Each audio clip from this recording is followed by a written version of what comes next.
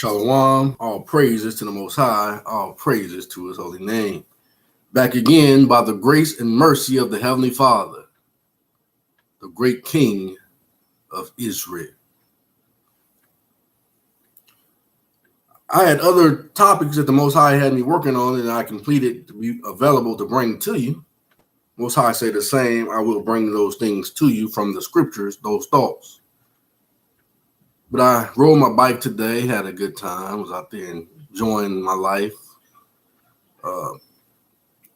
looking at the scenery. And then the thought came to me as I saw people. You know, the Most High, when he walked the earth, he saw people. But when he saw people, he really saw people. Let me tell you what I mean. Just like today, there's a great evil in the land called gang stalking.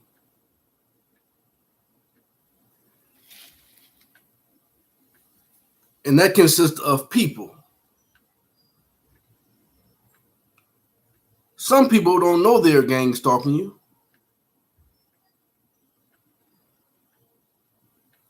And then there's some people who know exactly what they're doing, because they're getting a kickback for doing so. But we're not said that, because the Most High saw people, but when he saw the people, when I mean really saw the people, he saw the spirits. And he spent his life in his ministry communicating with spirits, although everybody else around just thought he was talking to people.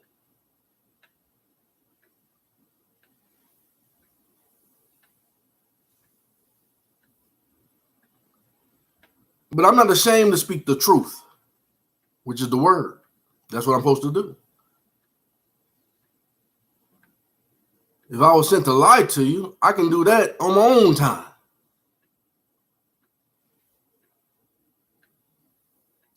Therefore, he said, don't be afraid of their faces when you tell them the truth.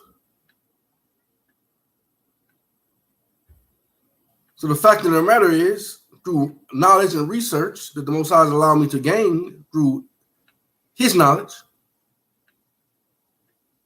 is that the quote-unquote Negro man, as they say, and the Most High calls us Israelites, no matter whatever de jure land you're on. But knowledge has told me, even that they know in the law of Congress, that this Negro man, as they call us, that the Most High calls Israelites, was the first man and woman in America. We was created here by the Almighty Creator. And then his chosen people came down the line. Cain went left to be the wicked. And then another son called Seth went right to continue the righteous. And down through the line of Seth came a man called Abram. Then the Most High said he would be a father of many nations, and he put on the Abraham on it.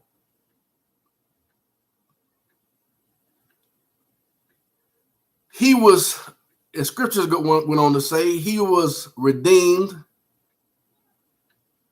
for the purpose of producing Jacob, the righteous seed, through his line, his royal line. Jacob was also what they call a Negro. In the Messiah's time, he was called a nigger. In our time, Jacob is still called a nigger. In other words, everything outside of Israel or Jacob is a byword. And bywords was promised to be given to Jacob for his descendants, our forefathers, being disobedient.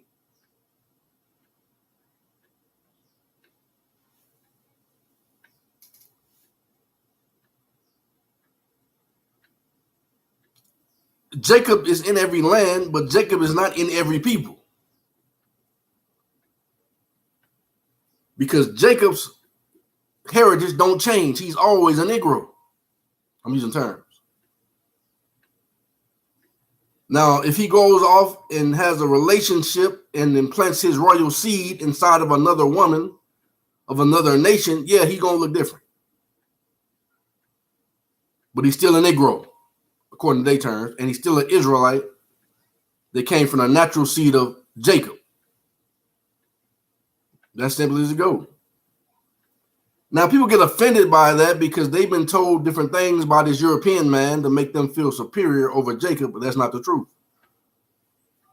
The Most High said Jacob is the royal nation. And when you talk, if they're always talking about nationalism, the truth of the matter is the only nation that the Most High considers his nation is Israel.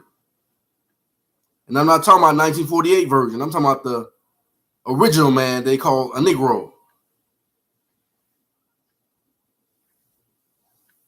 Now, they have other dark-skinned people that looks like Jacob,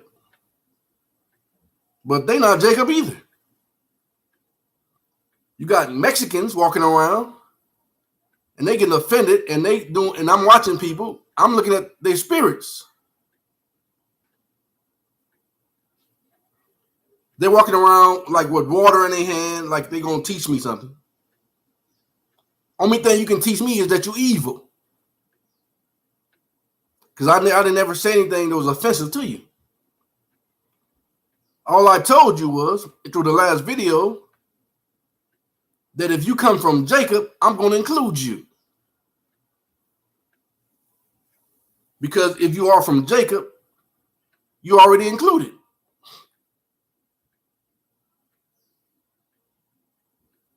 But if you don't want to be from Jacob and you want to say you're a Spaniard, then you're not from Jacob. That's just the truth. You from Esau. And whether you're quote unquote black or Mexican, using terms, according to the flesh, if you don't have his spirit, he said Jacob is created in his body. He's in his image, both in his body and his spirit.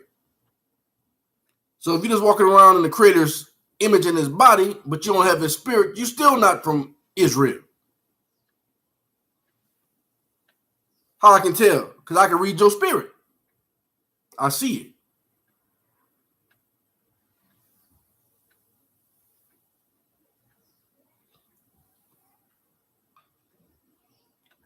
Most High said, if I make you free, you should be free indeed. Both in your temporal body and in your spirit.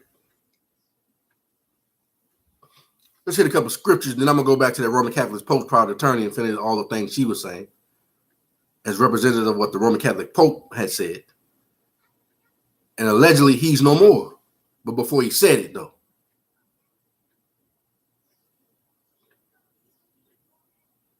Allegedly, he was saying these things in truth because he was trying to escape the judgment of Christ, the Messiah.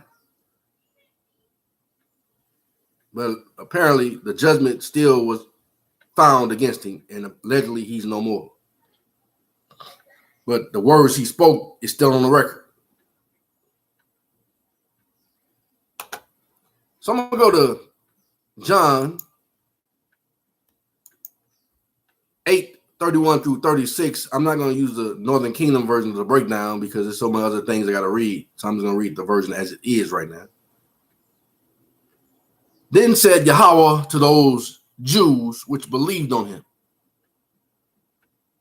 if you continue in my word, what is his word? The law of the land. If you continue in my word, then are you my disciples indeed. What else does that mean? Who the Son has set free is free indeed. But how do you get free indeed? Through his word, which is the law of the land. He said, if you continue to do that in his word, you shall know the truth. See, his word, that's why you got to base everything off of his word, how he told you to base it, off of line upon line, precept on precept, here a little, there a little. So it don't matter about what your people told you. No matter what kind of people told you that. If it don't line up with his word, you believe in a lie. And you walking around with a bad spirit because you believe the lie. That's why he has to cast out demons all the time. How did he do it? With his truth. And when you hear his truth and you eat his truth, then he'll set you free from them demons and then you can walk right. That's how you cast out demons, through the truth. And you shall know the truth, and the truth shall make you free. It don't say set you free, it say make you free.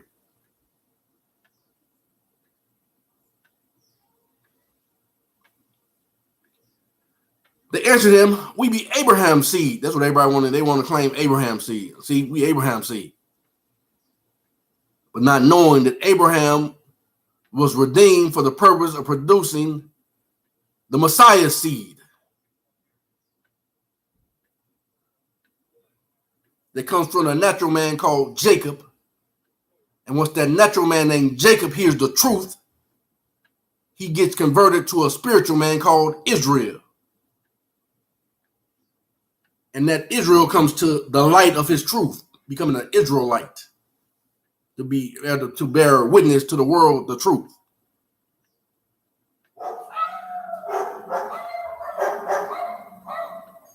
And you shall know the truth, and the truth shall make you free.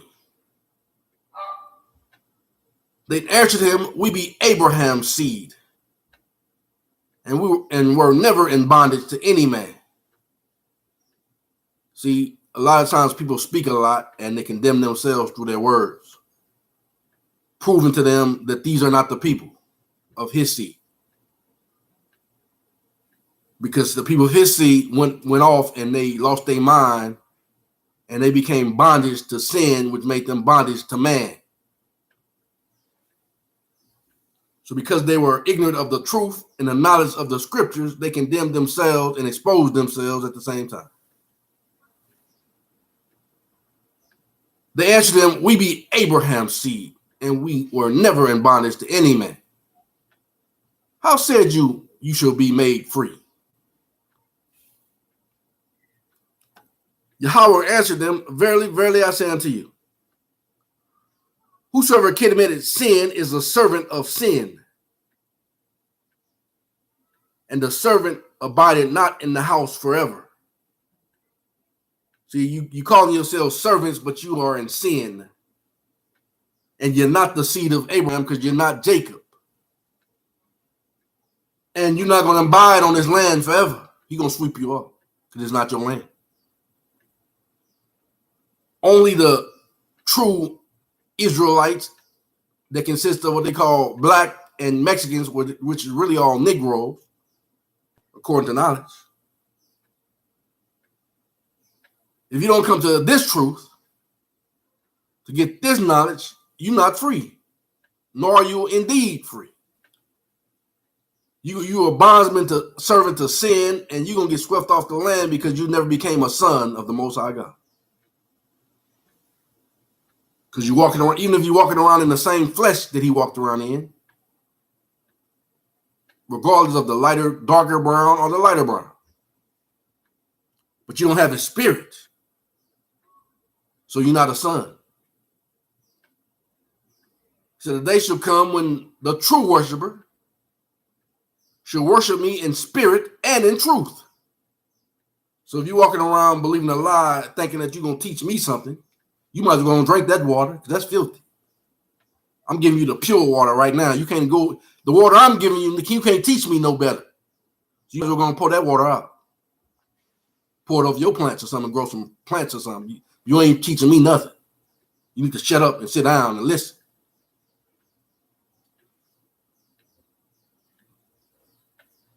And the servant abided not in the house forever, but the son abided ever.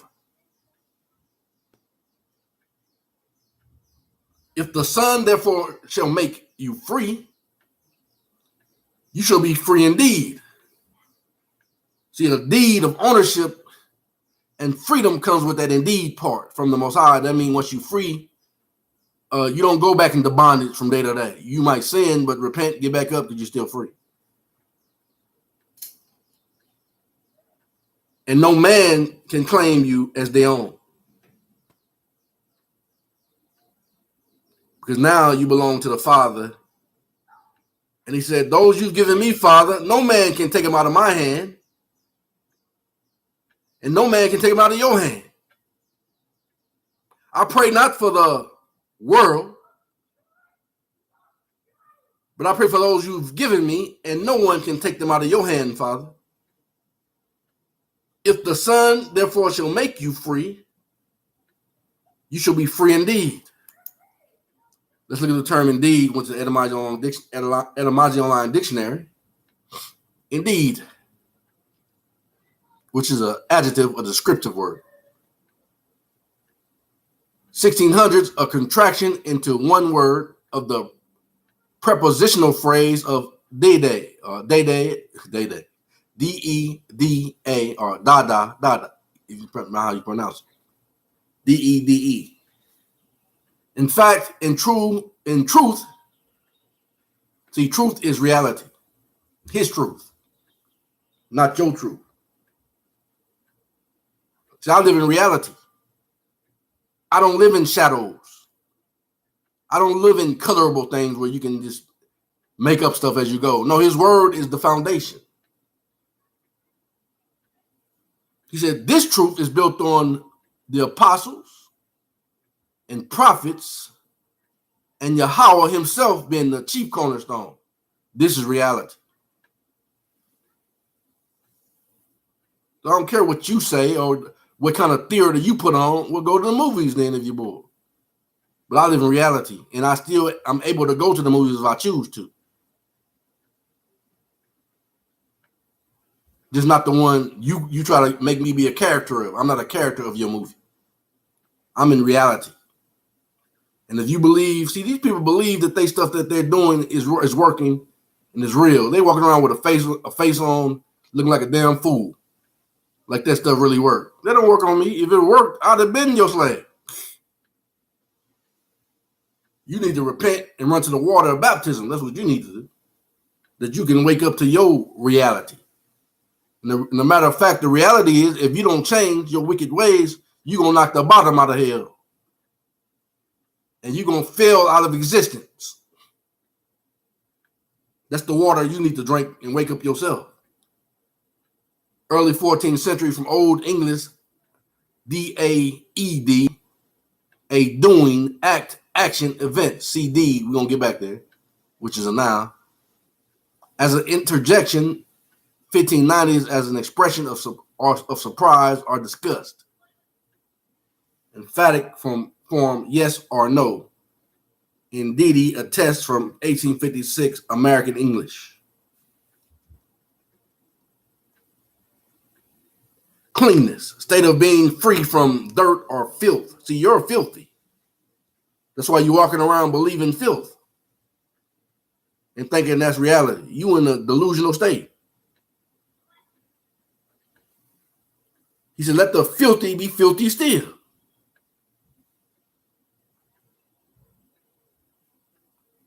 State of being free from dirt or filth, habit of keeping clean.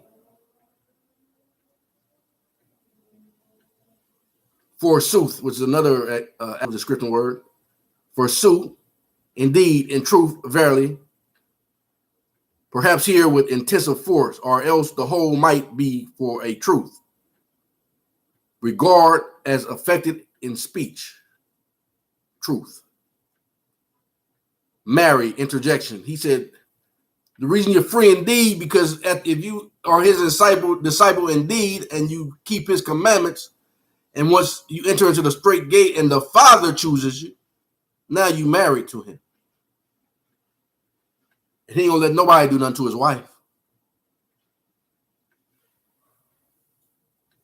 You can't come and choose and him, you can't even come and play like to pretend like he's gonna come and take us and choose us and do what you want to do to us, who's entered into the straight gate that's his wife.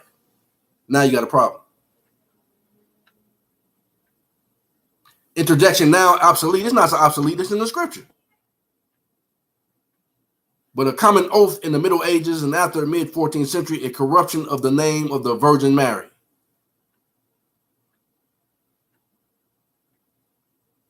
See, that term Virgin Mary got two different meanings. His mother, Marihella, and he's not going to marry nothing but a virgin. That's called the elect. That he's cleansed. And he's chosen. So if he chooses, you can't choose us. And nobody's able to take us out of the Father's hands. Who is you? It could mean indeed, forsooth, that means truth, be a term of asseveration, or be used to express surprise or any other feeling.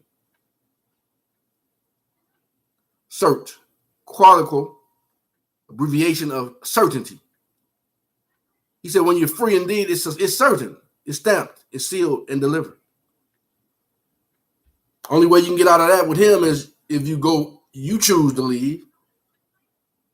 He said, then you're going to be unclean. And then it's like he told Moses, if you find some uncleanness in her, give her a bill of divorce and send her on her way, not to return to your house.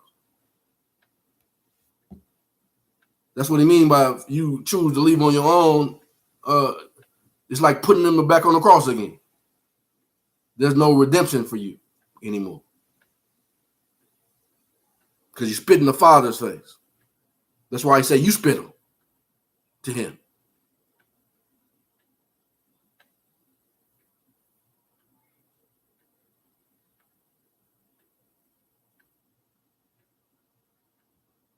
Quip, noun, smart, sarcastic remark. Man, see, well, you can already tell I'm already sealed, because I got that by nature. I'm kind of pretty sarcastic. He was too, and all the prophets were sarcastic.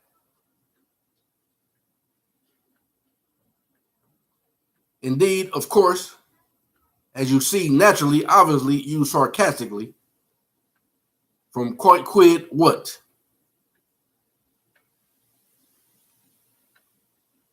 Really. Adverb, a description word, century 1400, actually, in fact, in a real manner.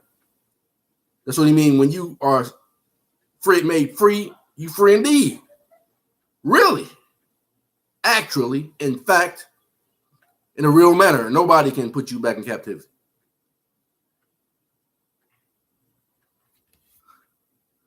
That's why he said in Lamentations, chapter 4, verse 21 to 22, Zion, you free indeed. You should not go back into captivity. No matter what anybody says or anybody do, but his word is above all words. Really. Adverb, century 1400, actually, in fact, in a real manner. Originally in reference to the presence of Christ in the Eucharist. Well, that's what they say. I object to everything that's not true. And I'm not a Catholic, nor am I a Christian. Substantially from real, Lee. The general sense is from early 15th century. Purely emphatic use dates from 1600 indeed. Sometimes as a corroboration, sometimes as an expression of surprise or a term of protest. In interrogative use is recorded from, as in, oh, really? Is recorded from 1815.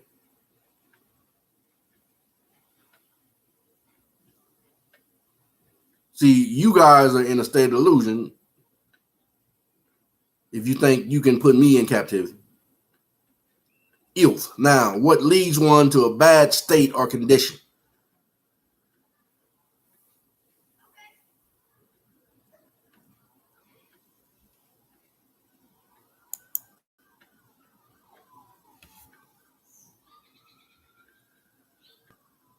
There's him. We be Abraham's seed, and we're never in bondage to any man. How said you should be made free? Yahweh answered them, very verily I say unto you, whosoever committed sin, breaking the commandments. It's good I did this lesson first because the Most High gave me another lesson that will go right into this. And that lesson is, through the word, did the Most High get rid of the law, or did he get rid of the curse attached to the law? That's the message. Most High say the same, I'll bring it to you. Because everybody's talking about they're under the curse. Well, if you under the curse still, you don't know Yahweh.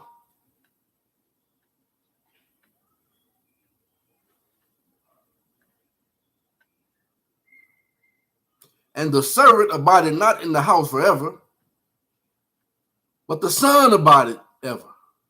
It didn't say forever, it said ever. Remember that joke about Bernie Mac? He said, when you take the 4 off, that's a long time. Yeah, but the son abided ever.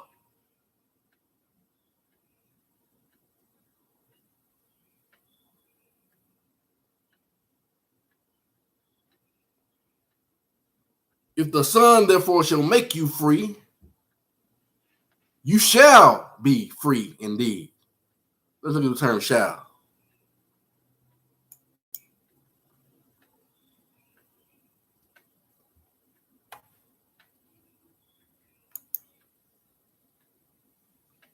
Therefore, I'm not worried about you people's games y'all play. It ain't got nothing to do with me.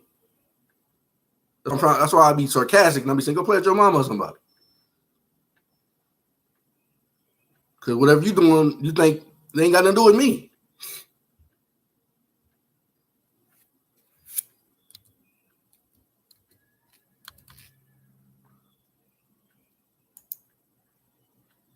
Shall is an action word, a verb. Old English skill, S-C-E-A-L. North Nubrim school, skill, S-T-U-L-E, he owes. Will have to, ought to, must. From scullion, a common Germanic preterite present verb along with can, may, will. From Proto-Germanic skull, source also of Old Saxon. Let me try to get through all that. To owe, be under obligation. He's under obligation if we do keep his commandments and do what he say. And once we come into the straight gate and the Father chooses us, now we under the covenant again. Then he owes it to us, and he's under obligation to make sure we remain free. That's why I said, if you do it my way, I'll fight for you. Why? He's under obligation to do so.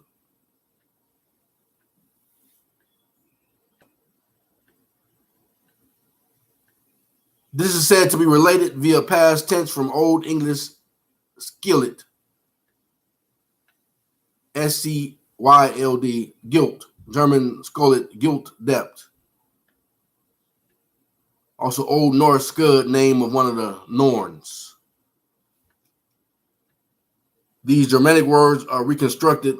It says wakin, pokorni, to be from pi, root, scale, be under an obligation.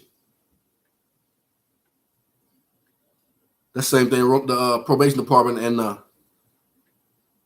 Sarah told me. They said this, we under obligation to do it.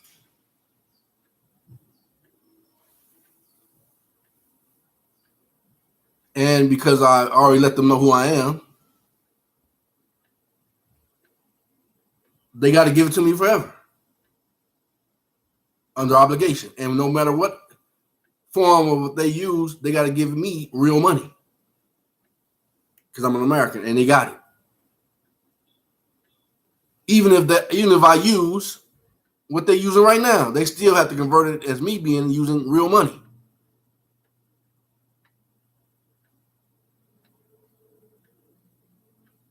The basic sense of the Germanic word probably was I owe, hence I ought.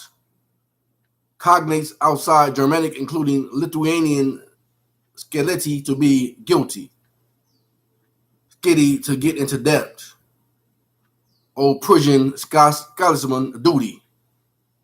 Skelets, guilty, but Botkin gives the group no pi etymology and writes that the alleged root, limited as it is Germanic and Balto-Slavic, is likely to represent an innovation on the basis of Northern European substrate material. Shall survives as an auxiliary. The original sense are obsolete. See, a lot of times when they say original says obsolete, the original things are talking about what God says, which is biblical, which is the law of the land. The original sense are obsolete. The meaning shifted in Middle English from obligation to include futurity. It has no participles, no imperative, and no infinitive. The past tense form has become should, and has acquired special senses as of its own.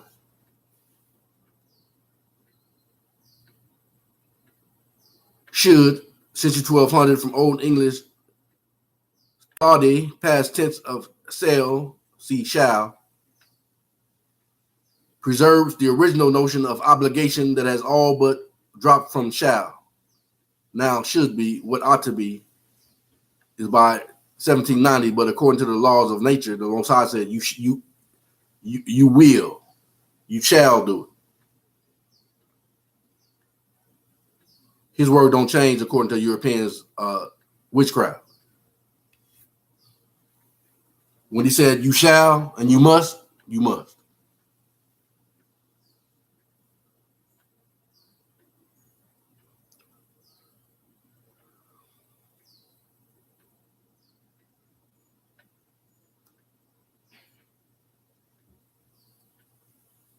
See, they play all these games with their words, but they've already acknowledged that freedom comes from the God of nature. So no matter what games they play, they put it back in the God of nature's jurisdiction. They can only play with their jurisdiction. These other things they say that's them out of stuff is only to their jurisdiction. That means they ain't gonna serve you because you're not an American anyway. But they say when it comes to the God of nature, they gotta do it by obligation and necessity. So there's no way you can get out of it either. Because who is you? You nobody compared to them. The power is over you. That's why the scriptures say Satan has power over his own jurisdiction. And Yahweh has power over his jurisdiction. And the Most High says,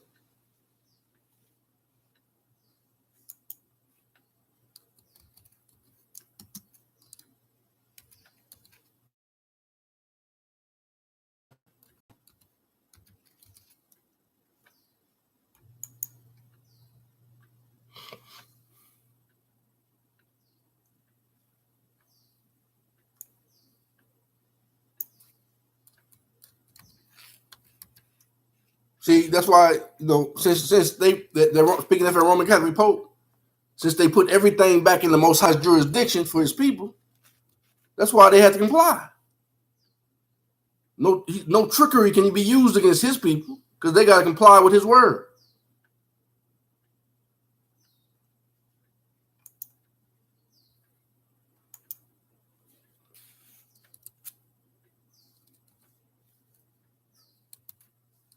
And then it's up to the people to decide if they want to comply with the Most High.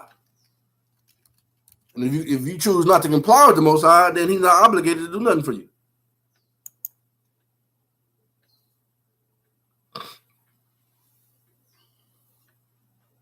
Psalm 50, 11 through 12.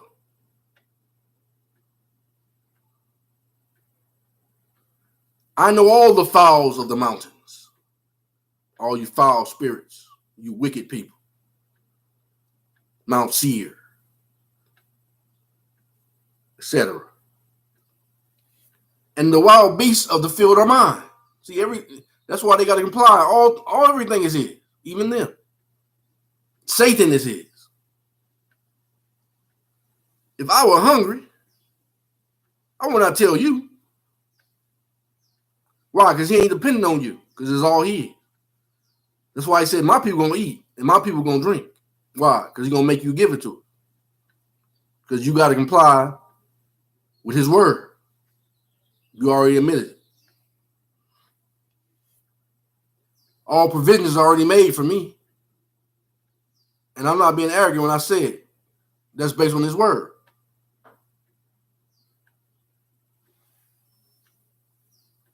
If I were hungry, I would not tell you.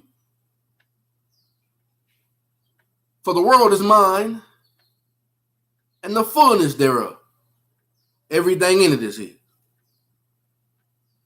Only thing Satan rules over is his lies and the people that believe it.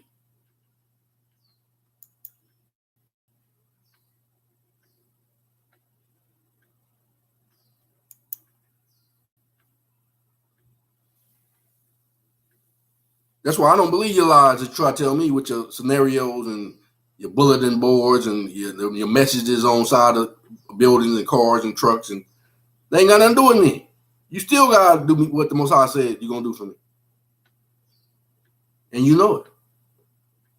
That's why I don't run around worried about what you advertising, because I ain't buying it.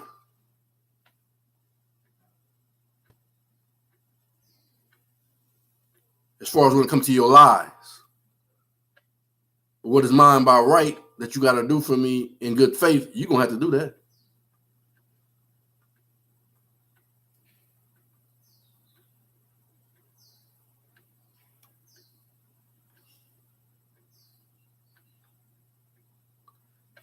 Now let's get back to the things she was saying, speaking for that Roman Catholic Pope. I always say this goes for everything she says, speaking for the Roman Catholic Pope, because after all, it says the devil tells you truth and lies. That's why I give you the word of God, and whatever don't measure up to the word of God concerning his people, I object to it because she's lying. Whatever she says that does line up with the word of God, then that's the truth.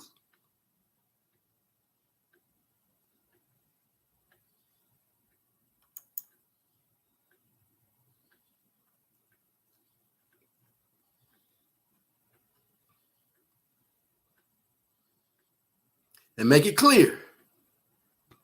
Even if I don't reinterpret it and I read it as he says it, that don't mean I'm speaking that she's speaking the truth. I already told you I object to every lie she tells that does not agree with the word of God. So don't take that to mean, oh, okay, see, she said that. Well, what she says, or what anybody says that does not agree with the word of God is a lie. By her own acknowledgement. And the Most High said he loves his children Israel and none else.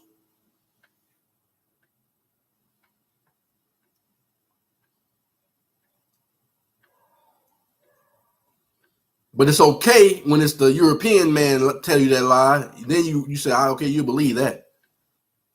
But now that you found out it was quote unquote the Negro man, now you got a problem with believing God all of a sudden.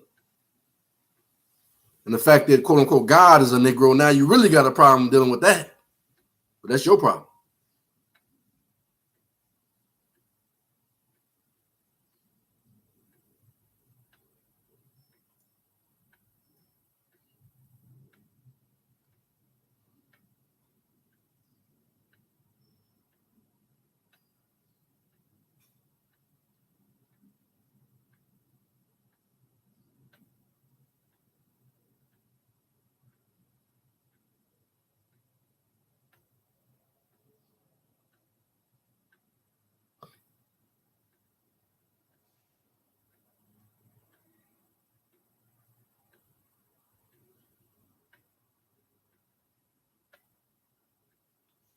I found something I'm gonna read to you right now. See, they be talking about martial law and you got to stay in the house and all this type of stuff. Man, if based on what the Roman Catholic Pope has acknowledged as being the truth, if I was to walk outside being an American and not being their subject, only thing they can do to me is let me walk past them and leave me alone. Just read something to you right here. There are no so-called war powers allowed to any member of Congress representing the United States of America major. In other words, just Americans. How can a corporation tell you can't do something? And if they do that, they're in violation of what they admitted to. All the war crimes and criminal activity done for over 150 years ago.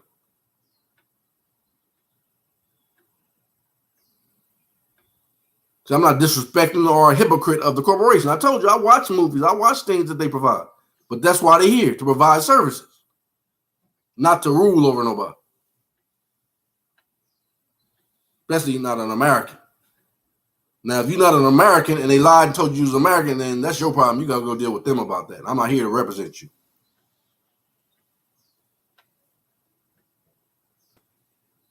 Why? Because I'm speaking as an oracle of the Most High God, of nature. So this is not my responsibility other than what he tells me to do. And speaking as an oracle of God.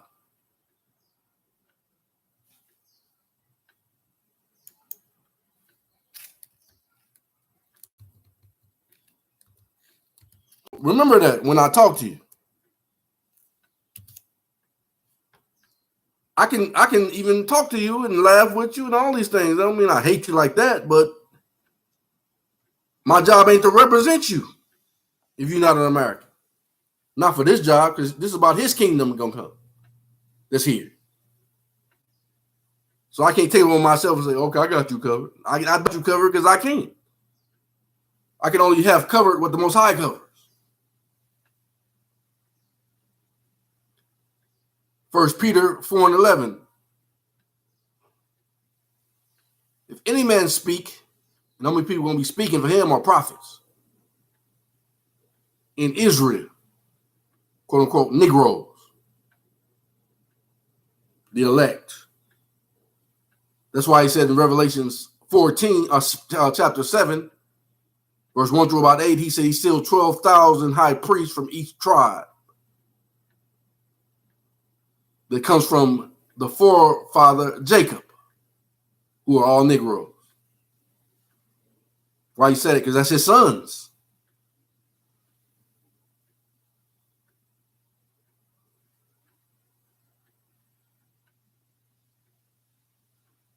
If any man speak, let him speak as the oracle of God. If any man minister, let him do it as the ability which God giveth, that God in all things may be glorified through Yahweh the Messiah, to whom be praise and dominion forever and ever. Look at the term oracle.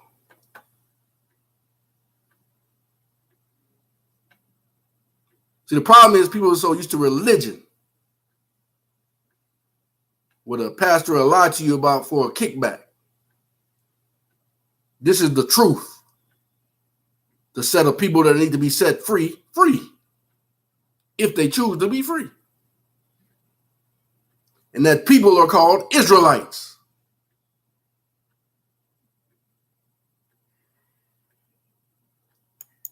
And the gospel is all about genealogy and temple work.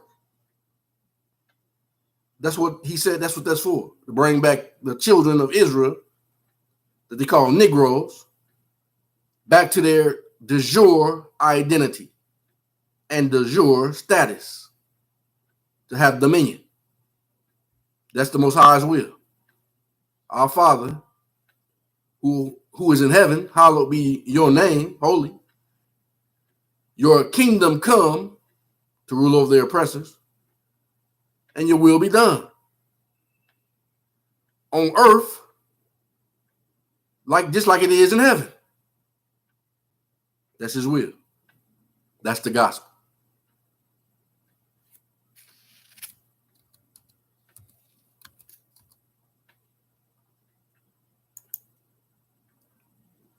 Oracle is a noun, late 14th century, a message from a God expressed, not a God.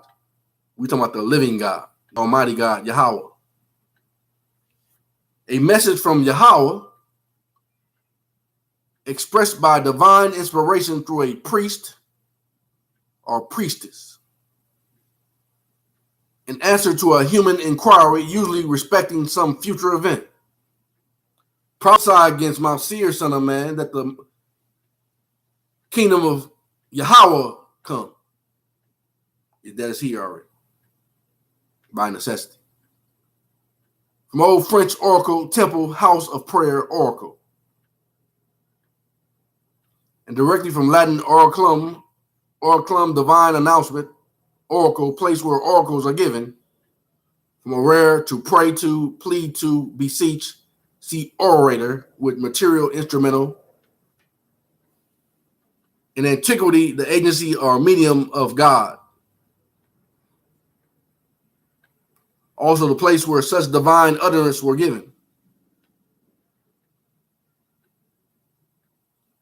Extended use since 15th century of uncommonly wise person.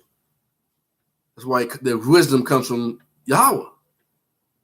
That's why he showed me to you as stupid. Now suddenly he made this stupid man who was never really stupid, but he did it that he can confound you. To show himself wise through me. Uncommonly wise person is from 1590s. Let's see, orator. Orators are now late 14th century orator, an equivalent or speaker. One who pleads or argues for a cause. What cause am I arguing for? Israel. The true Israel. The jure Israel. From Anglo-French orator, modern French orator, and directly from Latin orator, speaker. From orare, to speak, speak before a court or assembly, pray to, plead. Well, you know it or not, we're holding court. And guess what? I ain't been judged. All of you are. Because if I was being judged, I would be listening to somebody else speaking to me. But that ain't the way he made it happen. He made me speak to you. That's why he said, be careful in the books of remembrance. For these kind of speakers, angels, judges, are ordained by God.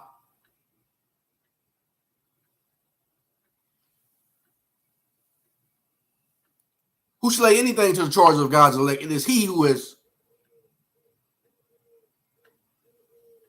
redeemed us and exalted us. Me. I can't make you be exalted unless you choose to be, and you got to show fruit of it.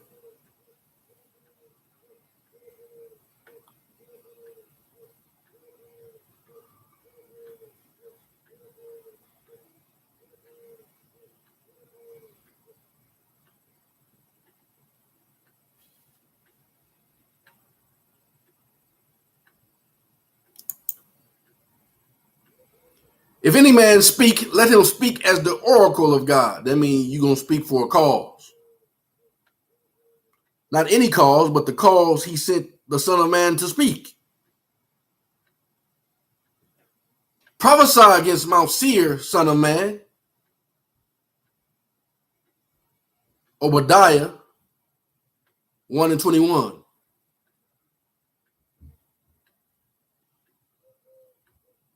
And judges shall mount upon Mount Zion to judge the mountain of Esau. that the kingdom may be Yahweh's. That's the cause. That's what he told me to preach and to teach. And if that don't include you, that ain't my business. I'm just a messenger.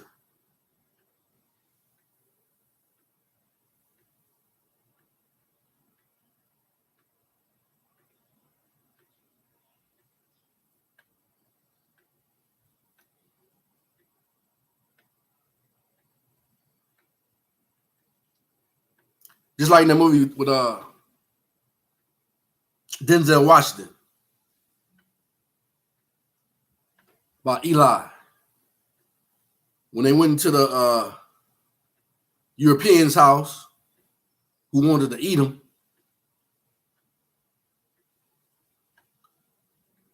he told him and the young lady that looked like a Mexican, he said, we're going to be all right. They said, what about us?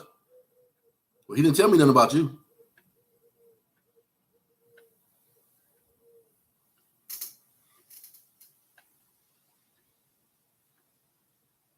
Does that mean I don't like you? I hate you? Nah, he didn't tell me nothing about you like that. He told me to tell you, get back 4 times what you've taken, and then you might see the dawn.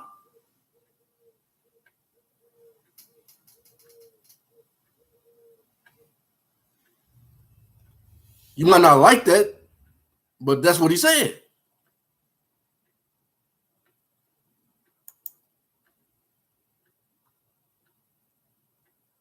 Continue what the Roman Catholic Pope, proud attorney, had to say, speaking for that Roman Catholic Pope, that said these things by necessity before allegedly he's no more. There are no so-called world powers allowed to any member of Congress representing the United States of America or America, which has remained at peace since 1865. Likewise, there are no emergency powers granted by any of the organic states, no indefinite detainment provisions applicable to any American under the National Defense Authorization Act of 2012. How do you know I'm talking about Americans? Because she's always referring back to slavery. And she's always referring back to the Civil War, which was fought over the true Americans they call Negroes. And then she made a plaque. She said, black people, you're old more than any of us because you're the one being duped. She's giving all these references to the quote unquote Negro, but then she'll make all these other terms to try to include them.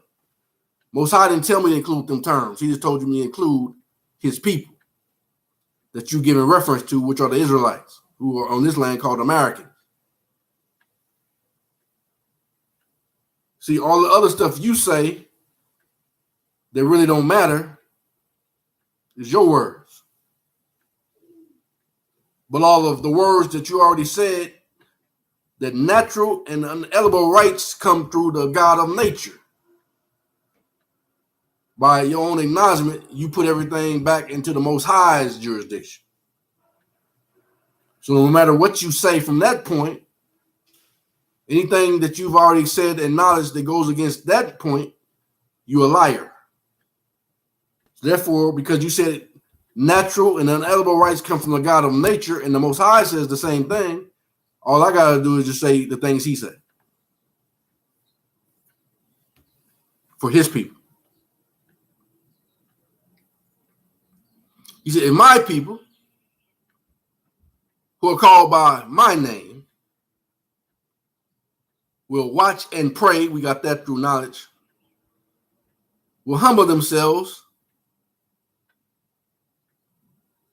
and pray and seek my face. How's that? How are we seeking his face? Knowledge. Get knowledge through his word and everything that supports his word. That's how you get knowledge. That's how you seek his face. Get knowledge. He said, then will I hear from heaven, and then will I forgive your sin, and then will I give everything back to you, which they already did by necessity. It all starts with his word. And then necessity means they had to give their word to agree with his word for his people. That's what that means.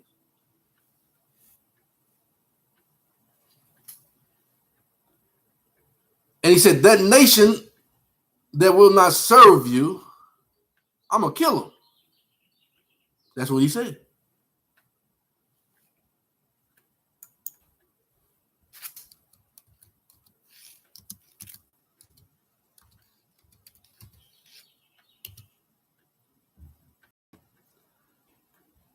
Isaiah 60:12. For the nation and the kingdom that will not serve you shall perish. Yeah, those nations should be utterly wasted. Let's look at the term perish.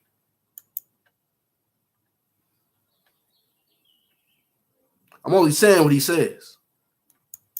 I'm not taking nothing away from nor adding to.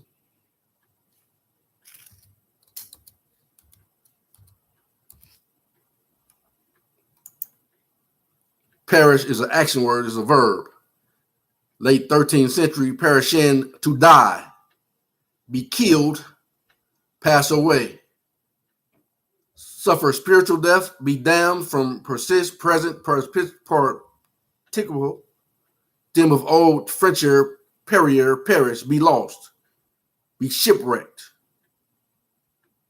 12th century, from Latin per, to be lost, perish, literally, to go through completely to destruction.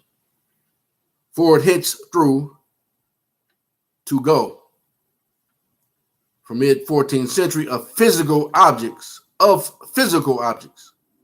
decay, come to destruction.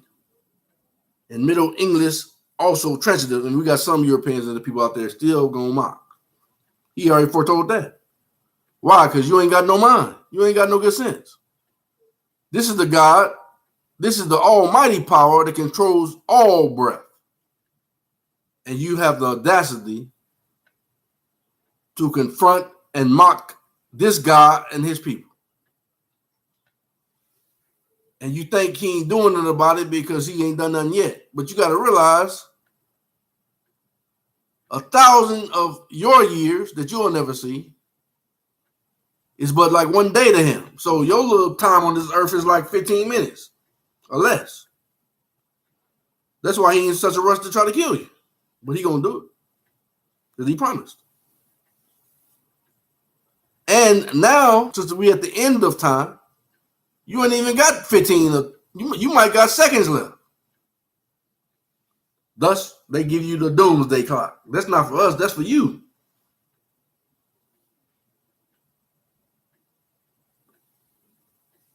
From mid 14th century, of physical objects, decay comes to destruction. In Middle English, also transitive, to destroy, to kill. So when I say gonna kill you, I just gave you proof through your own definitions. Century 1300, related perished, perishing, perisher is by 1888 as a term of contempt, originally one who destroys, but it was sometimes used with an overtone of pity, as if one likely to perish. Now, you ain't gonna likely perish, you are gonna perish.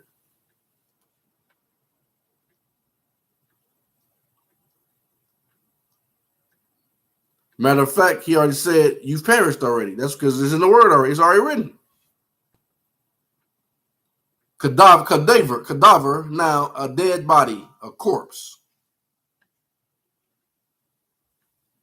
of men or animals, probably from a perfective particle of kaderi, to fall, sink. Babylon, fall. That means all of Mount Seir.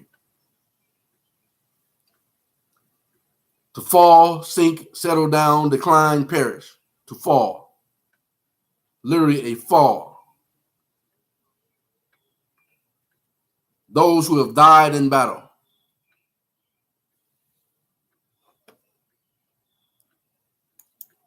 So with all that knowledge, if you still define to the point that where you will try to mock God, man, that's why he gonna kill you. Because you don't have no good sense.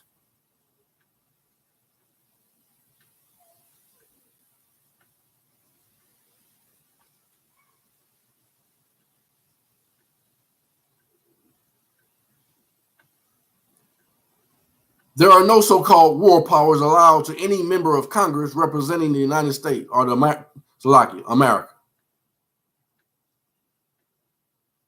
which remained at peace since 1865. Likewise, there are no emergency powers granted by any of the organic states, no indefinite detainment provisions applicable to any American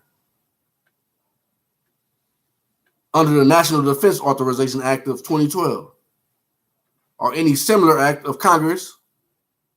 All acts of Congress undertaken without full commercial liability and not fully enacted as public law apply only to the employees and citizens of the United States of America Minor. That's why I tell you, I'm not being disrespectful, but I'm actually showing my faith by my works. That's why I don't stop at red lights when I ride my bike. Unless, it's wise to stop if a car comes, but I ain't stopping because the light told me to stop. I'm just exercising my rights. But wisdom tells me, because I respect life, whether they're quote unquote white or black, if I was in a car, I would stop at the lights, because I'm not going to just run over people. That's wicked.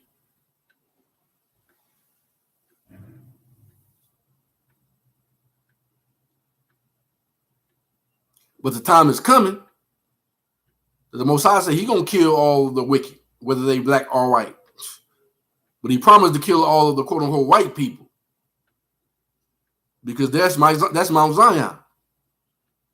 But you got quote unquote black people that cooperates with the quote unquote wicked white people.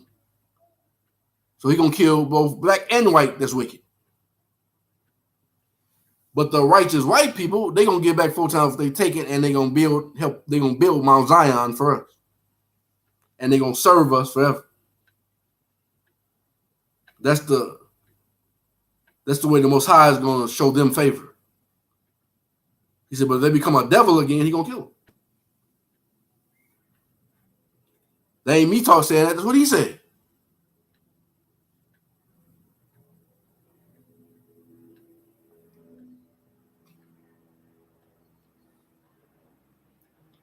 All acts of Congress undertaken without full commercial liability and not fully enacted as public law apply only to the employees and citizens of the United States minor. And no claim of employment or U.S. citizenship made by the United States of America minor against any inhabitant of the land of the 50 states can be maintained on the basis of undisclosed, unilateral, or second-party contract or presumption in violation of the actual American public law governing U.S. citizenship, U.S. statute at large. See, the true law is the word of God by their own acknowledgement.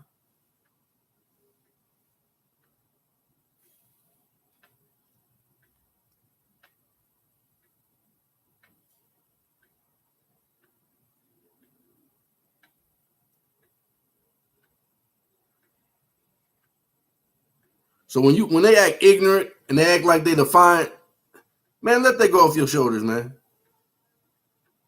long as they don't touch you.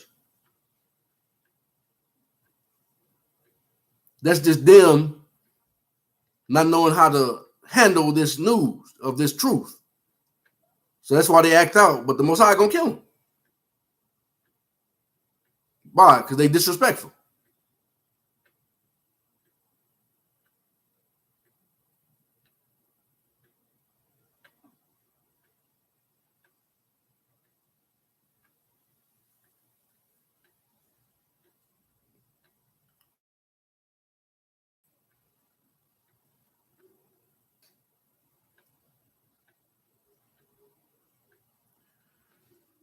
Something else I'm gonna read to you.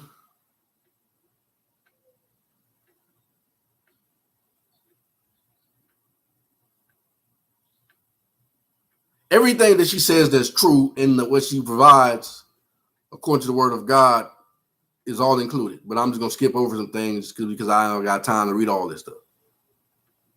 And I object to anything she tries to say that includes them, because it's not included. They're not welcome in the kingdom of God. Why? Because you can't trust them.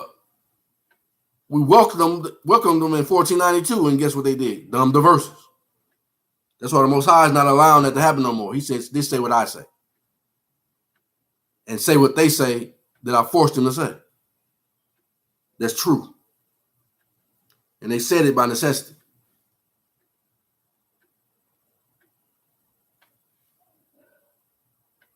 It says parents are not enabled to indept, pledge, conscript, otherwise enter into their children into any form of bondage, debt, peonage, or enslavement. Any and all relinquishments of individual or parental rights must be voluntarily, fully disclosed, completely enumerated, fully discussed, and the real natures and actual identities of all parties to any custodial, commercial, or grant contract of any kind whatsoever. Like any agency appointment, must in all detail be fully revealed and disclosed, explicitly discussed, explicitly agreed upon, and voluntarily entered into by all parties.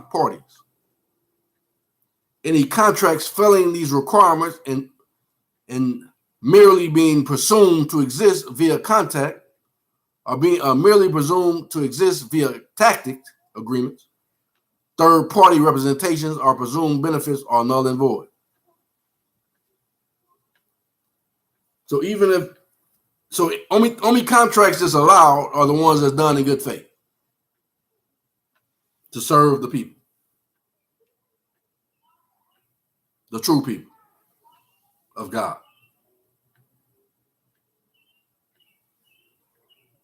Anything that's done in bad faith is null and void. So therefore, you can't say something and trick somebody into saying something, and all of a sudden that's a contract. No, you got to give a full disclosure of what you meant to do. You can't just be sneaky. Talking about the orange peeling fell in my land.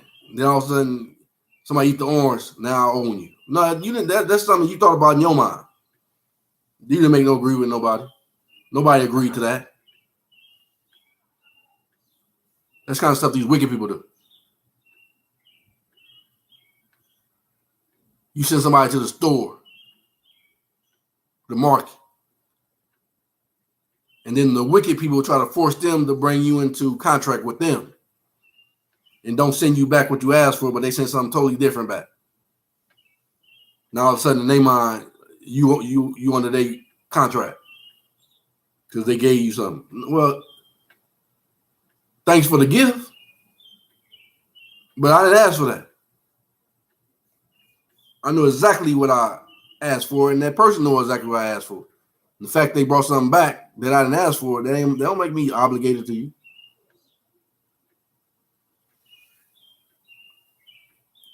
It said these civil orders require that all law enforcement and military officers currently in the employment of the United States of America minor, the city-state of Westminster, and the United Nations, together with their commercial companies under contract to provide services within the 50 states united, to be fully and freely informed of these facts and the limitations that are fully applicable to them and their operations on American soil. All Americans are to be considered non-combatant, third parties without exception. Not talking about the corporated third parties like mortgage companies. They come in later after the house is already paid for, based on a service contract to pay for it once the Americans give their signature. That's already in the contract for the services to provide for it. That's what the Most High said, command them in righteousness in my name to give you what's yours. So in other words, if I go to get a house, so to speak, it's already paid for. But what they did was they make you sign something unannounced, and then they sell it to a third party, and the third party comes behind them from the corporation. And the corporation third party tells you during the mortgage company, if you call it, this is a debt collector. And they try to give you a 30-year promise to pay a debt that don't belong to you. Because the house is already yours. That's in truth according to the law of the land. But under the color law, this is what they've been doing. But guess what? If you go buy a house, they're going to still do this. That's why I give full disclosure of my intent on everything I do. I just put on there all rights reserved, which already implies full disclosure that I expect good faith service.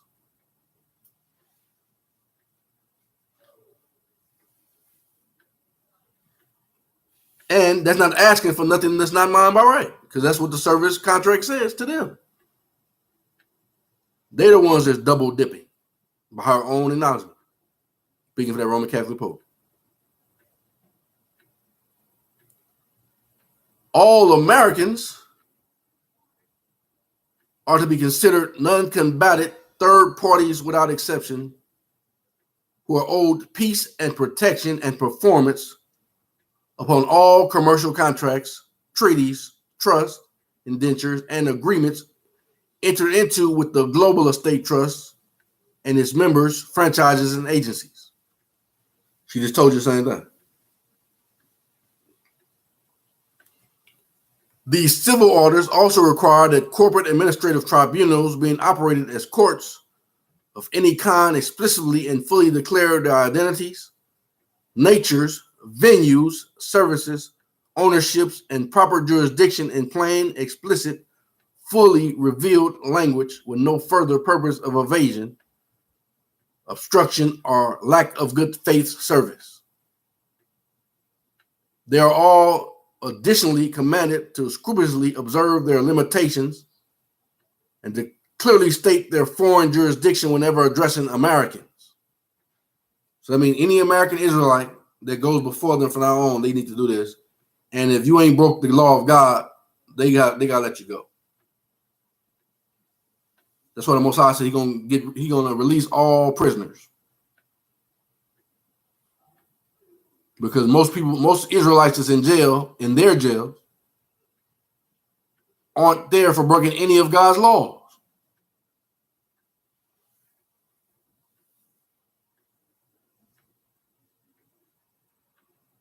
Then it goes on to say, these civil orders come without the United States of America minor, without the United States, without the United Nations, and without the city-state of Westminster, without representation and without prejudice.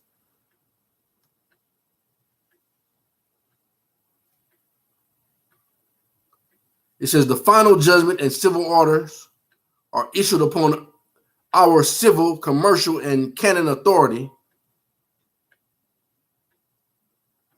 Now, our canon authority, the Most High lets you know, are the fullness of the gospel, which comes from, he said, they're going to be judged through the sealed portion, the Bible, of course, but by the sealed portion, the books of remembrance, the book of Jasher, the book of Enoch, the Apocrypha, and all these things are already known in the Library of Congress. That's why they released them, that the true prophet can get them and judge, like the Most High called us to judge. They already know if you're trying to include them, you're not a true prophet.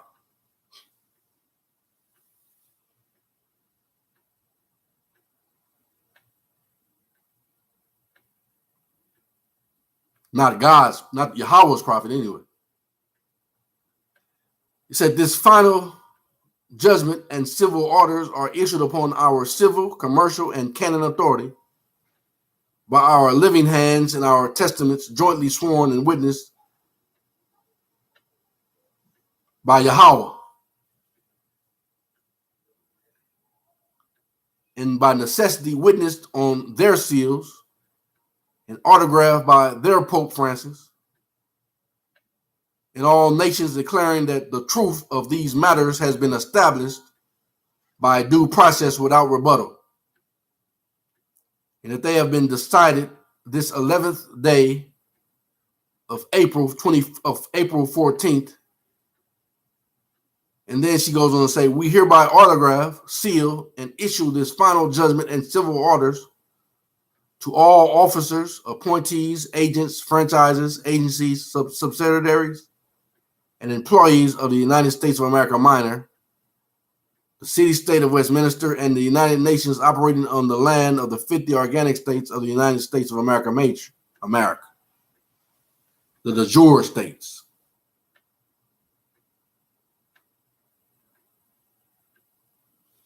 And subject them to performance of all treaties and contracts owed as employees, public servants, trustees, administrators, commissioned officers, and in all any capacities whatsoever which allow their presence on our soil, and which provide, well, I object to your point, unless you're an Israelite. I just heard an evil spirit trying to get in on the action. Unless you're the American Israelite.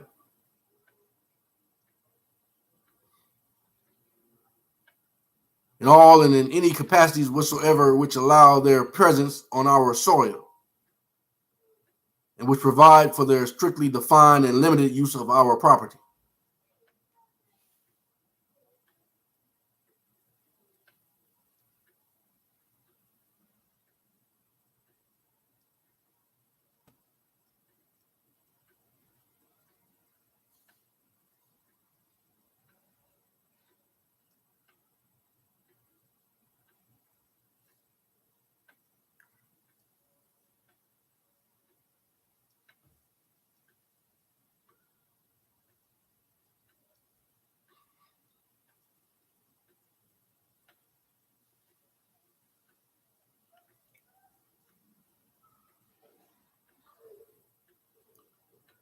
Just reading as I go, as I see things. It says, when the U.S. Trust Major was established to benefit the Americans, composed of now 50 de jure states,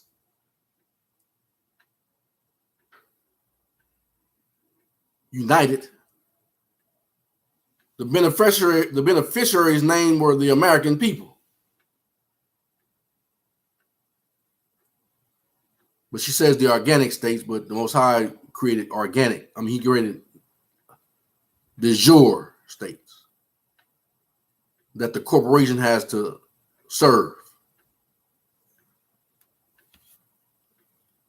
The beneficiaries' name were the American people and their natural and unalienable rights. Who did she say that belonged to? She said, black people, you've been conned. See, because natural and unalienable rights come from the God of nature, Yahweh. And Yahweh said, Israel is the only ones I love and none else. So I object to the term black people. Therefore, I say that I'm an American Israelite called by his name from the house of Joseph and the tribe of Ephraim.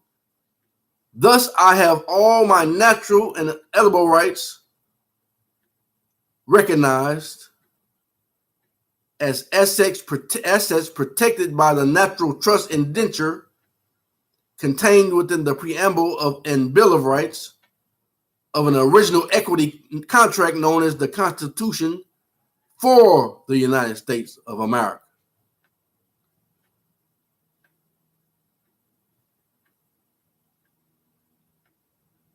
And of course, I'm representing the de jure states, but then she says all inhabitants, being a Californian, a de jure Californian, and a de jure American, first of all, and a de jure Californian, all inhabitants of organic, geographically defined states are living men and women. They are all owed American common law as their law form. The entire civil government on the land is vested in each and every single one of them. The jurisdiction of the heir protects them and their property and interfaces with the governments operating on the land jurisdiction to ensure proper administration. The governmental services required by our original Constitution were provided by a trust management organization operated as a private for-profit but unincorporated company known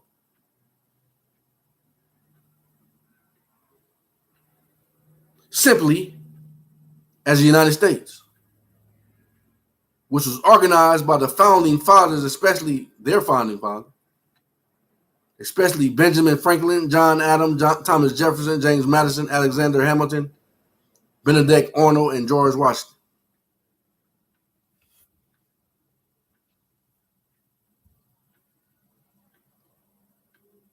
But then what did they end up doing? The most sincere portion said they ended up creating the Acts of 1871 and the Acts of 1833 and on down and try to steal stuff. And he said they were wicked, servants of Satan. But now everything's been put back in the God of nature's jurisdiction, even from them.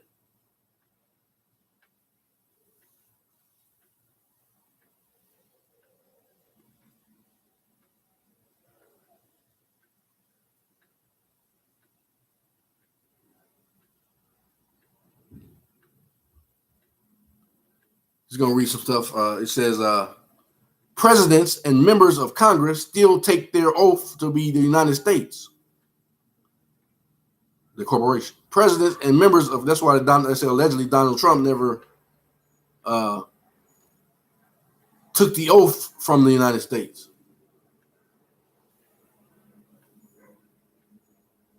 President and members of Congress still take their oath to the United States, not the United States of America. Howbeit, this is a different company called by the same sounding name, the United States. This gives rise to confusion in the same way that two men called John may be mistaken for each other. Watch for this same, see, that's already been done away with too. They said all names have been given back to us, despite of what jurisdiction they represent and whatever transmitting utility company they represent, and so forth, have been all given back to us, including every dime that's associated with it, with no subjugation, debt, incurrence, or anything to me. Why do I say that? Because I can't make that mean you, unless you make it mean you. You got to make your own declaration to truth.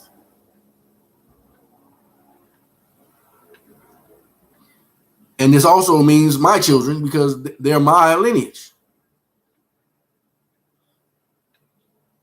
They're free, unless they choose not to be by their own acknowledgement, their own will. Then I can't say nothing about it. If they choose to be a slave, then that's their choice. But as their quote unquote father and overseer that came from my loins, I have the right to speak up for them in truth.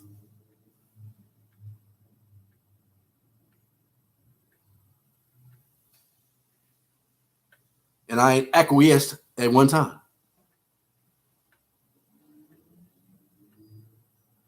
Because I can't. Why?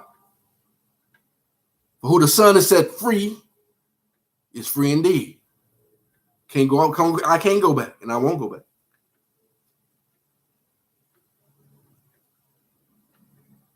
It says the office of president is and always was a private business executive office. See, a private corporation, not a political one. And as a result, so anytime they give you war orders and executive orders, that's for their corporation and their corporate employees that they call citizens. That's the only power they got over their jurisdiction.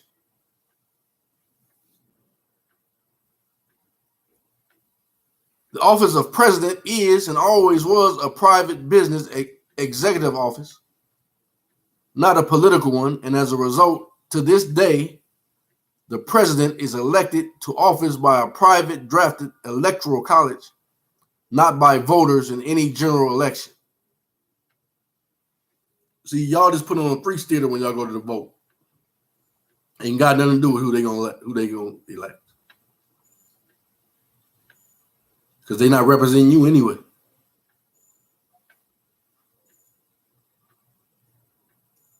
The original unincorporated trust management organization, first operated by President George Washington, was bankrupted by President Abraham Lincoln on April 24th, 1863.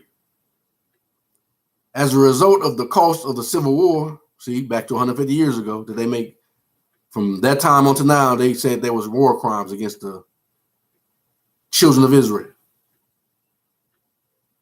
the quote unquote Negroes.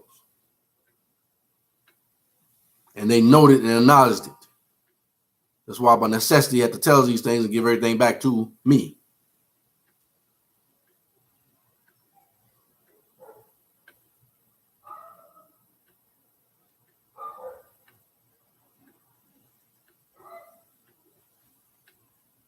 "11 years of Reconstruction, also known as bankruptcy reorganization, followed, and a quiet usurpation based on Semitic deceit and not so veiled fraud commenced. Administration of the American National Trust passed on to a new trust management organization operated by a cartel of international banks, which became the Federal Reserve as the United States of America and doing business as the United States of America, Inc.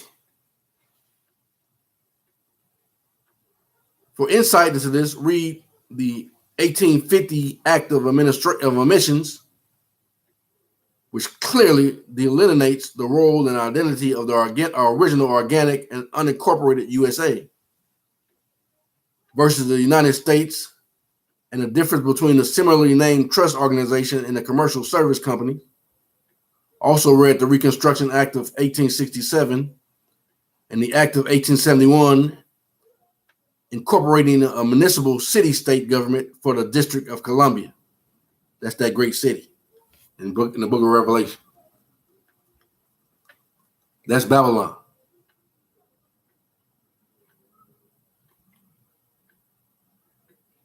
When the second national trust, known as the U.S. Trust, was formed to benefit the new District of Columbia city-state in 1871, the beneficiaries named were not we the people of the original National Trust, but a mix of living people born in the District of Columbia and other federal enclaves, including Puerto Rico.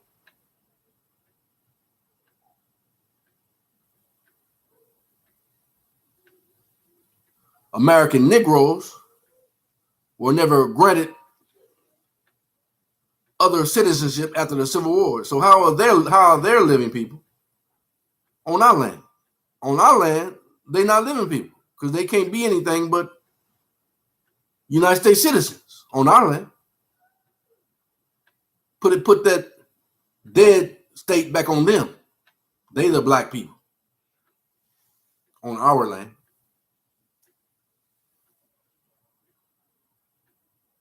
She just said we're the living people. Most High said we're the living. He said, I'm a God of the living, not the dead. And who is he living? Who is his living people? Israel. It says American Negroes who were never granted other citizenship after the Civil War, federal employees, members of the active duty military forces, and incorporated entities formed under the auspices of the United States of America, minor United States. Unlike the United States of America, or America, she called major, the United States of America, minor United States Corporation, allows corporations organized under its auspices to be citizens. See, they still was considering you by your own acknowledgement being a corporation for them when you say you're a citizen of the corporation. When you say you're a United States citizen, they mean that you're still their corporation. They sled. A fact that has led to an end of fraud and criminality. A fact that has led to no end of fraud, that led to no end of fraud and criminality when you claim to be a United States citizen. All U.S. citizens have only civil rights.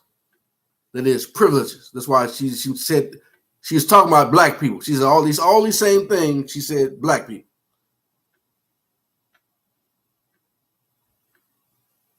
And African Americans.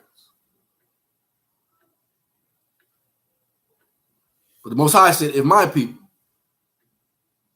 who are called by my name, will humble themselves, watch and pray, and seek my face by attaining all this type of knowledge. He said, then will I hear from heaven, and then will I forgive all this foolishness that you've been involved in, and I'll give everything back to you without any debt, encumbrance, or any such thing. No subjugation.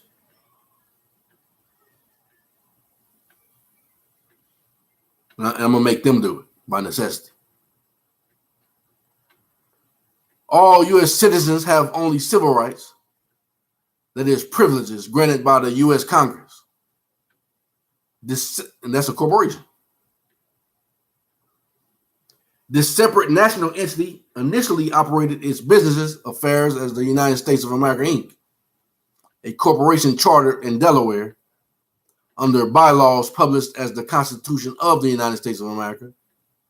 Note the difference in capitalization and the use of the preparation of in place for which distinguishes this version of Constitution as a separate legal document from the original equity contract known as the Constitution for the United States of America. The agents of the United States of America minor also popularized the Pledge of Allegiance as a means of providing tacit public notice. That's why he said if you're doing this pledge of allegiance in the sealed portion, they saying you pledging allegiance to Satan. See how all this go together?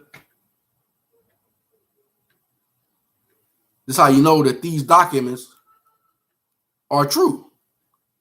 Because all these things are written about in the sealed portion and that they already know about in the law of Congress.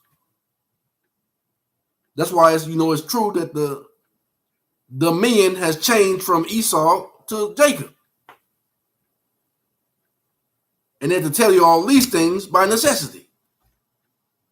And it all agrees with the sealed portion that they already knew about, that they already had to release in 2019 because the right people that the Most High want to have, being his prophets, are teaching from it. But I'm the only one teaching this information along with the sealed portion. And I'm not saying it to glorify myself, but I ain't heard nobody else speaking on these things. But these things are necessary, and it goes right along with the sealed portion and the Books of Mormon and the Books of Remembrance. And it goes along with, they already told you that the Apocrypha is also talking about these same things. Along with the Book of Enoch, the Book of Jasher that told you that the Romans are both the house of Esau mixed with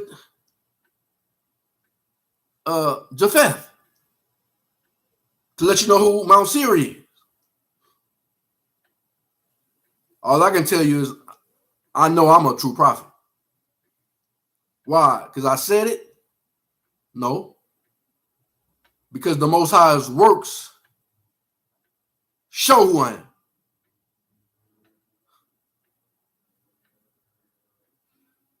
He shows you, not me.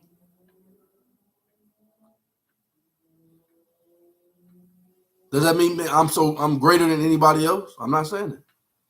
I'm just trying to tell you that he got me doing his work.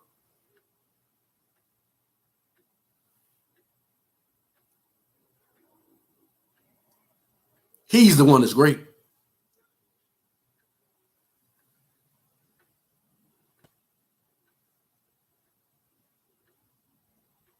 Note the difference in capitalization in the use of the preposition of in place for, of, for, which distinguishes this version of the Constitution as a separate legal document. Let's go to see what the Most High said about this for the United States of America in the sealed portion.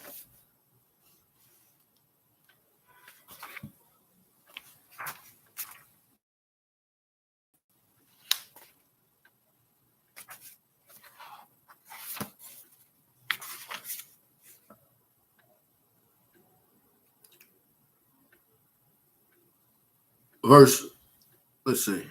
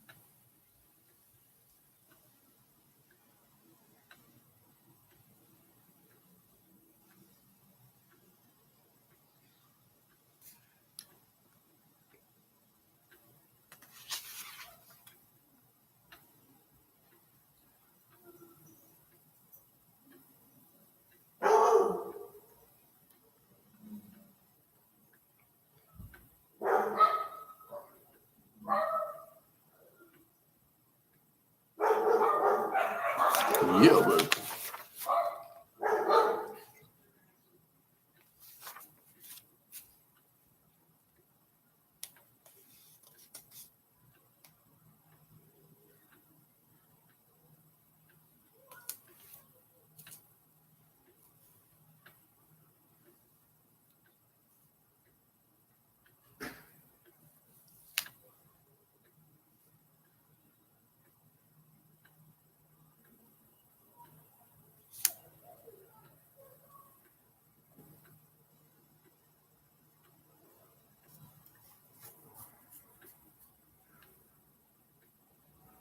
I'm gonna start with sealed portion, chapter 79, verse 20.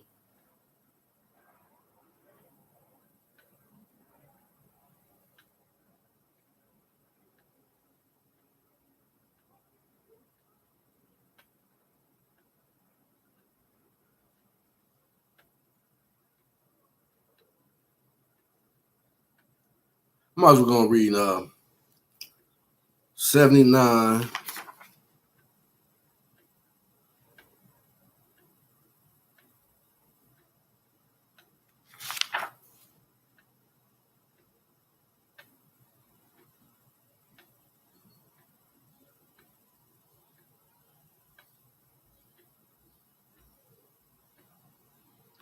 I might as well go on down to about verse 1 to 34. Let me read it. I'm not going to, we already know by now that these dark-skinned men that they're talking about were Israelites and Moors.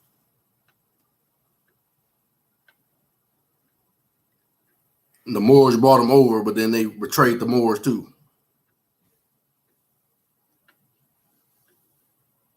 And then he's going to talk about the Constitution, and he's going to talk about the wicked men who changed the Constitution for their own purpose. Sealed portion, chapter 79, verse 1. And it shall come to pass. See, he's talking about the over 150 years ago right here in chapter 79 in the heading. Just listen. The Americas are discovered and conquered in wickedness. The American Revolution was fought under the influence of Satan to reward the rich. The Gentiles shall receive the beginnings of the fullness of the gospel. Okay. I was looking for the word American Revolution, talking about over 150 years ago. That's what it was fighting over the Negroes, quote unquote. Slavery for gain. Same thing they acknowledge.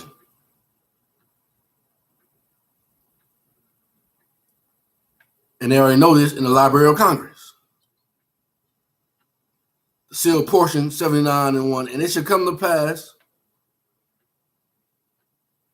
among the nations of this great European empire, which shall be of this great European empire who shall be formed from other nations. See, the great European empire is formed from other nations. So if it's a great European empire, that means they all Mount Seir, Esau. Because nationalities, these don't change. And it shall come to pass among the nations of this great European empire, which shall be formed from other nations and kingdoms of the earth, that a group of people who shall travel across the great oceans and establish themselves in the land of my fathers, America. He said, where did they come from? These are the modern day Europeans, the Spaniards.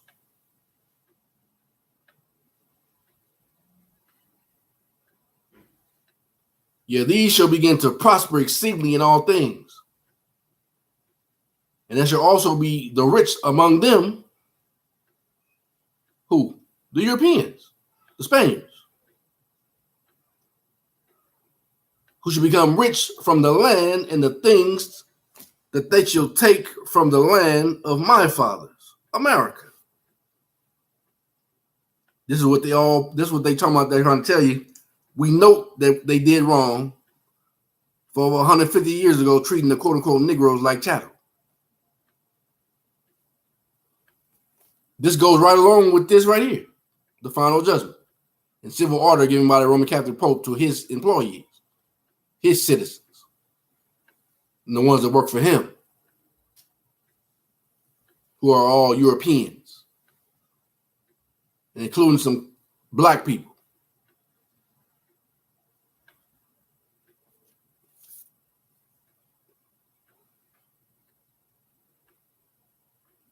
Called Freemasons.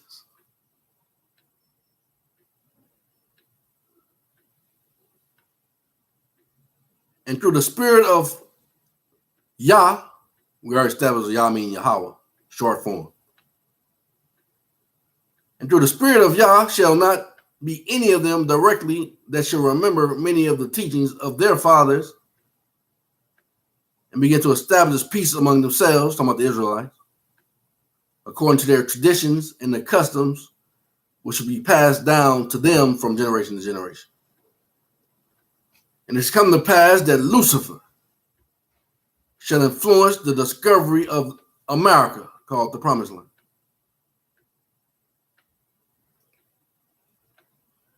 which is filled with all manner of precious things, which are the desires of this great and abominable church, synonymous with the great European nation,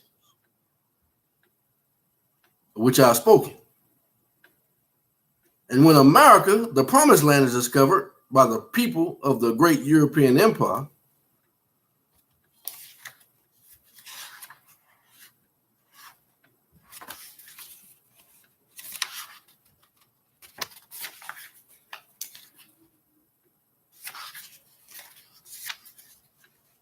the precept to that is, seal portion 81 and 41, but in the beginning it was not so. In the beginning, these Europeans weren't here.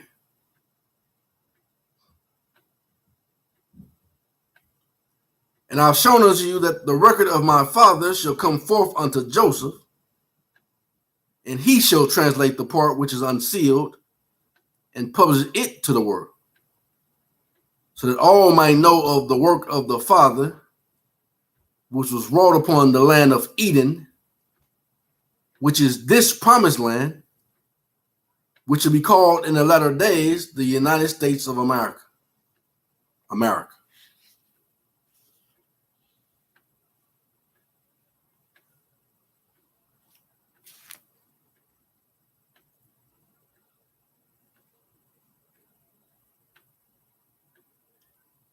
Go back to verse 1, chapter 79. And it shall come to pass among the nations of this great European empire, which shall be formed from other nations of European people they call Esau,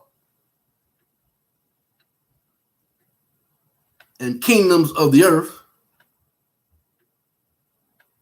that a group of people who shall travel across the great oceans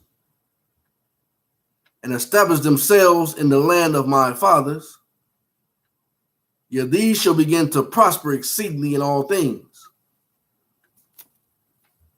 And there shall also be the rich among them. See, it was poor people too, but it was the rich among them.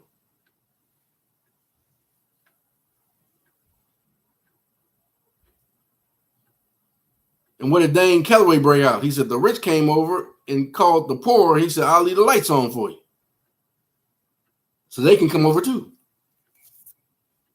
See, I'm not against my brother. I use all information that's good. I just don't let them speak for me, because they might try to throw in a monkey wrench or something. I can't afford that. I only stick to what the Most High say. That's why I say I speak for me.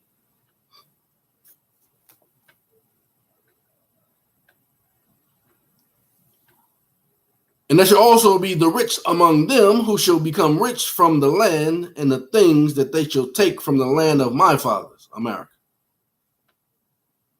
For behold, the Lamanites, who are called American Israelites, these are Israelites.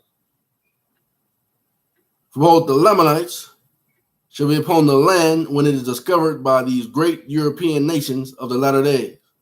They even just told you right there, all these other people that came over with them, they're the great European nations. And at this time, actually they're from Mount Seir though. Why am I saying that? Because if you look up the dictionary, it says the original Europeans, as far as on the land, what they call Europe, were Israelites, Aboriginal people. These are somebody else that took their identity too. Most High calls them Mount Seir, Edom, Esau, Edom. That's the truth.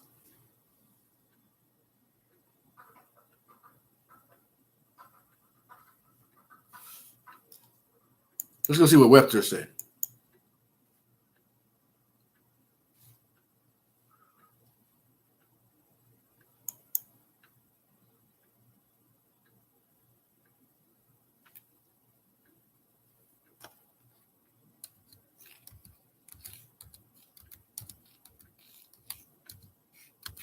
Aboriginal. Aboriginal adjective, see origin. First, original primitive Aboriginal people are the first inhabitants of a country. That means, just like Adam said, he said in the books of remembrance of our ancient grandmothers, it says Adam's children were the first indigenous people wherever they spread themselves. So once they left America, they went to places like Europe and different places around the world. Aboriginals, see origin. First primitive Aboriginal people are the first inhabitants of a country. Aboriginal tribes of America, that's who I am, being an Israelite, American Israelite, from the house of Joseph and the tribe of Ephraim. Aboriginal, adjective, and original, or primitive inhabitant, the first settlers in a country are called Aboriginals, as the Celts in Europe and Indians in America. So the Aboriginal people, the first people that was in Europe, were Israelites. And the first people in America was Israelites. Then somebody came, just like they did to us, and infiltrated and took over their identity. Now they call themselves Europeans. And they call themselves Americans. The Most High calls them Mount Seir,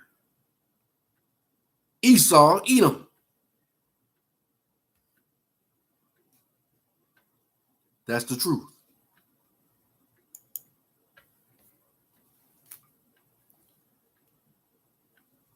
For behold, the Lamanites, who are American Israelites, shall be upon the land when it is discovered by these Edomite nations, now calling themselves European nations of the latter days.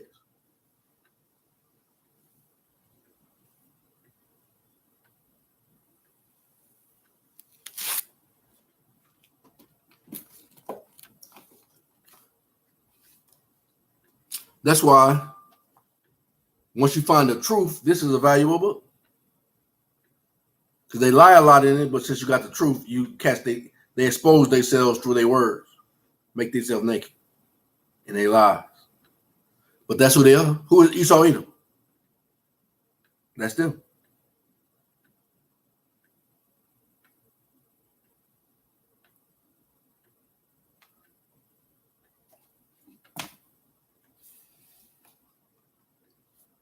I ain't lied to you yet.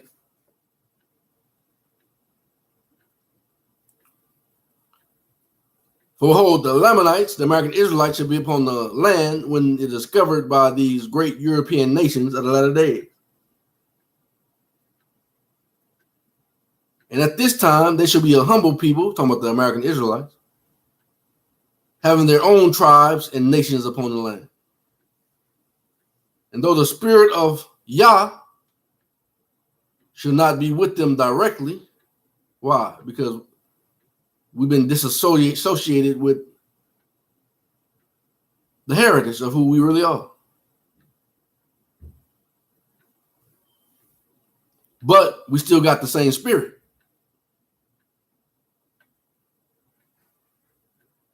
We just lost the knowledge.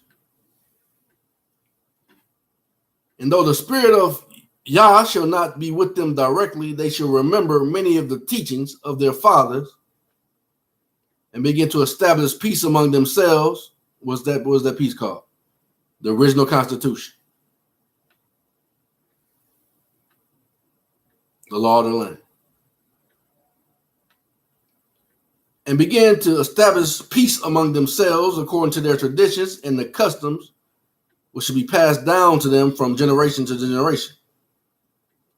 And it shall come to pass that Lucifer shall influence the discovery of the land of promise, America, which is filled with all manner of precious things that are the desires of this great and abominable church of which I have spoken.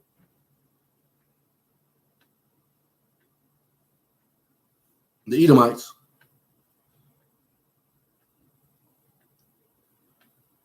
And when the promised land is discovered by the people of the great European empire, they should begin to search for gold and silver and for anything that is of value to them. And it shall come to pass that they shall begin to destroy the American Israelites, that's called Lamanites, and take from them their lands and force them into places which are desolate and void of the precious things that these European nations desire.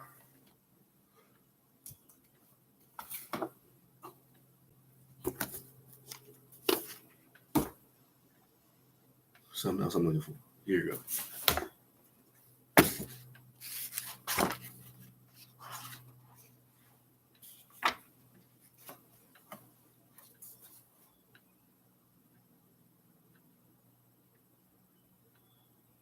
I'm gonna go to the who are the Tartarians.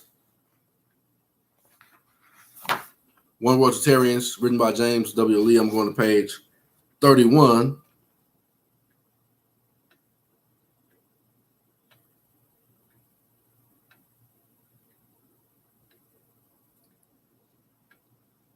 I'm just gonna read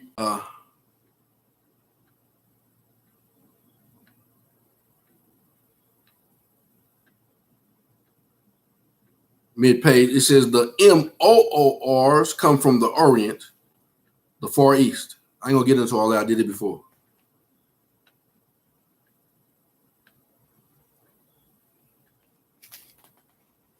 What also is interesting is that Oriental means Western scholar who studies Islam. That's who they are. according to the book Orientalism. Like Edward said, Islam comes from the Orient. Additionally, if you read subsection 4 of this Delaware law, it will tell you that Lenape Indians were formerly known as Moors, M-O-R. The Lenape were Delaware M-U-U-Rs and M-O-Rs originally. However, the word Lenape means we the people. The preamble of the United U.S. Constitution are true people. Trying to tell you that it just shows you in the sealed portion that we already had a constitution, that they came and changed. That's why they did those slick things of the acts of 1871 and acts 1933, etc. They stopped the Constitution from serving the people to making the people serve the Constitution, which was them. They changed the Constitution for America to the Constitution of America for their sake. See how it's all fitting in right now?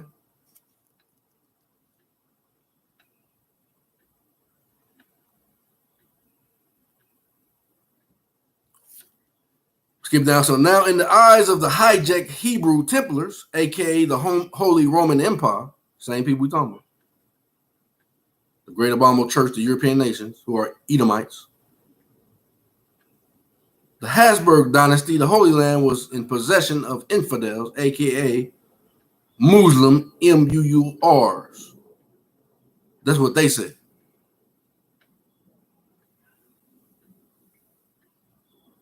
Why? So they can use dumb verses.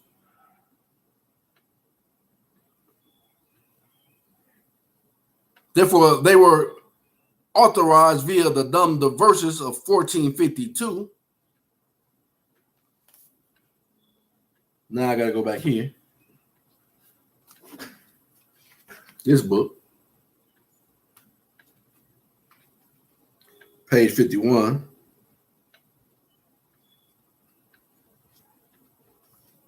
Dark-skinned people of the Americas. In any case, between the years of 1492 and 1501, at least 3,000 Native Americans were known to be shipped to Europe, with the likely total being possibly double that. Most were sent to the Seville area, where they seemed to show up in the slave markets as Negroes. See, by this time, the modern-day Edomites took over Europe and became known as Europeans. And they set up a slave market all around the world.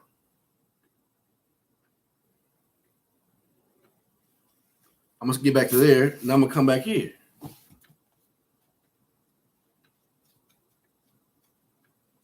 This is who is Esau Edom.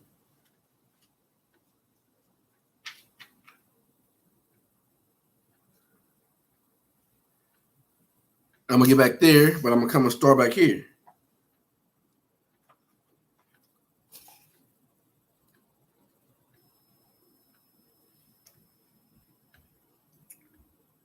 Page 70. What race of people easily rule over all other people? Several centuries ago, when our white Edomite ancestors, they don't say that, but that's what they mean by white, Europeans, modern day Europeans, were coming into the light of God's word. That's a lie. And the Reformation was sweeping Europe. And they told you in this same book of One World Terror, they said that's false history. They reformed history based on their lies. That's what they call the light. They said when our white Edomite ancestors were coming into the light of God's word and the Reformation was sweeping Europe, they says our Anglo-Saxon people began to go to other continents. See, they start forming slave trades all around the world, subjugating, quote unquote, Saracens, Muslims, as they say.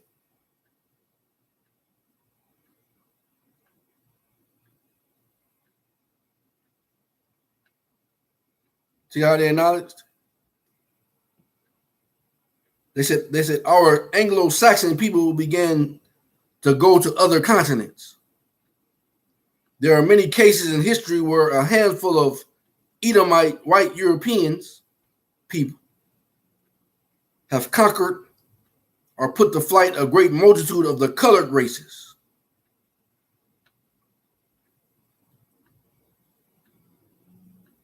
At one time, Britain had control of all India with less than 30,000 soldiers. He said, when you boasted against me, and I've heard him. Ezekiel 35. See how they boasted? And when Attila the Hun, known as the Scourge of God, had subjugated all of Asia, he decided to extend his barbaric dominion to the west of Gaul. The Visigoths, under King Theodoric, defeated the Huns in the Battle of Chalons. During the selling of South Africa by the British and Dutch, a group of some 460 colonists were encircled by 30,000 Zulu warriors. The Afrikaner colonists, see, that's who they are, colonists, Afrikaners. Edomites. Edomite.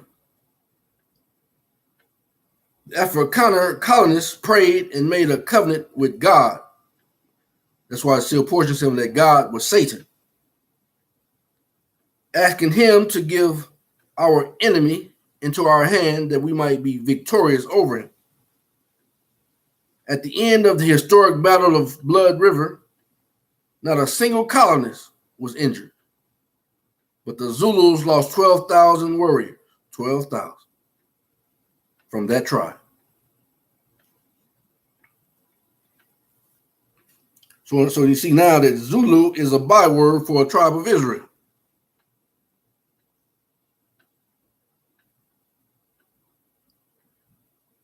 When Santa Anna marched into Texas with the aims to kill all the Edomite gringos, the white gringos in the land, his well-trained and supplied army of 1,300 was defeated by 600 volunteers under General Sam Houston in a battle that lasted only 20 minutes.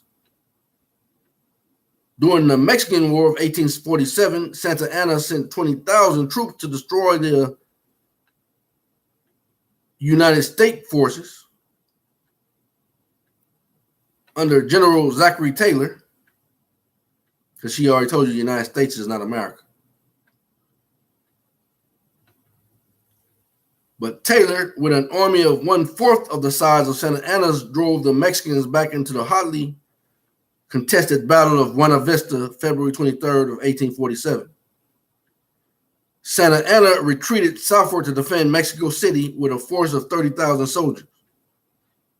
But General Winfield Scott, with an army of about 10,000, entered the Mexican capital, subdued its forces, and raised the flag over the palace of the Montezumas. The colored race, Mexico, was forced to cede half its territory. That's why I'm trying to tell you these territories are called by the Most High the jure lands that he created.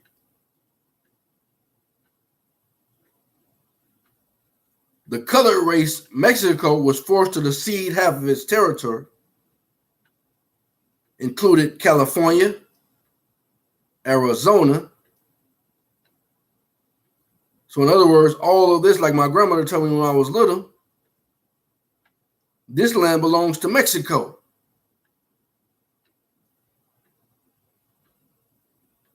But guess what?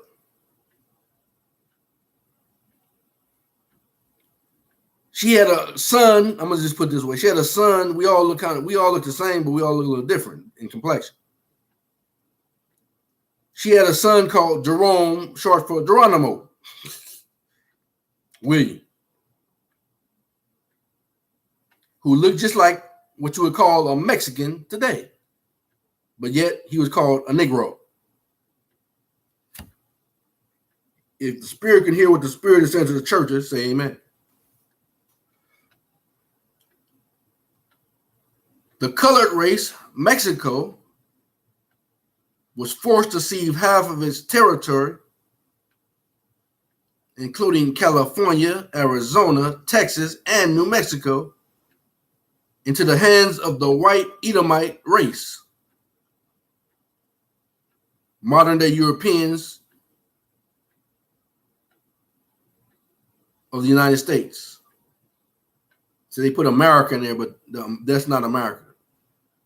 America consists of the de jure lands called California, Arizona, Texas, and New Mexico.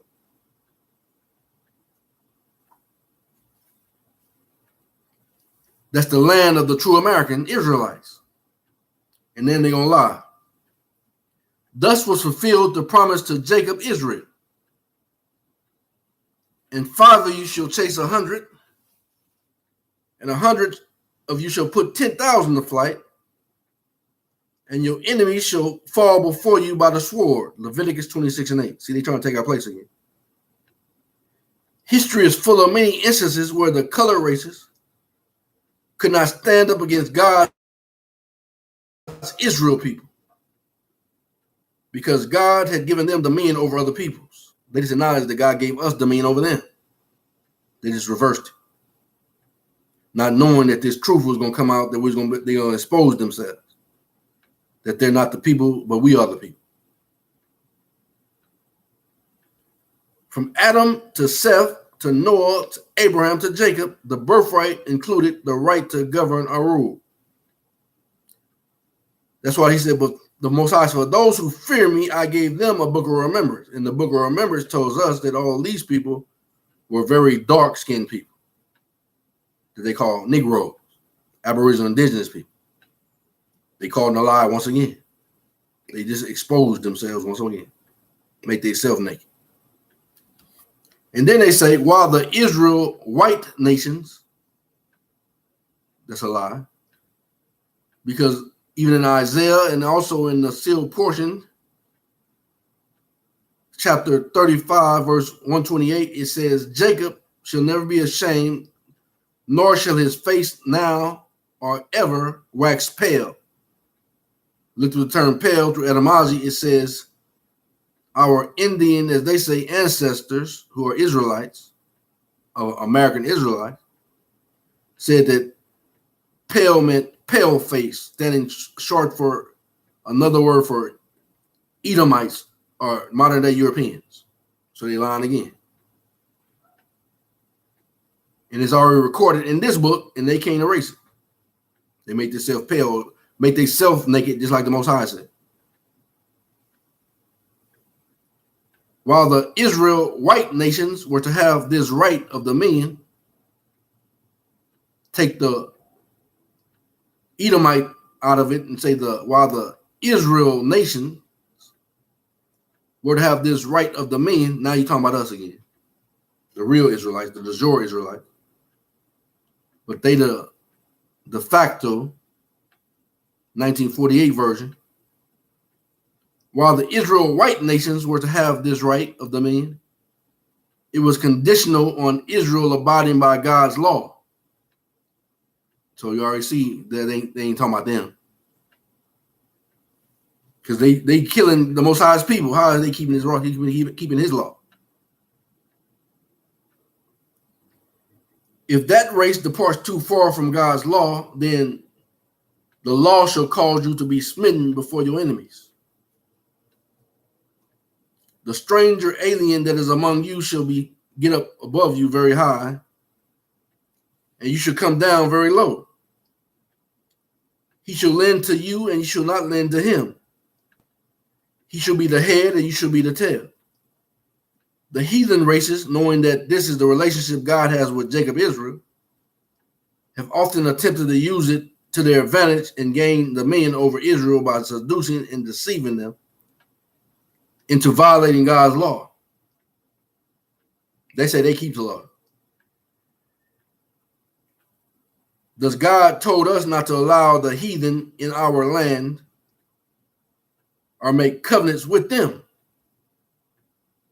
They just spoke against themselves. That's why the Most High going to put them off the land. Exodus 23 and 32 through 33, Deuteronomy 7, 1 through 5.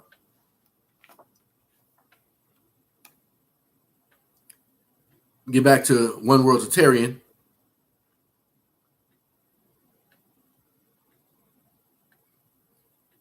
The verses of 1452 to take Muslim Jerusalem.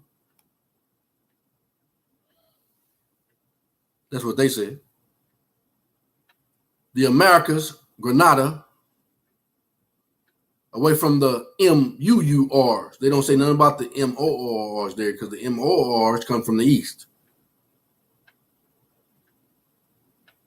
Whom were Saracens. Also read the verses which authorized the Templar Knights of Christ to conquer Saracens and pagans, take their possessions, and to subject them to perpetual servitude, slavery.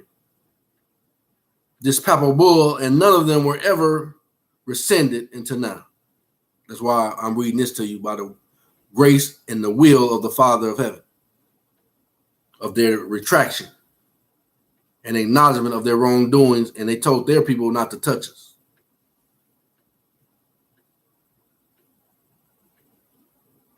Which is actually the decree of the Most High.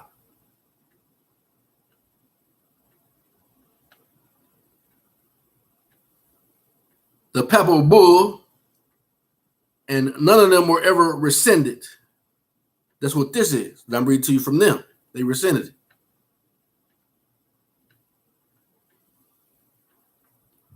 Which is the current problem that the MUURs in the Americas face.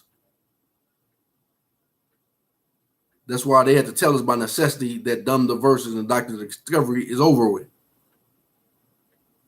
Why? Because the kingdom of the Father is here, progressively.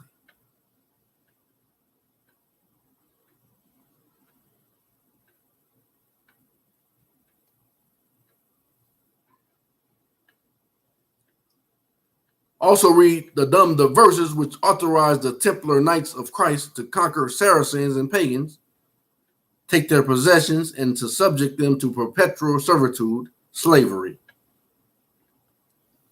This papal bull, and none of them were ever rescinded, which is the current problems that the Moors, MUURs in the Americas face as Saracens, whom are the red ones, aka the lost tribe of Israel.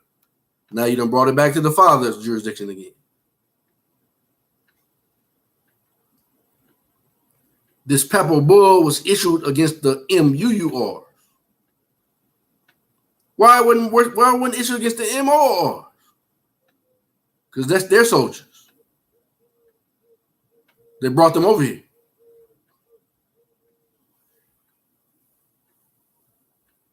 It just told you plainly, this papal bull was issued against the MUURs, aka the lost tribes of Israel.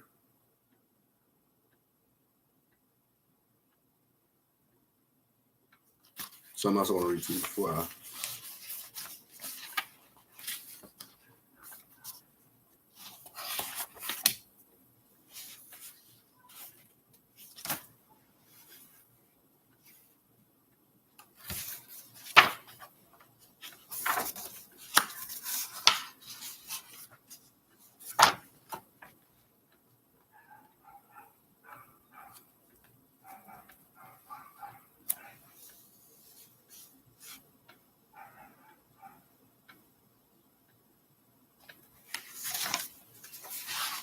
All right, let's see what we got here.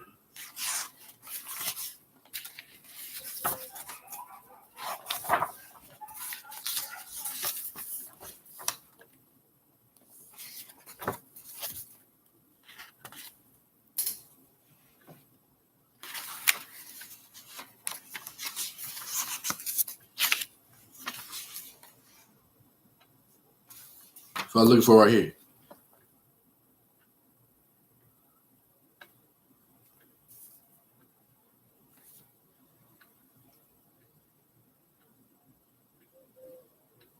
Page 78 of the same book, One Word Tertarian, it says, Mexico is the original land of the American Negro, who is the Olmec, Aztec, Toltec, etc. in North America. He is the Algonquin, Choctaw, Wachita, Pequot, Wampanoag, Lenape, Iraqi, etc.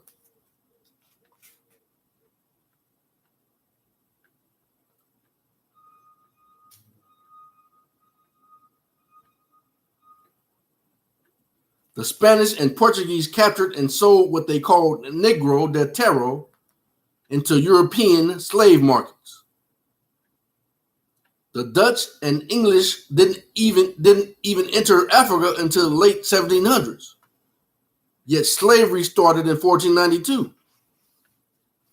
We found that out. That was against the MURs, who, aka the Lost Tribes of Israel.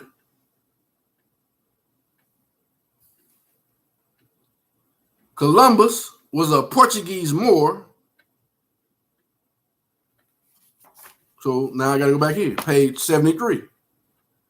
The first natives of America, Black Moors.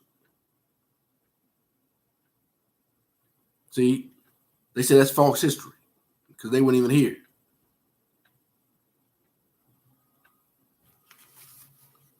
Author and historian Chancellor Williams said, the original MOORs, like the original Egyptians, were Black Africans. The 16th century English playwright William Shakespeare used the word MOOR as a synonym for African. His contemporary Christopher Marlowe also used African and MOOR interchangeably. Black soldiers, specifically identified as MOORs, were actively recruited by Rome and served in Britain, France, Switzerland, Australia, Hungary, Poland, and Romania. Saint Maurice, patron saint of medieval Europe, was only one of many black soldiers and officers under the employ of the Roman Empire. Although generations of Spanish rulers have tried to expunge this area from the historical record, recent archaeology and scholarship now shed fresh light on the MORs who flourished in Al-Andalus for more than 700 years, from 711 AD until 1492. The Moorish advances in mathematics, astronomy, art, and agriculture helped propel Europe out of the Dark Ages and into the Renaissance. Then I got to go back here. Introduction, page 1.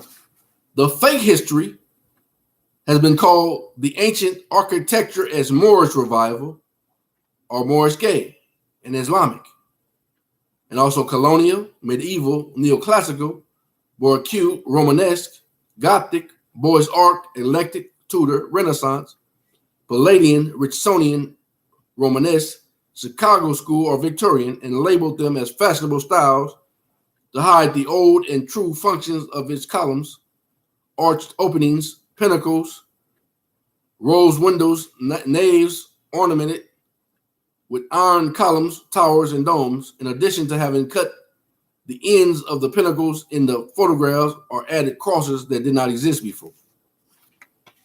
Then, because we found out that we were the ones here, not them. Just turn to this again, page 32. The Cherokee were the real Romans, and they built all of the Greco-Roman architecture and the Cherokee Gothic architecture in the Americas. So the Cherokees are also what they call Moors. They came from the east. But the Choctaw in them was already here, called the MUURs, the Lost Sheep of the House of Israel. who the Most High said, I am sent not but to us, the lost sheep of the house of Israel, who are the true Americans that he talked about in the sealed portion as Lamanites. Because he had to wake us up to let us know that we are his children. Back to page 31 again. This papal bull, and none of them were ever rescinded until now, 2014,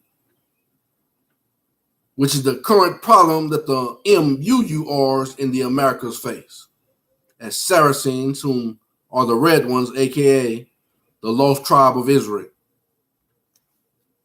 This papal bull was issued against the MUURs. Don't say nothing about the MORs. Why? Because the MORs is working for them.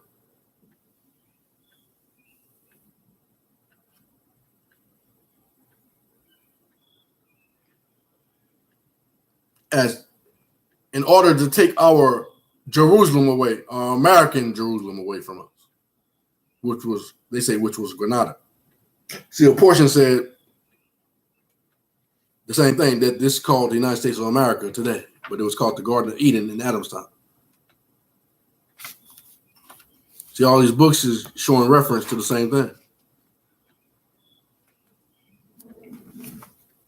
That my claim is true. I'm an American Israelite from the tribe of Joseph, from the house of Joseph, from the tribe of Ephraim. That's who I am. That's my nationality. And they already know this in the books, in the law of Congress. It says, page 78 at the bottom, the Old Testament contains volcanoes, corn, bears, and tobacco, all which are native to America. Utah is Yehuda, or Judah, and contains the city of Moab. The Great Salt Lake is the Dead Sea. There are more pyramids and megalithic structure in the Americas than anywhere else, including the Nile Valley. The NWO tells the story backwards.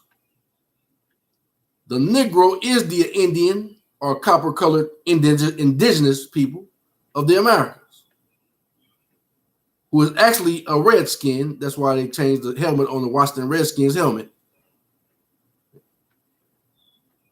and now calls them the Commanders.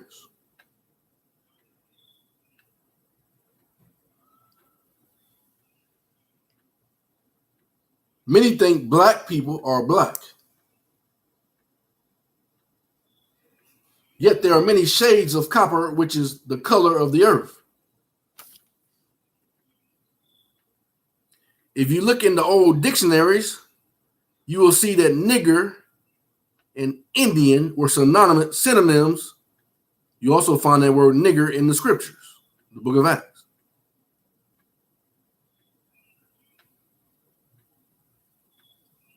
You will see that nigger and Indian were synonym, and that colored is simply short for copper colored. Why do you think they keep changing our titles from India to Negro to colored to African American? The black Moor Negro is the most copied. See, they put that Moor in there. Obviously, this writer is a Moor, M-O-R, because he just told you that the true Americans are what they call the MUURs, which is synonymous with the lost sheep of the house of Israel.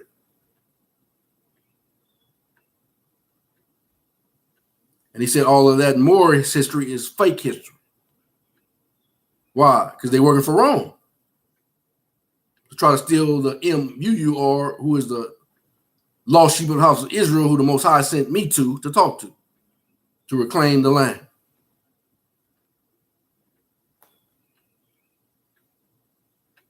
For his children. The MUUR, the lost sheep of the house of Israel, is the most copied man on the earth. But that MUUR is their term still.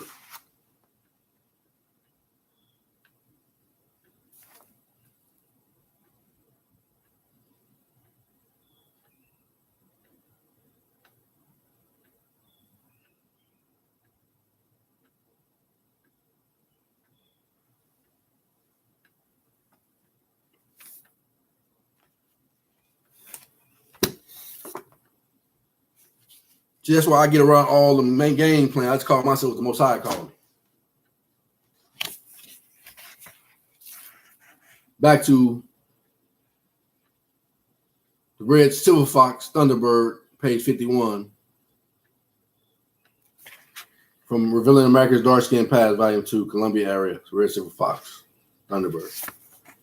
In any case, between the years of 1492 and 1501, at least 3,000 Native Americans were known to be shipped to Europe. And we just found out these are what they call the MUURs, aka the Lost Sheep of the House of Israel.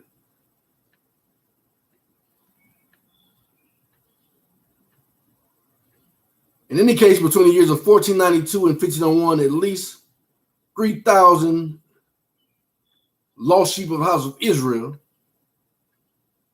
were known to be shipped to Europe, with the likely total being possible double that. Most were sent to the Seville area, where they seemed to show up in the slave market as Negroes. What most people don't realize is Negro was a terminology that was used to describe the indigenous people of the Americas. Once again, the indigenous people of the Americas are the lost sheep of the house of Israel, who the Most High said, my Father only sent me to the lost sheep of the house of Israel in America.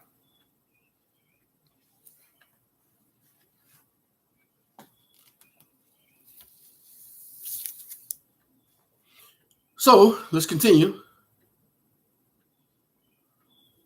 For behold, the lost sheep of the house of Israel, who has now found themselves,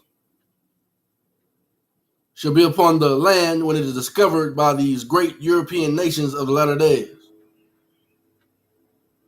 And at this time, they shall be a humble people, having their own tribes and nations upon the land.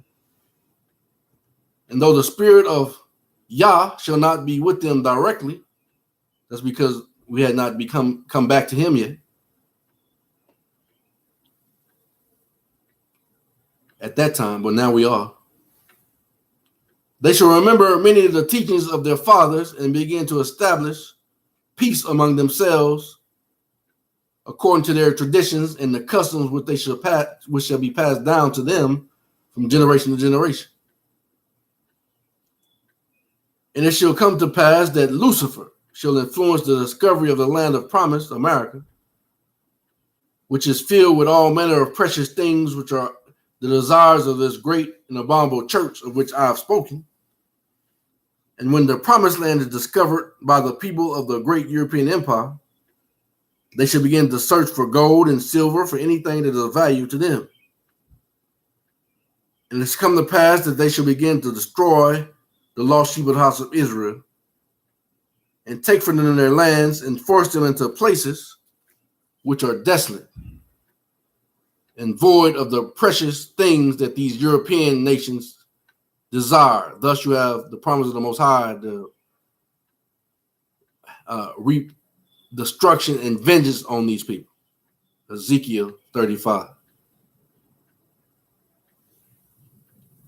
The lost sheep of the house of Israel shall begin to dwindle in numbers and lose their nations and their lands to the effects of the lust of the great and abominable church.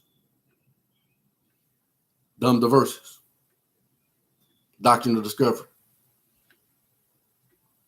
And the men shall destroy the lost sheep of the house of Israel, shall think they're doing God a service. Now I got to go back and give you this one.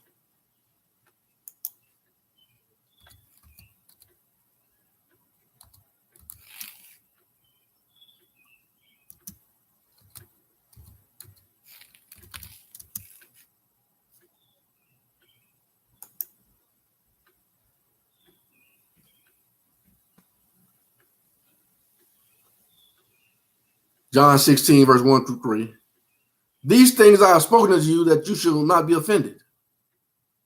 They shall put you out of the synagogues. Yes, the time cometh, and whosoever killeth you will think that he is doing God a service. See, that's why they were killing our ancestors. He was prophesying about that right there.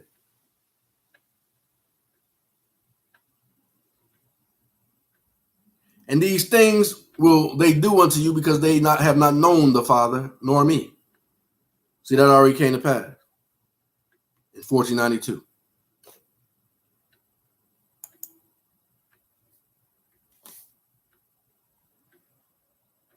And the men who shall destroy the lost sheep of the house of Israel shall think that they are doing God a service, because they believe this is their belief system and their doctrine that they teach through their politics and their religion. Because they believe that the lost sheep of the house of Israel and all those who are of a dark skin, he just told you all the house of Israel got dark skin. I ain't got to say it. I just read it to you.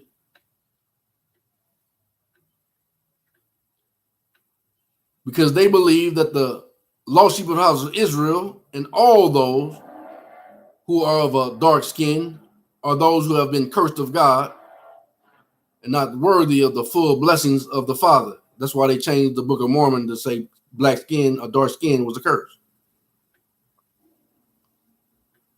They exposed themselves again in our writings. They changed it. And this wickedness shall be taught unto them by their leaders and their priests, who are all servants of Satan, and shall follow his will in all things. And thus the eighth beast of which John wrote shall begin to rise up out of obscurity and gain power for itself, thus changing the Constitution for America to the Constitution of America.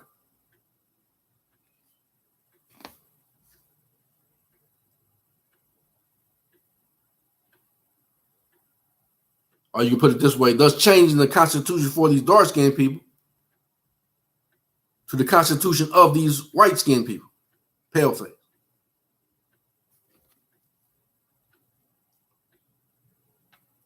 And thus the eighth beast of which John wrote shall begin to rise up out of obscurity and gain power for itself. And those who shall colonize the land, they are admitted in the book of Who's Esau Edom, they went to all the land and started colonizing the lands against the colored races. See, it all go together. It's the truth. And those who should colonize the land of promise, America, should begin to have much disputation and contention with the government over there in Europe and Britain, etc., the European or the Edomite nations. It was really run by the Roman Catholic Pope of Rome.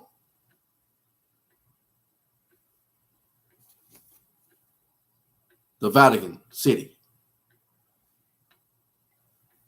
And those who shall colonize the land of promise shall begin to have much disputation and contention with the government that controlled them from across the ocean, which government shall be set up amongst the nations in the great European empire.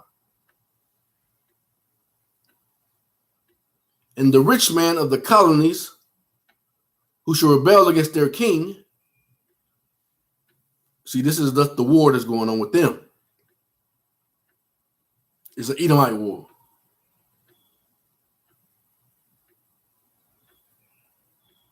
Shall rise up and conspire against the laws of their government. That's why, by necessity, they rose up by the power of the Most High and made them bring that down. And that's why they have a tribunal going on and bringing them down and executing them in the name of the true Christ by necessity. And the rich men of the colonies who shall rebel against their king shall rise up and conspire against the laws of their government, which is called color law, because they desire to keep more of that which they gain for the service of the poor who shall be among them. The Most High said he's going to make them fight against themselves. That's all prophecy. But yet his will going to be done, and the kingdom shall be Yahweh's. And the only thing we fighting with is the word, which is the truth. Talking about Israel.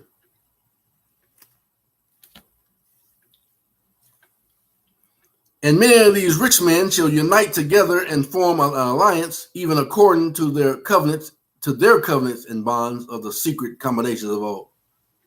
This is a secret society war against each other. Different factions of the secret societies.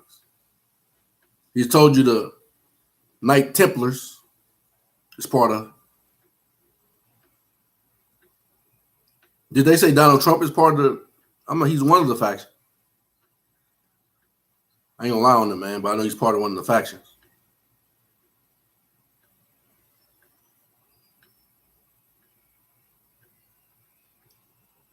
But the Most High is using him in our favor because he said, they don't like Indians to me.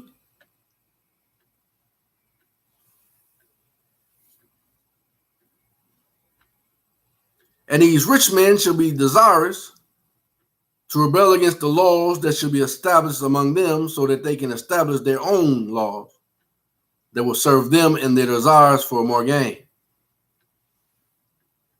And these men shall be men of great intelligence who have much power in speaking and in writing. And they shall begin to influence the poor among them, Al Sharptons and Jesse Jacksons and different ones, even down to the lower level, your priests and your prophets and your bishops who get a kickback, who should be the majority to join their cause and fight for them against the government to which they belong. But the rich shall not fight, but shall establish a law among themselves that for payment of money, even $300, as the number of the beast shall be called. Just, money you use in a day. They just paying $300.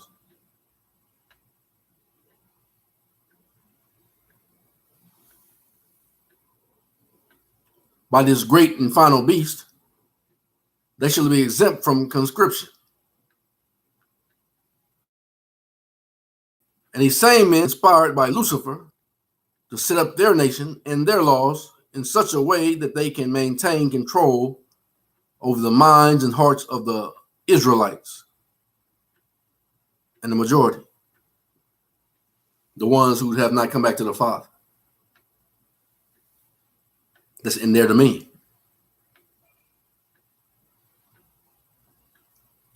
And now you of the latter days shall also give praise and honor to those whom you refer to as the fathers of your nation.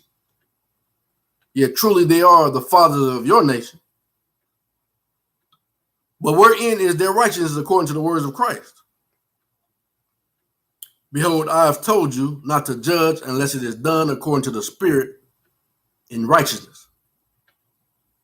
You must know that these men shall be servants of Satan, who shall set up the government of your nation, the United States of America, to get gain for themselves. The Act of 1871 and the Act of 1933, among it.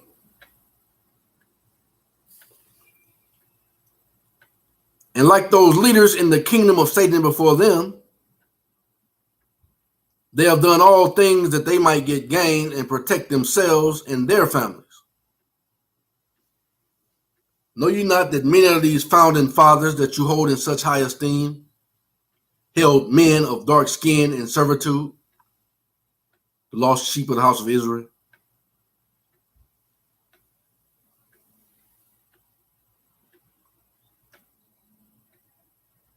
So this information is telling us all of the Israelites are dark skinned.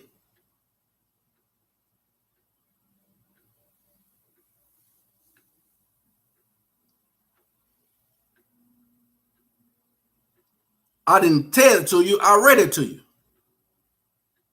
And this is the information they got in the Library of Congress. And they call us MUURs, but they already know that we're the lost sheep of the house of Israel. And they know that I'm an American Israelite from the house of Joseph and the tribe of Ephraim. They already know this.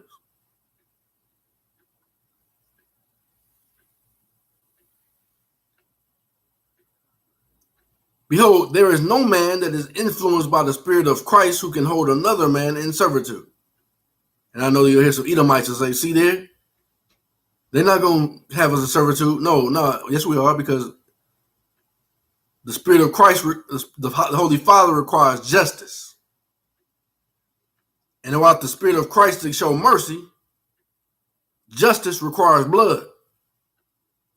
That's why he says, since you have loved blood, I'm going to let blood pursue you, and you're going to drink to the full. That's justice. Only way an Edomite can get out of that if you call by his name, and he's going to give you a mind to get back 4 times what you take. And you're going to serve us and love us. But he got to give you that mind. If not, he's going to kill you.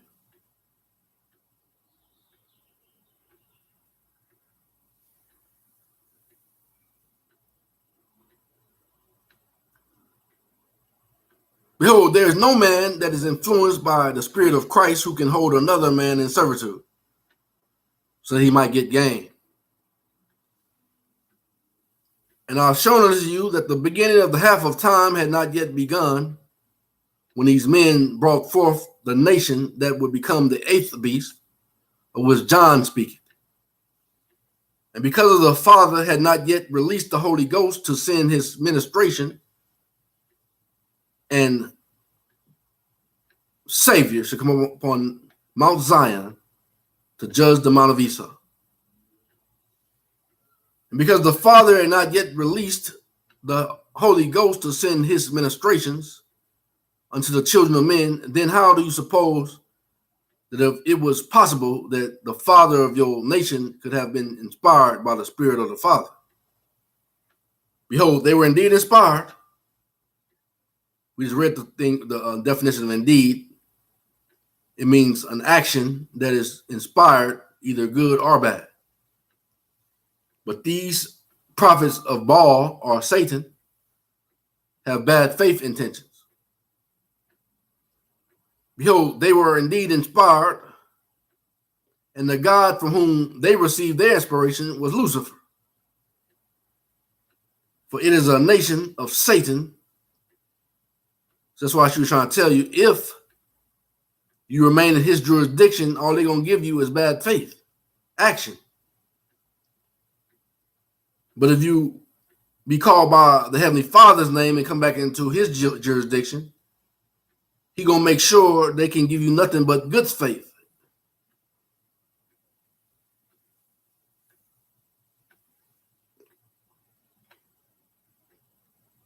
Satan going to make sure of it.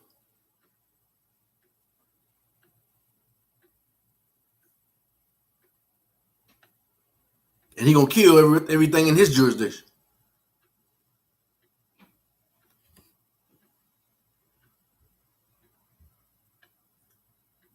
Behold, they were indeed inspired. That's why they give you this information.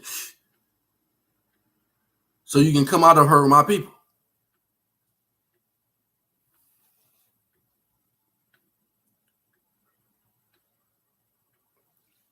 Behold, they were indeed inspired, and the God from whom they received their inspiration was Lucifer. For it is a nation of Satan that shall be created. Nevertheless, all these things shall be done by the power and according to the great wisdom of the Father. For it is his desire that Lucifer be allowed to do these things, so that this great nation, the abominable church, the European nations, the Edomites, could follow Satan, and the lost sheep of the house of Israel can follow Christ.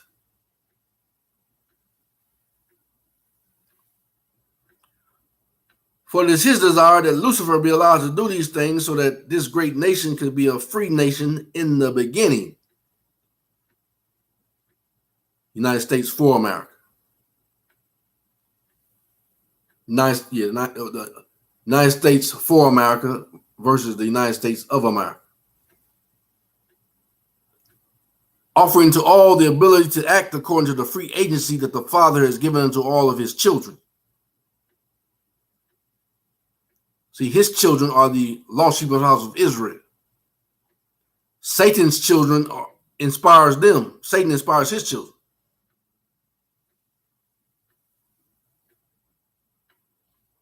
That they might be more fully tried and tested during the final days of their probation.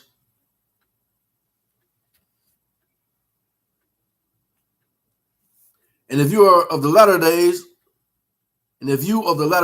are not deceived by the accounts of the actions of these fathers, that's what they're trying to tell you, these people be lying. That's what she was telling you yesterday. I told you yesterday what you said, speaking of the Roman Catholic Pope. And the fact that we are the children of the God of nature, which all of natural and inalienable rights belong to. And she said, if you claim to be black,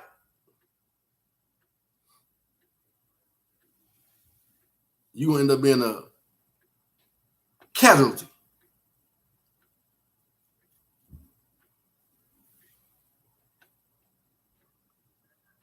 But they can't claim you to be black if you don't claim to be black.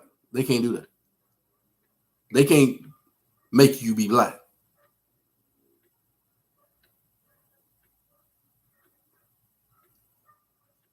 And if you of the latter days are not deceived by the accounts of the actions of these fathers, which are contained in the histories that you have accepted among you, then you will know of their wickedness and the misery that they have caused many people because of their works. Back to Revealing America's Dark-Skinned Past, Volume 2, Columbia Era, the Red Silver Fox Thunderbird. One of the most prevalent fallacies in North American history is the story surrounding Christopher Columbus and the people he encountered. It is interesting to note that early 20th century histories were stating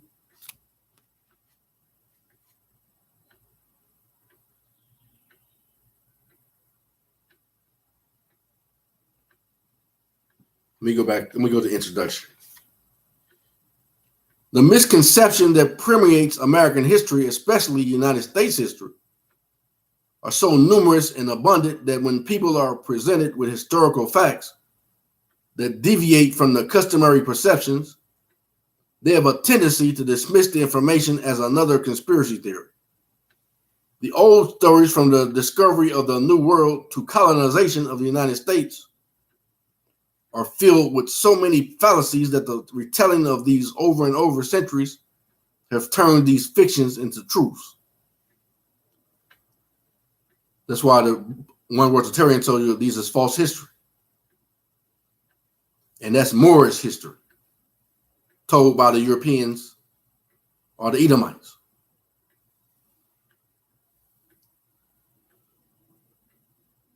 The true commanders are the lost sheep of the house of Israel.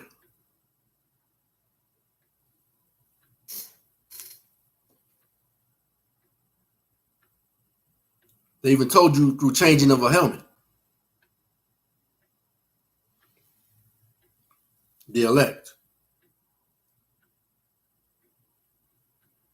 The misrepresentation of previous historical writings have become today's realities of the past. Not realizing that history has become, using the words of Napoleon, a myth that men agree to believe. One of the most prevalent fallacies in North American history is the story surrounding Christopher Columbus and the people he encountered. It is interesting to note that early 20th century histories were stating that Christopher Columbus was trying to prove that the world was round. However, late 19th century historical writings on Columbus, not school textbooks, make no mention of this revelation. They do, however, tell in great detail of the carnage that took place on the islands during Columbus' reign. They also describe in detail of the hospitableness of the indigenous people, the gentle nature of the indigenous people, until they had to defend themselves, and that the indigenous people were considered Negroes.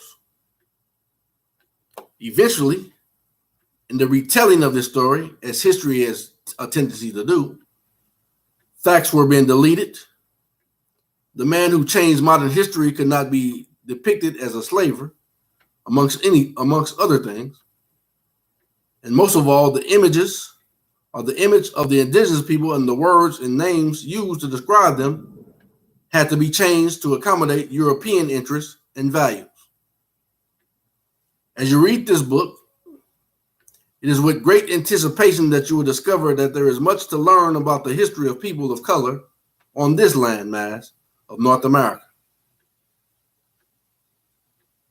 We must realize that it was an intention before Columbus left Spain to cross the Atlantic Ocean, and the same sealed portion told us why they crossed the Atlantic Ocean, the Great Sea. And that was to subjugate the indigenous people that he called MUURs, also aka known as the Lost Sheep House of Israel. They already know who they was coming to enslave.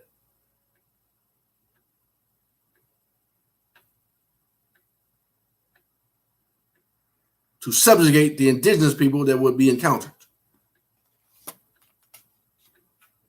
The truth is out.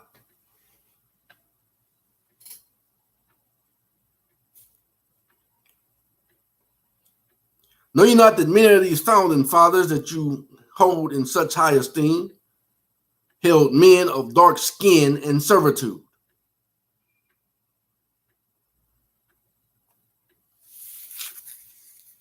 And anybody saying your skin color don't matter, they trying to cover up who you are, even if an Israelite tell you that. Because they're not an Israelite, they just a Jacobite and an Uncle Ruckus working for Rome on the left-hand side.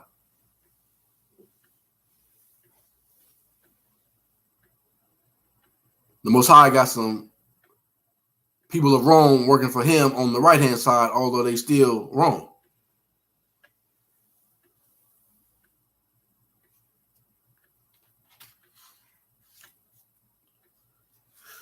All right, let's see where we're heading now, man. And they're the ones running the tribunals, allegedly.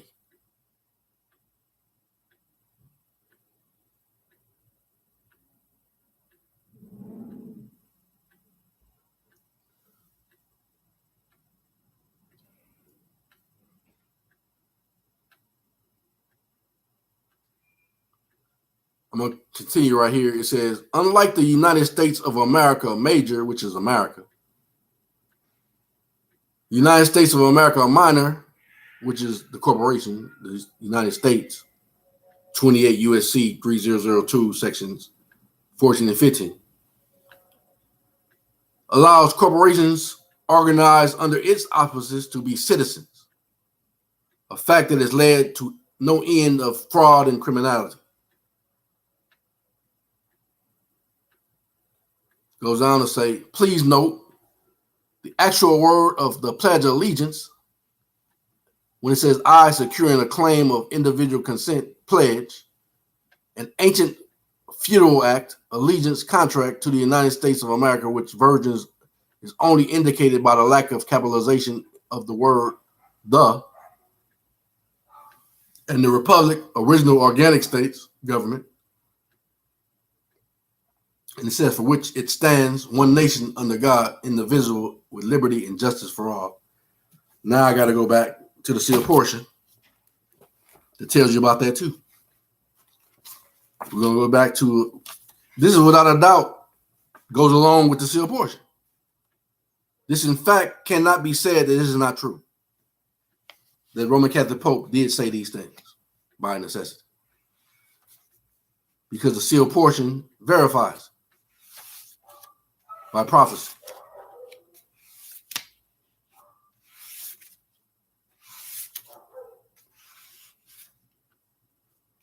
The sealed portion, chapter 71, verse 43 through 45. And the people of this nation, like unto the Romans, shall believe that their nation is a nation united under God, and that it cannot be divided or conquered because of its great armies and navies. And they shall deceive the people into believing that it offered liberty and justice for all. Now, even these words which I have written shall be the pledge of allegiance to this nation, that those who worship this nation shall say with their own mouths. And with this pledge, they deceive themselves and know not that they are pledging their allegiance to Satan. And this they do because they have his mark in their right hands and in their foreheads, and have denied the true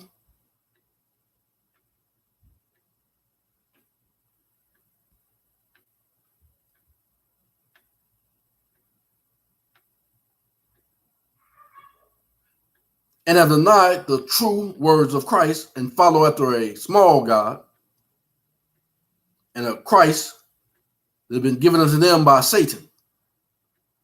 For he is the great deceiver and the beast, and the false prophet who shall issue forth the flattery of his words unto the people, even those words that the people will accept. And I have seen the flag that they put over Mount Azuma, according to who is Esau Edom. And I have seen the flag which was this great nation shall raise in its land to show unto the people, or show unto the earth the works which it has done. See all the works they done. They say went from continent to continent, subjugating the dark-skinned races by their own acknowledgement. Who the Most High said they made themselves naked.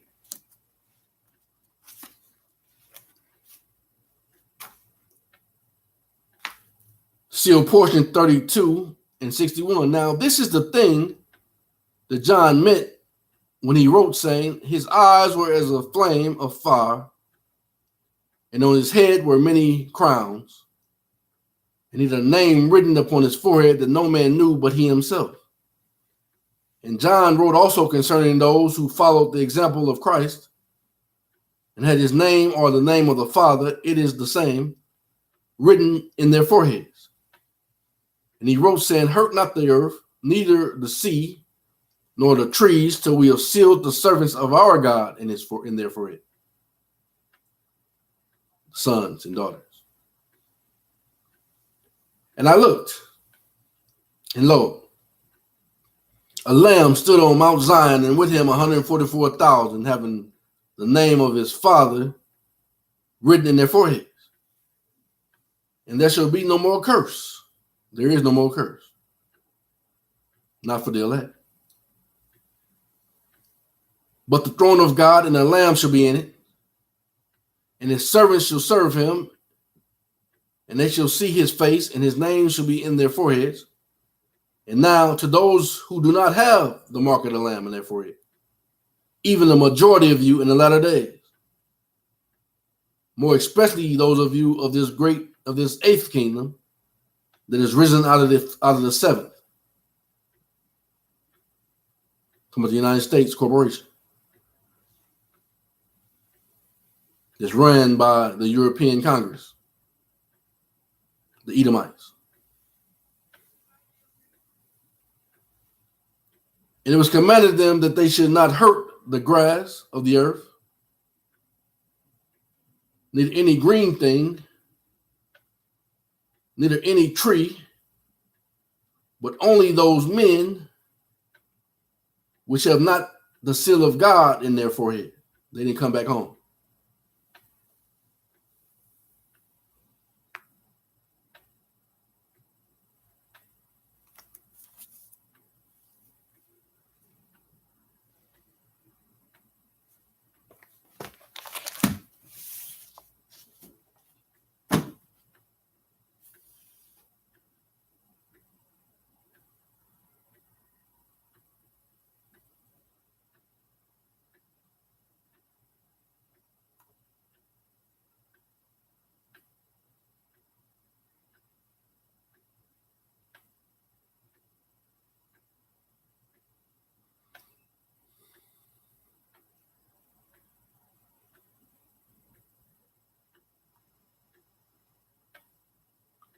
Goes on to say the Pledge of Allegiance is an undisclosed entrapment into contract.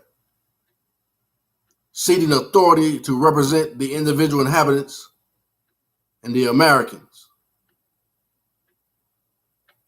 to the United States of America, similar to what happens when an unwary individual hires a lawyer to represent them and stand for them in a court. The representative gains a largely unaccountable controlling interest in the affairs of their actual employer, who is regulated to the status of a ward of the court of the state, incompetent or dependent. As a result of this Semitic deceit and publicity, no valid new contract between the organic Americans, well, I'm going to say Americans, but then I'm going to use the term she used, but I say the jure Americans, called by the Most High's name, was ever established. The Constitution of the United States of America remains a document peculiar to the United States of America Minor, not to be confused with the original equity contract known as the Constitution for the United States of America.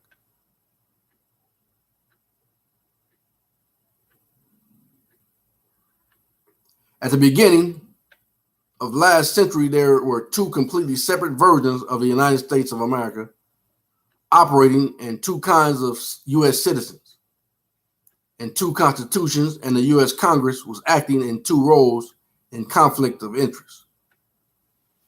The original Constitution, known as the Constitution for the United States of America, and the bylaws of the newly formed federal corporation known as the Constitution of the United States of America, formed under the auspices of the United States of America Minor. All this Semitic deceit was and is extremely complex and deliberately designed to defraud and confuse. That's why I said there's no more C. Only thing is left is the United States for the Most High's people, the lost sheep of the house of Israel. That's why they gotta give us good faith if you come back home to be an American. And all you gotta do is say it. If you believe in your heart that these things be true, and then confess with your mouth, you shall be saved.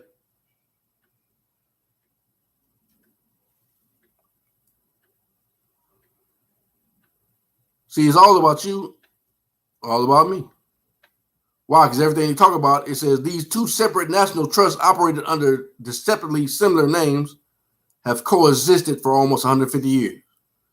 That's all she's always mentioned. Over 150 years ago, they note that we was treated like cattle. And it was war crimes, and it was bad faith, and all these things are noted. And they said, if you touch us now, you're going to, I always call it Geronimo Bay. Getno Bay, I believe it was called. And you're going to face the tribunal.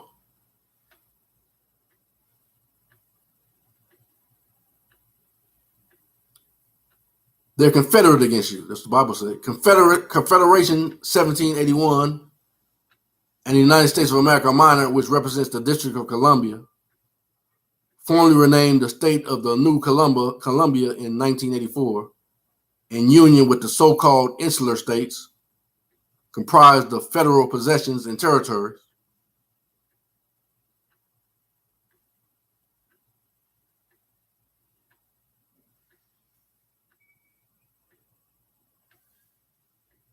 The circumstances also create two kinds of citizens: U.S. citizens and U.S. citizens, as already noted.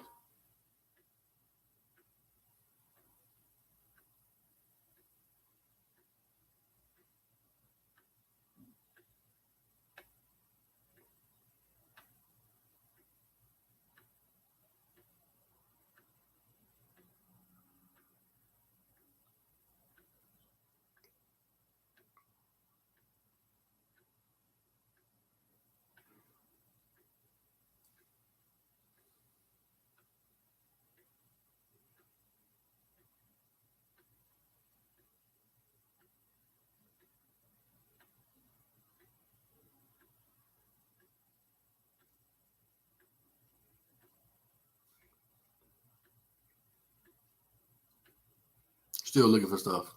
Bear with me.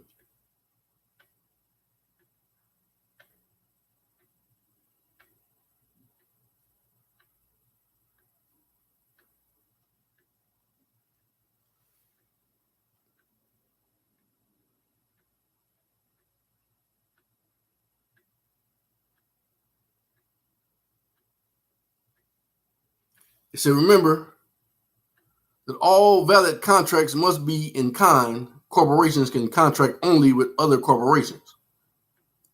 Living people can contract only with other living people.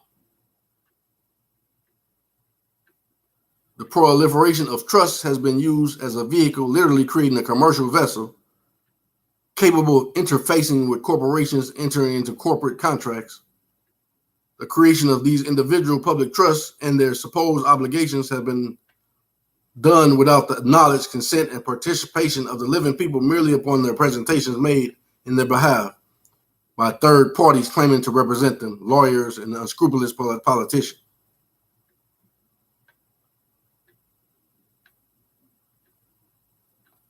This is note that even the original equity contract, known as the Constitution for the United States of America, is between the states and the government, being created by contract to provide the states with services, not the living people. We, the people, are only mentioned as beneficiaries of the natural and inalienable rights that are assets held in the national trust and further outlined and defined by the Bill of Rights. We are not directly parties to this or any other governmental service contract. See, they're in contract to serve us.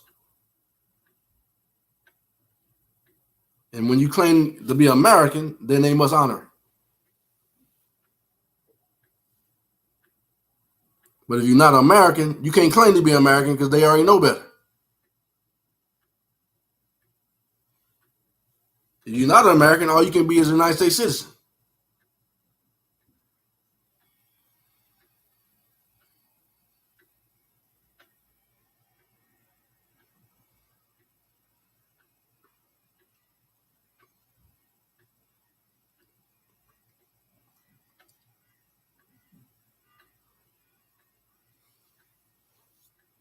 That's why they said, we note for 150 years ago, you were treated like cattle.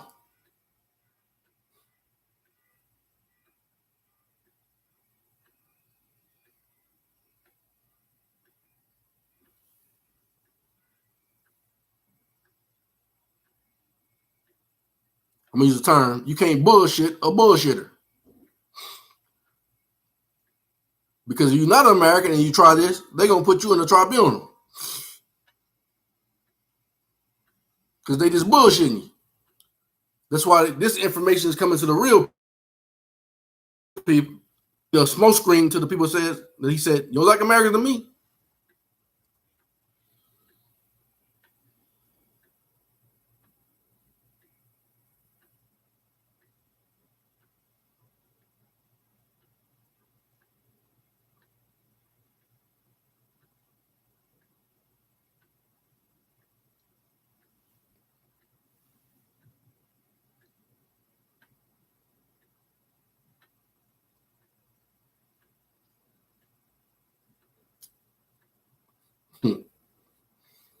Man, I saw this.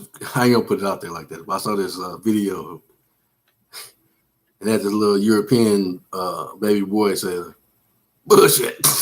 But I ain't gonna tell you what it was about. It was funny though.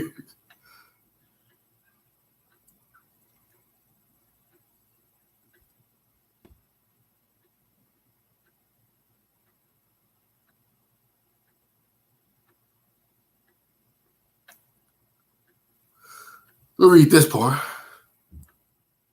I might be coming back with a part 3 because I'm reading more than I anticipated on reading. But I'm gonna still read as much as I can, and if not, I'll just come back with part 3. It said, this is the venal probate fraud of the worst sort, carried out systematically against unsuspecting and peaceful populace of civilian inhabitants of the land. People who are owed the full protection of their international trustees the Pope and the HRM Elizabeth II, and the good faith and service of their employees under commercial contract to provide governmental services.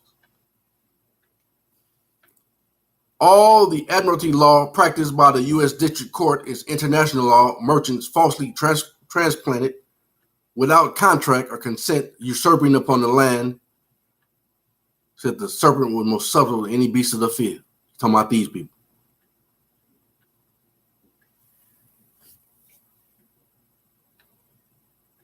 Usurping upon the land and used against the unwitting American people with devastating effect upon them and their fraudulently constructed estates in flagrant violation of the treaties of Westminster. That's why, since I know these things and I'm exposing them, I expect to be receiving my what is mine by right immediately. And you can't do nothing about it, nor can you threaten me, nor threaten anyone else for giving it to me. Or you end up in Gitmo Bay or before the tribunal. Because I came back home, I am an American on the land with power over the sea, air, sea, and water, and the sea. Air, sea, and air, land, and sea. As a sovereign, by your own acknowledgments.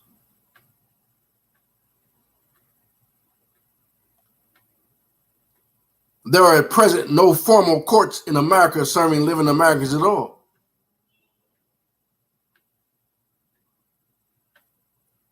That's why the Most High said, and saviors to come over the mount of Mount Zion to judge the mount of Esau.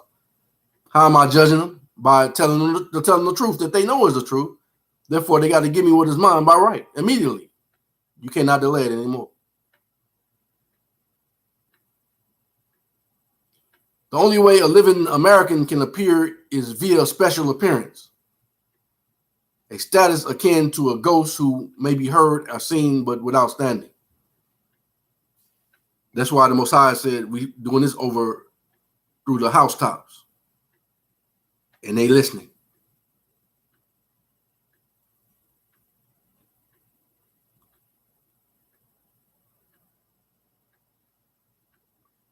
To address any court in America with standing, a living American has two choices: to reclaim controlling interest in their state according to the ancient laws governing Roman interior trust, which throws a mighty monkey wrench into a court system that is not designed to ever deal with American civil executors. Or two, to create an American inter vivus trust operating under a separate legal name, which is impeded to address commercial issues in a public internal venue. Living Americans are owed the American common law. As we already seen, the American Bar Association has acted under a fraudulent administrative order to operate only in administrative and maritime international venues since 1938. Without overturning this administrative protocol, the courts cannot function lawfully in the vast majority of cases. They don't function lawfully. They function as described herein as criminal ventures, rigged gambling syndicates, operating for profit prisons that are guaranteed full occupancy by contract, and so on.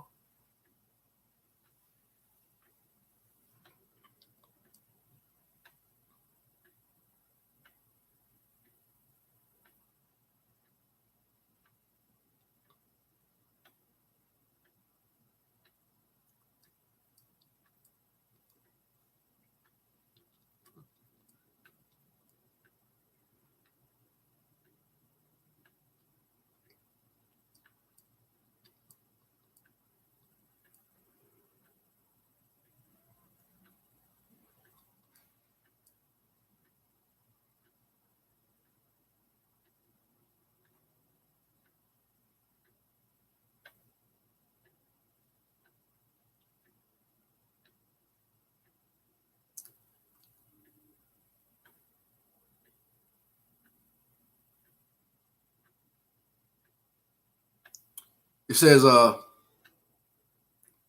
Under international law, however, Americans are unique in that the entire civil government is vested in each and every living man and woman born on American soil.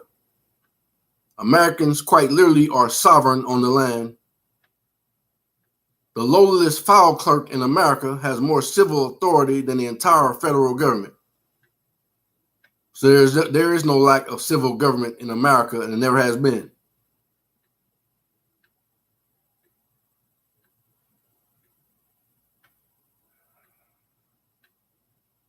Any claim that the civil government has not operated since 1865 due to the fact that the properly seated and functioning Congress has not acted since then is immediately rendered null and void by the simple fact that the sovereign upon the land are not obligated to or convene a Congress or any other legislative body. We can do what we like, but we must now recognize that our own failure to operate our own civil government has created a vacuum of power that the unscrupulous men have sought to take advantage of. The counties, the basic building blocks of American civil government, must be rebuilt and redirected to function properly as a grassroots level. Usurpation into the land of boroughs and municipalities existing under federal charters, that is, under the auspices of the United States Minor, or the United Nations city-state, which are foreign nations created unauthorized settlements on our land. And when you talk about our land, I'm speaking for the Most High, the land of the lost sheep of the house of Israel.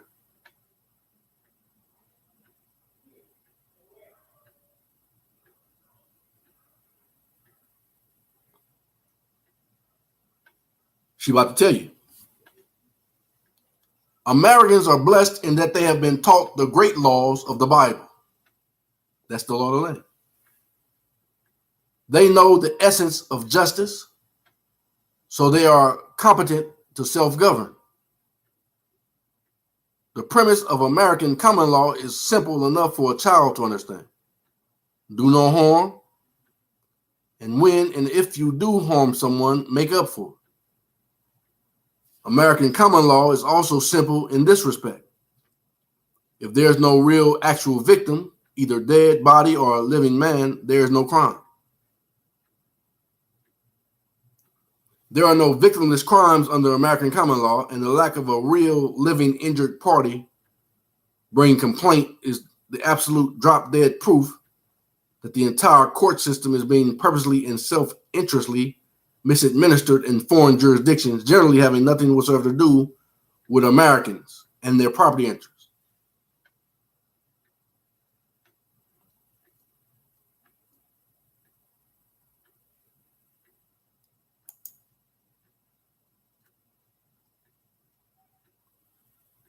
That being said,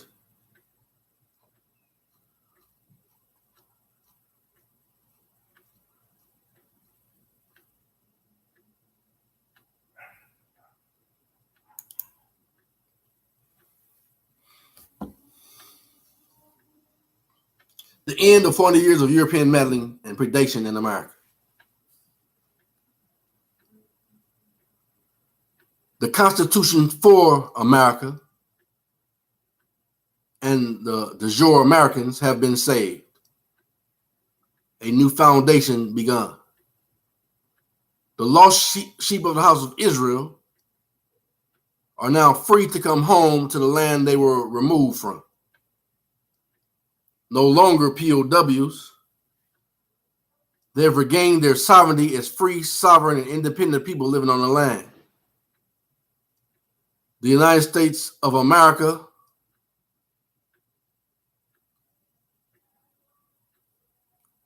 or America, the de jure United States for America, and for de jure Americans and de jure Californians, or whatever de jure state you're on, and the free, sovereign, and independent people living on the land of the organic states have regained their sovereignty in the international jurisdiction of the sea. For the first time since 1789, Americans are in full control of both their natural land and sea jurisdiction. We are finally whole.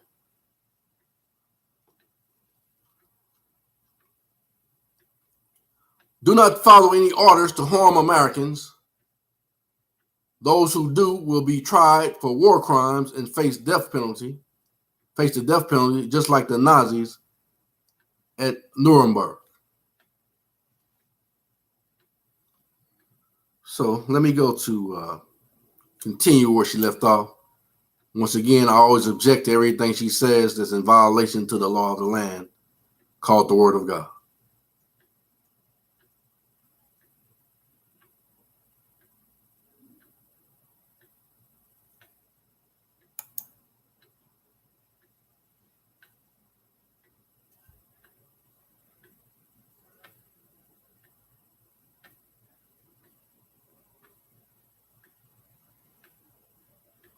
I'm going to put it this way. I'm going to read just a little bit of it. As discussed in a recent article, the law of the land in the Western world is defined by the law of Moses, specifically the Ten Commandments, which are known as the moral law.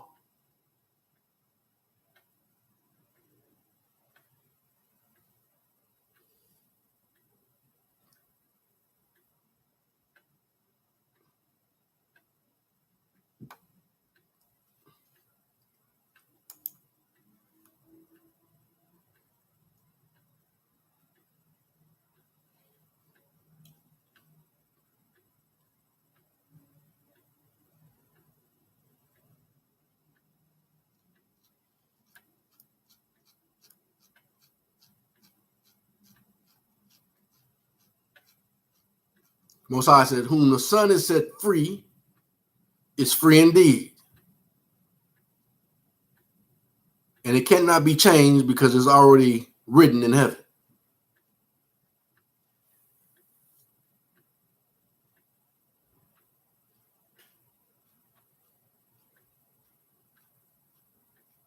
That's what make me exempt.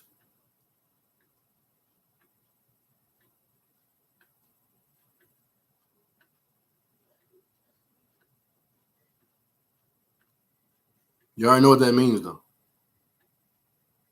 All you got to do is believe in your heart and confess with your mouth, and you shall be exempt.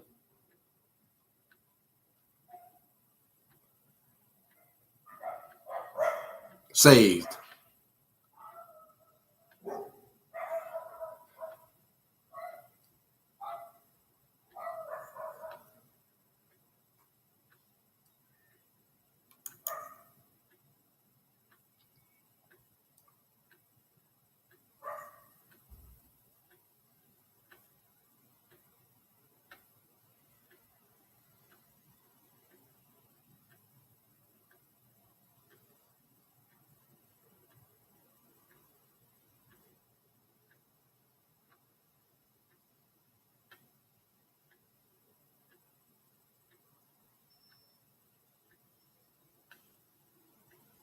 She has something called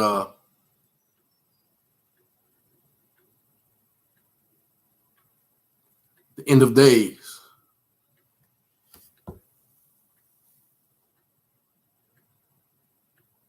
She already said that the illusion is like money. Time like money is an illusion.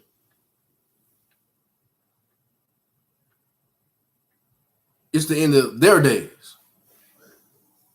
I'm not going by what she say because she ain't got nothing to say nothing about. I'm just using what I hear. An evil spirit out there, so I'm addressing. I'm going to exercise that evil spirit and cast it out.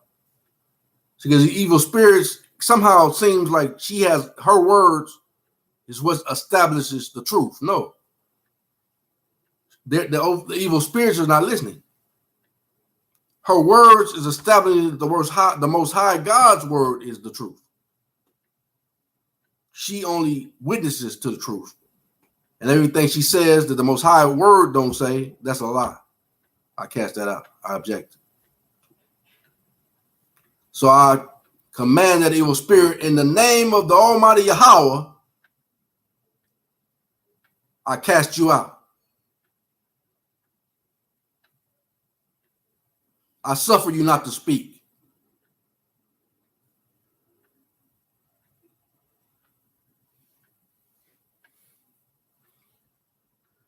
And she said, for the children of Israel, which the Most High said, he's already made provisions for us that they got to comply by. Only people he can treat with bad faith and lie to and not give them anything is those in his jurisdiction, particularly his own people, because they're not Americans.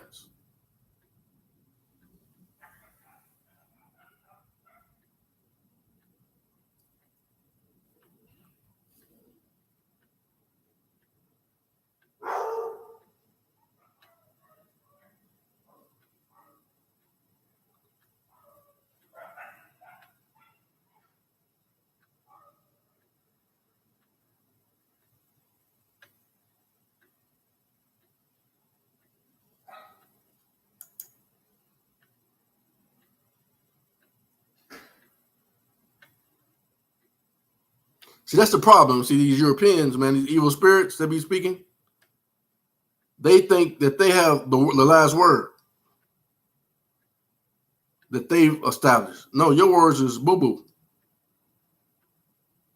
That's why the Most High said, speak his words, son of man. Speak my words, because I put my name above all my word above all my name. That's why he's called the highest. And at his word, every knee shall bow.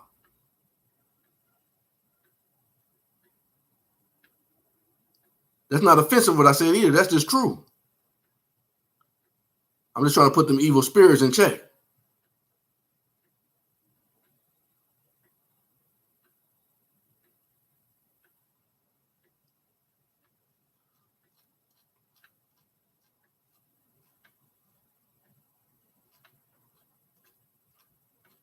Because they've already acknowledged that we're sovereign. I'm sovereign. The only thing you can do for me is give me what is mine by right and good faith and keep your comments to yourself and your bad spirit. They even said that. So why are you still interfering with my business? Mind your business and make sure that my business is taken care of in good faith.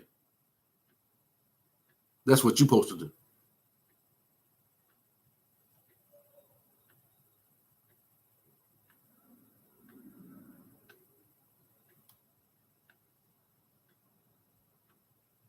And I've already assigned my agent of good faith who's going to handle my finances. You just make sure you get it through him, who I already told you who that is. Because when he handle my business in good faith, that makes sure his business is going to be all right.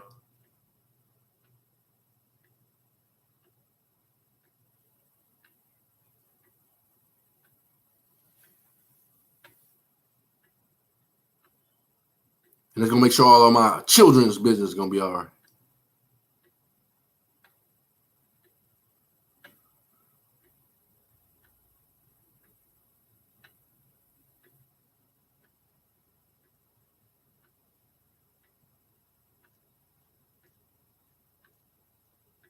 So I don't want to hear no more coughing and sneezing and all that stuff trying to be in my business, evil spirits. You already been put in check. Mind your business, which is not my business. But when it comes to my business, only thing you can do is make sure everything is done in good faith.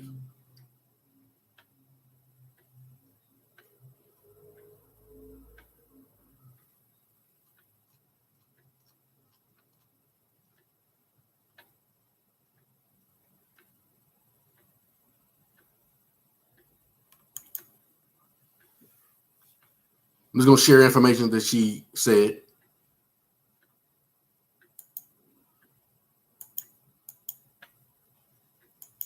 She put up something that says the law about vaccinations.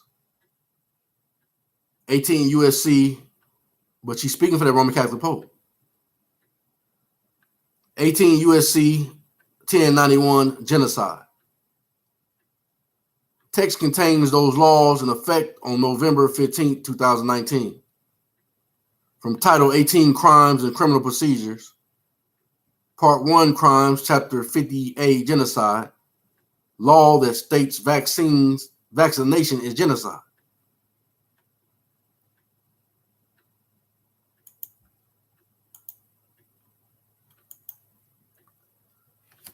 It says Section 1091 genocide, basic offense. Whoever, whether in time of peace or in time of war, and with specific intent to destroy in whole or in substantial part a national, ethnic, racial, or religious group as such, kills members of that group, causes serious bodily injury to members of that group, gang stalking included now, because that's what they're doing.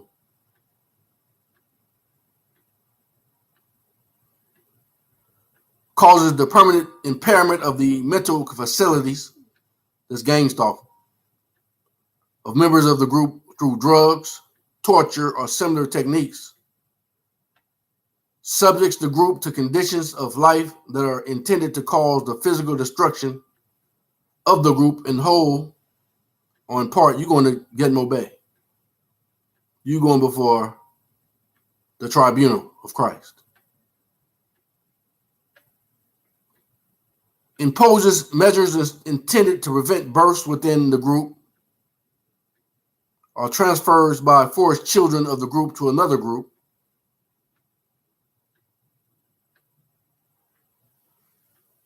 Shall be punished as provided in subsection B. Punishment for basic offense. The punishment of an offensive under subsection A is, in the case of the offense under subsection A1, where death results by death or imprisonment for life and a fine of not more than 1 million or both, and a fine of not more than 1 million or imprisonment for not more than 20 years or both in any other case. Indictment offense. Whoever directly and publicly incites another to violate subsection A shall be fined not more than 500,000 or imprisoned not more than 5 years or both. Attempt and conspiracy. Any person who attempts to conspire to commit an offense under this subsection shall be punished in the same manner as a person who completes the offense. Jurisdiction. There is jurisdiction over the offense described in subsection A, C, and D. If one offense is committed in the whole or in part within the United States, or regardless of where the offense is committed, the alleged offender is a national of the United States, as the term is defined in Section 101 of the Immigration. This says, now, what else were you going to tell me about my responsibility or obligation? To A, be vaccinated as a condition of employment or use of any public facility or service, or B, participate in the vaccination of other people. Otherwise, as an American, they can't vaccinate you unless you willingly do it, subject to it.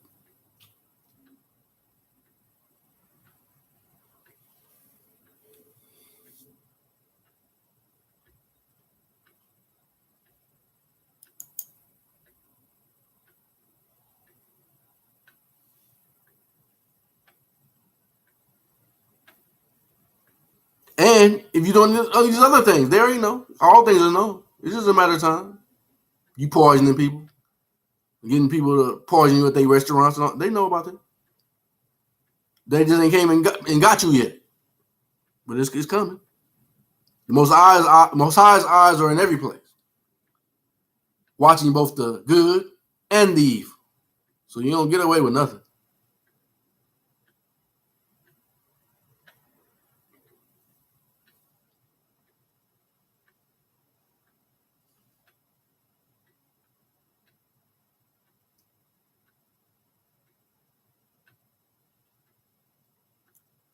Let's see where we're going now.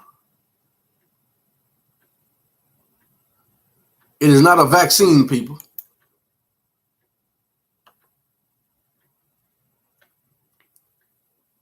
By Anna Von Ritz.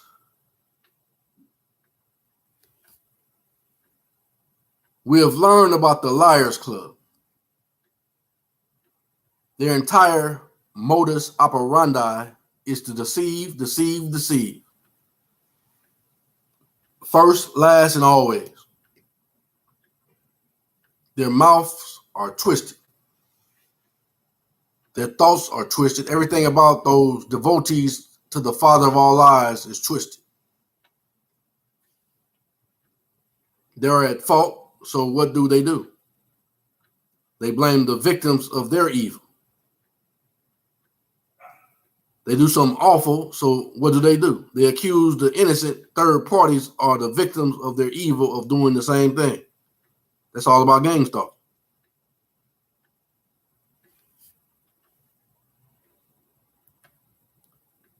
The truth and the law is against them. So what do? They rename and rebel and relabel things to have different meanings. And this is a case in point. They have changed the definition of vaccine and presented something that isn't a vaccine as a vaccine under the new definition of the word. Okay? A lie by any other name is still a lie. So it is not a vaccine and it is not even a virus. The issue is that foreign mRNA is being injected into your body, just like foreign mRNA is injected into a corn plant to create a genetically modified organism, GMO. And just as genetically modified corn produces its own pesticides, you are being altered to produce foreign proteins that attack the linings of your arteries and veins. Is this legal? Yes. Is this immoral? Yes. Is this unlawful? Yes. Should everyone involved be prosecuted? Yes. Are they being prosecuted? Yes. That's why they get obeyed and going before the tribunal.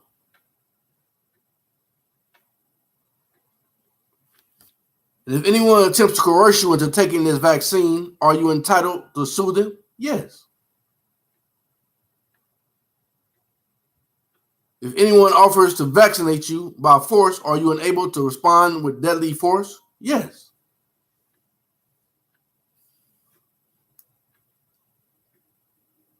That goes right along with the Most High when he said, if they come against you against your life or your freedom, then you are justified to take their life.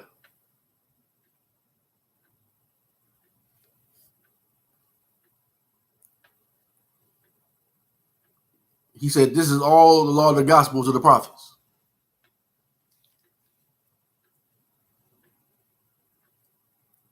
If anyone tells you that you have to be vaccinated as a condition of, are you unable to invoke federal law, including 18 USC 1091? Yes.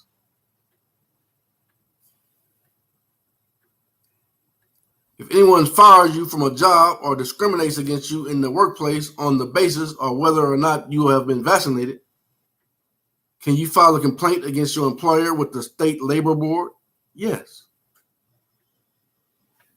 If any business refuses to serve you based on whether or not you have been vaccinated or not, do you have the right to sue them for violation of federal law?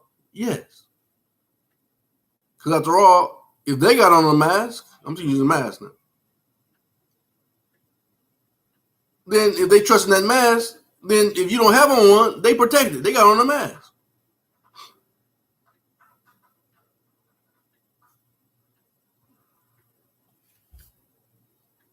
It's all for the bullcrap anyway. If anyone tells you that you have to shut down your business now or ever as a result of public health concerns, do you have the right to tell them to leave your premises and not return? Yes. You have the absolute right. The only contract that Americans have with either one of these foreign commercial corporations are very explicit and easy to read. The Constitution of the United States is your only contract with the U.S. Corp in any form. The Constitution of the United States of America is your only contract with the U.S. Inc. in any form. Neither one say a single word about health concerns. Your health and public health alike are private concerns of the American people and are not left to the discretion or interference of your employees or their dependents. Be not like dumb, driven cattle. Look, listen, learn, and defend yourselves from these monsters in suits. That's why I opened up a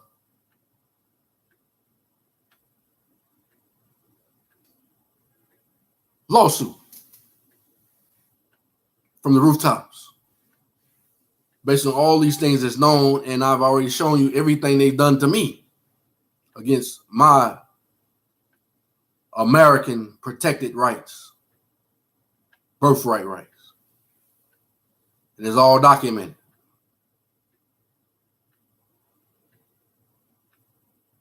And I'm not talking about these things that are owed to me by my rights. I'm talking about things you violate me for that you got to pay for.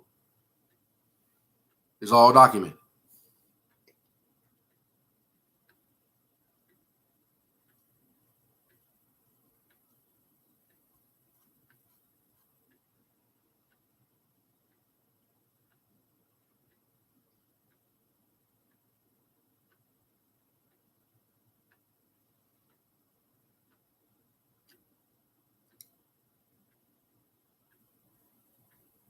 I even warned them and told them to cease and desist from all their bad faith actions when I wrote to them.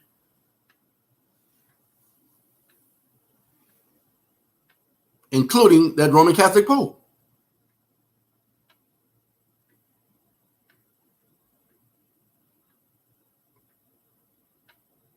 I even looked out for my people, which is the Most High's people, and I said cease and desist from bothering them. I said I put that in their information. I told them to cease and desist. That's even before I even heard anything about the sealed portion.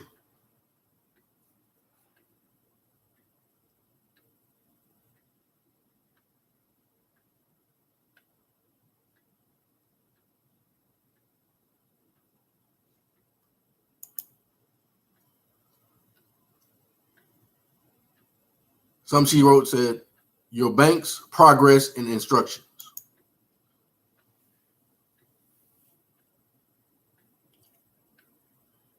Here's a quick update on progress for International Trade Bank Blue Dot Banks initiatives that are now on the way. Trade bank committees are forming all over the world, and people are quickly answering the call.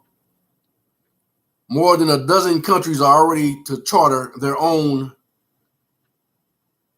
international trade bank, but haven't identified people with correct political standings to act as founders.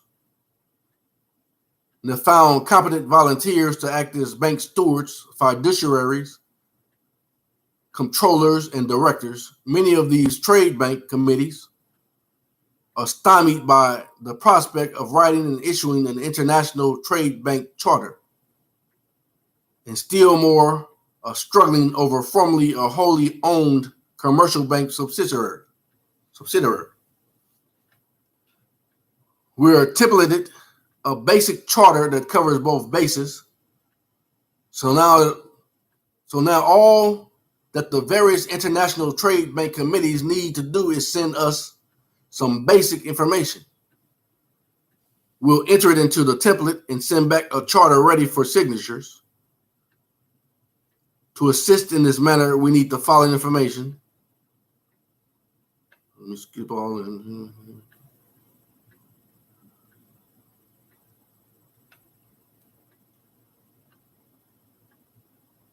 This says, please note that banking, like law, is an occupation of common right and is not and never has been licensed on the land and soil jurisdiction of any country. Please also note that international trade banks deal in lawful money. I've already told them that I request in 2017, I told them I request when it's possible to make sure all my money is in lawful money. Not commercial fiat and not military script. As a result, trade banks are the correct banks to accept deposits of actual assets, which include cash value assets like silver certificates and cured labor bonds ready for settlement, as well as gold, silver, platinum, jewels, and similar assets. Commercial banks deal in fiat currency issued by private banks and in military scripts, bonds, stocks, and similar instruments collectively known as commercial paper. These forms of legal legal tender are not lawful money and are only used as currencies in the jurisdictions of the sea and air, not the land and soil. As such, commercial banks are the correct banks to use to translate and deposit, transfer all forms of legal tender. So I was trying to tell you, even when I use legal tender, they automatically make it lawful money.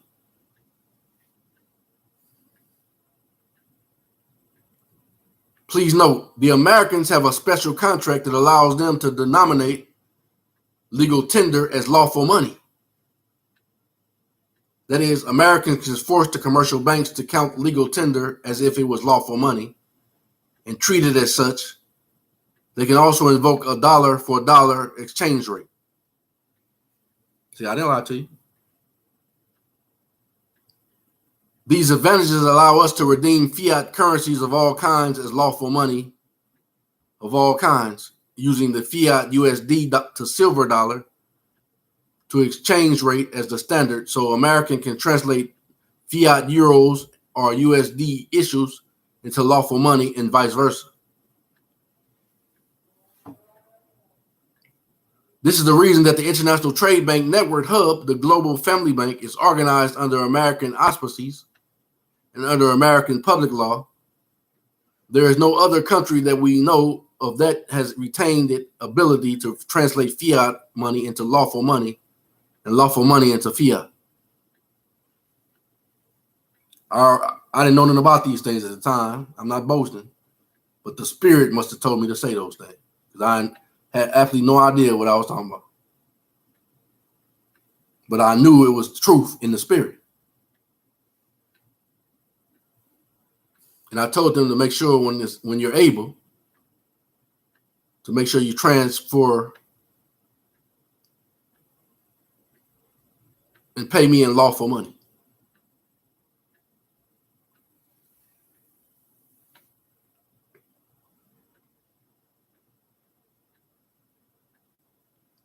The actual Americans, not U.S. citizens, can provide a gateway for the rest of the world and back prepaid credit card or prepaid credit and treasury bonds as a cash value asset. That's how I paid off all the debt, including that car they stole from. Once again, the Spirit led me to do that. I'm not lying because they know I did it.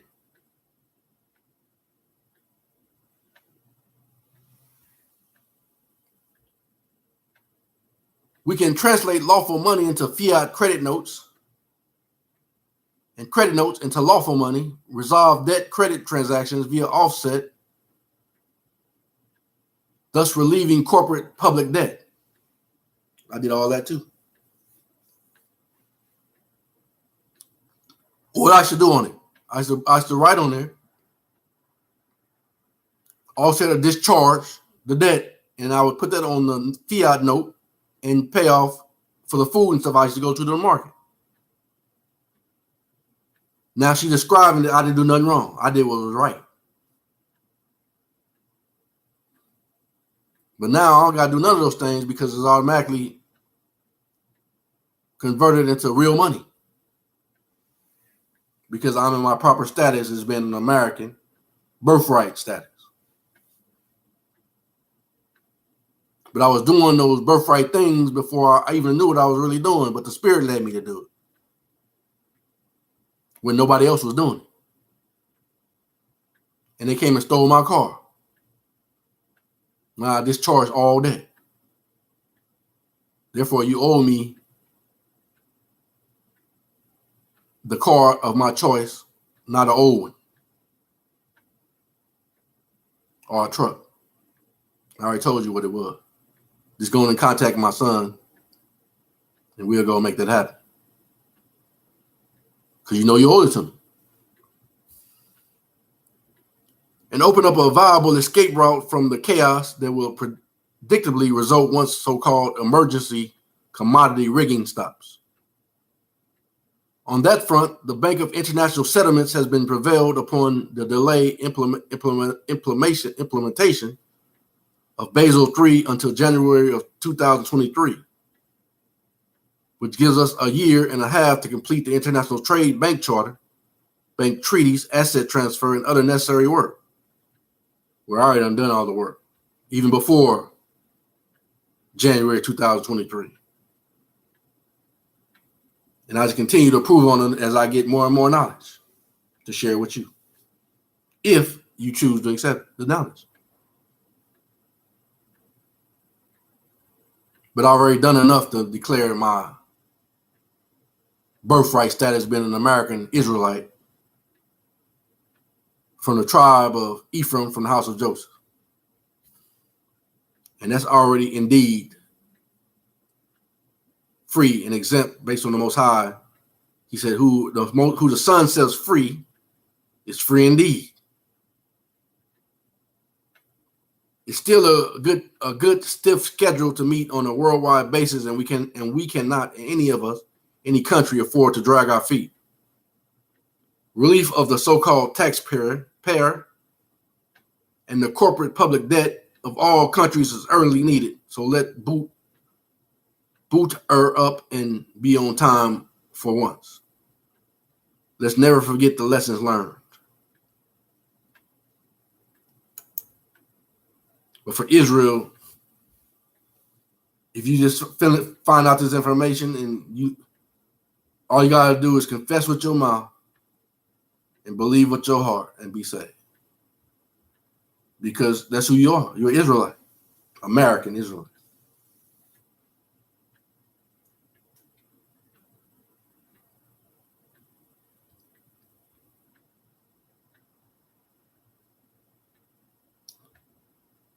But you got to enter into the straight gate through repentance and baptism.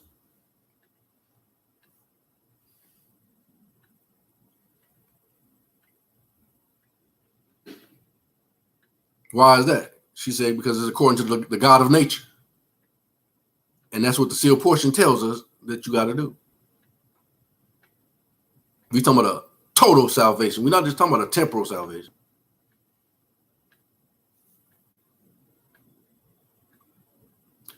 And if you're an Edomite in disagreement, I ain't talking to you anyway, because you ain't got no salvation coming other than giving back full time what you're taking. That's your salvation. Once again, I got to cast that spirit down. I'm not suffering you to speak.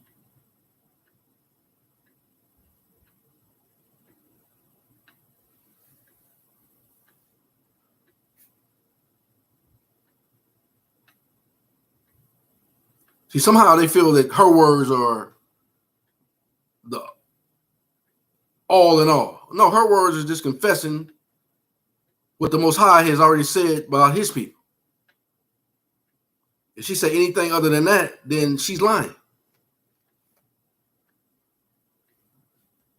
That's what you people don't realize. You act like, okay, she didn't say that. Well, if what she say don't match up with the Most High say, then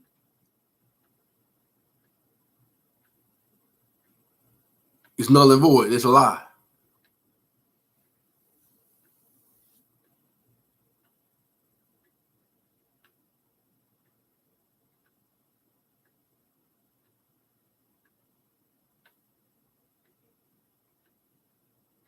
Let's see where else we're going right now.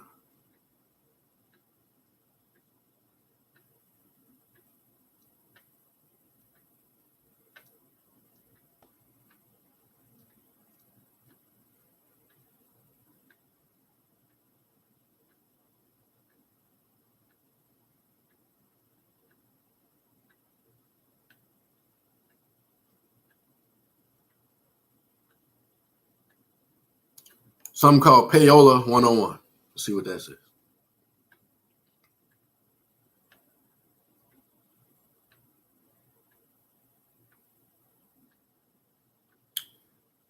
I said it once, I say it twice, okay, by Payola 101 by Anna Von Rich, Roman Catholic Pope Protestant.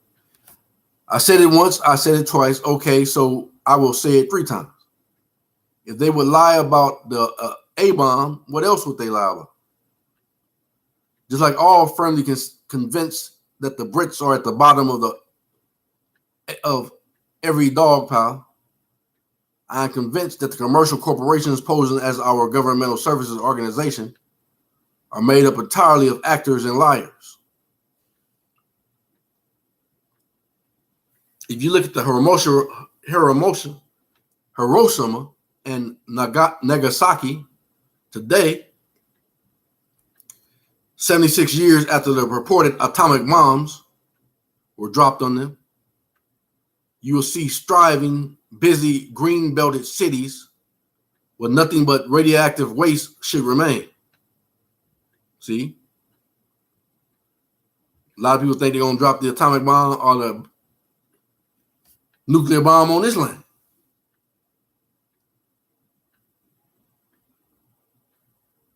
They're talking about the Vatican and the city-state, Babylon. And it could be a nuclear bomb, or it could just be this word that's annihilated through the truth.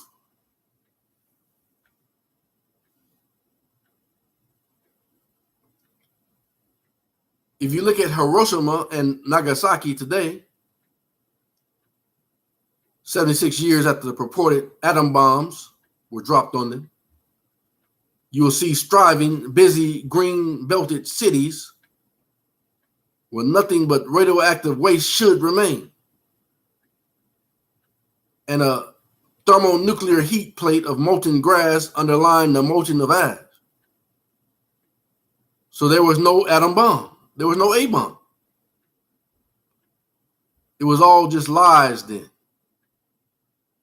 And lies now, too. Because we know for a fact that all those missiles and missile silos are either vacant or derelict and still using MS-DOS. They are lying like rugs. They're lying about virtually everything. It cannot be our problem or concern to wonder why. Our only job is to observe that they are lying and go from there. As my mother said, if a man will lie about one thing, he will lie about another. And lady, I done caught you lying a lot, though.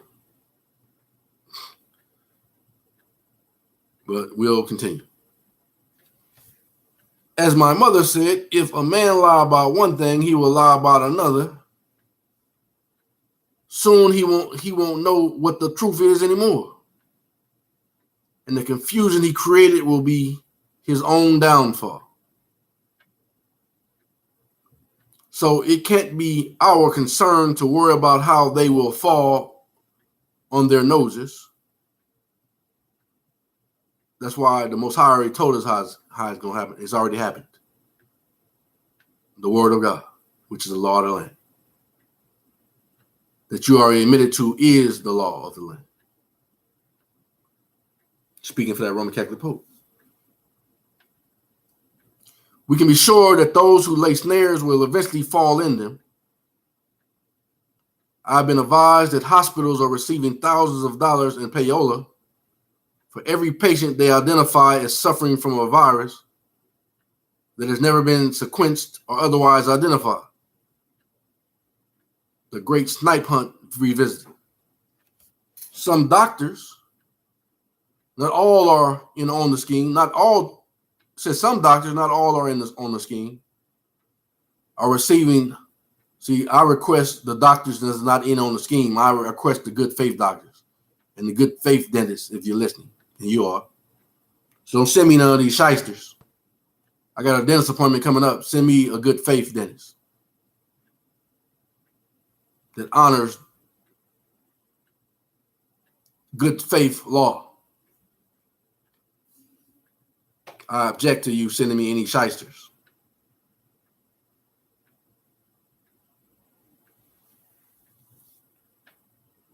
Some doctors, not all are in on the scheme, are receiving hundreds of thousands of dollars every month for their participation. I've recently seen credible proof that schools are receiving $3,000 per pupil for the CDC organization for imposing mask and shot requirements. That adequately explains why these individuals and institutions are pushing the script plain, old-fashioned payola. They are their own version of Judas Iscariot. They will receive their reward. And so also will the men and women who are paying them. It will come full circle sooner than not. Stand back and witness the vengeance of Yahweh. The Declaration of Independence written by Thomas Jefferson is a reflection of the universal law, which pervades the entire universe. It is what it is. It stands as a monument to man's ability to grasp the meaning of justice and causes and its cures. Those who would offer you any New Deal or new Declaration of Independence are offering you a lie, because the truth is forever the truth. It needs no adornments or changes. Don't believe me? Go read the Declaration of Independence for yourself. See how exactly it matches the crimes that have been perpetrated against us today. Just as described, these same crimes hundreds of years ago. There's a reason for this shocking parallel. The same people and institutions who were preying upon us now were preying upon us then too. What they could not win by force, they have attempted to win by guile. And all the while, like naughty children, they think that they are not observed. They think that the rebellion against the law of the universe is not seen, but it is. They think that they can kill most of the other people on this planet and never suffer themselves. So they give themselves to their own superstitions and worship the little gods they made with their own hands. They believe their own lies. Recklessly, they give themselves exemptions from the evils they mandate for others. And right up to now, they have thought to themselves, we shall do this to the sleeping sheep and not be caught. Nobody will know. Nobody will make the call. Nonetheless, the call is made, and it goes forth like the word that created this world. What word was that?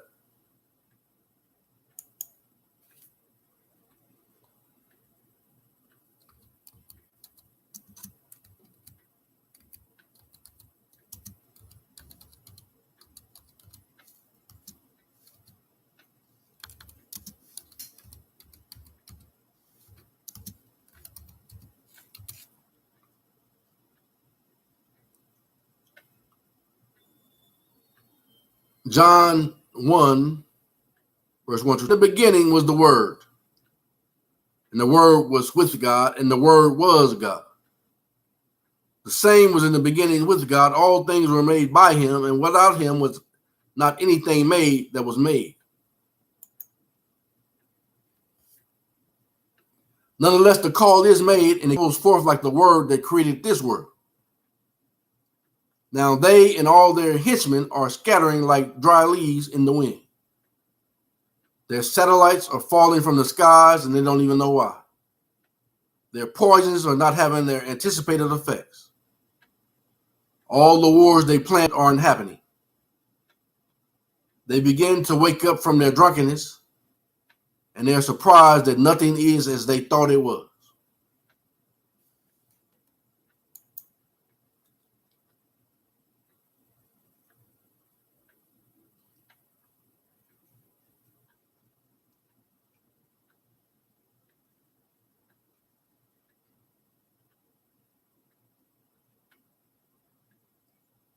Some says more proof.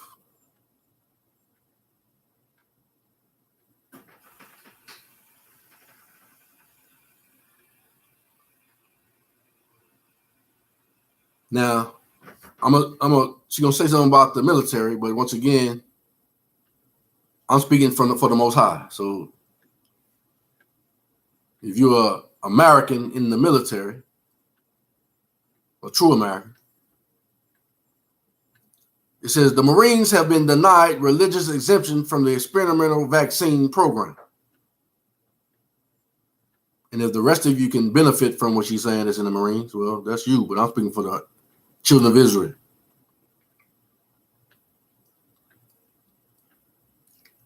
The Marines have been denied religious exemption from the experimental vaccine program.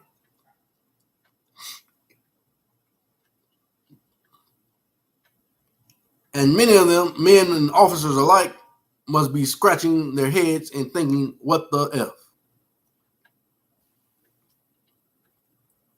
The men who fight for Constitution don't enjoy its protections. That's right. They don't. It's counterintuitive, to say the least, that is the way it is and the way it has always been.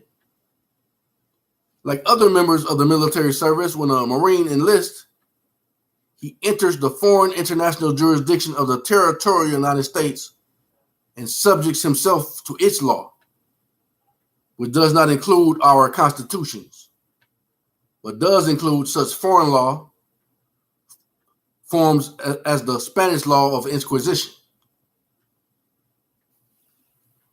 If our boys and girls were given full disclosure of the results of their service contract, a great many of them might think twice about joining the armed forces. That's what the armed services. That's what the Most High told us not to join them. To my Israelites,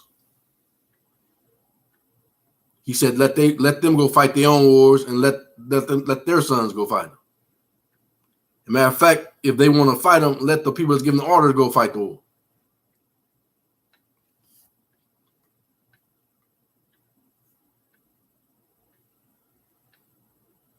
If our boys and girls were given full disclosure of the results of their service contract, a great many of them might think twice about joining the armed services, so they are simply not told. Now, this is a European woman telling you this. So you feel like a sucker, don't get mad at me.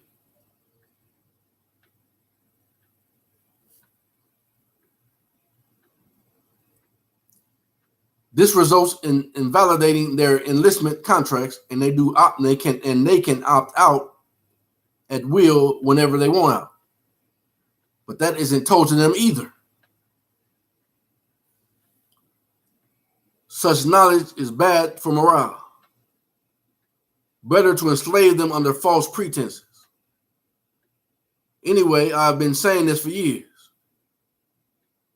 If anyone had listened, the Marines could have saved themselves the brother and expense of court proceedings. Salaki. The Marines could have saved themselves the bother and expenses of court proceedings. If the Marines want to avoid the jab, they have to play Bill Gates' game, just like Simon says. And they need to say, I'm allergic to the serum. And that is absolutely true to everyone on earth. It can be argued. It's exactly what Mr. Gates said when it came time for him and his children to be jabbed. But allegedly, he's no more either.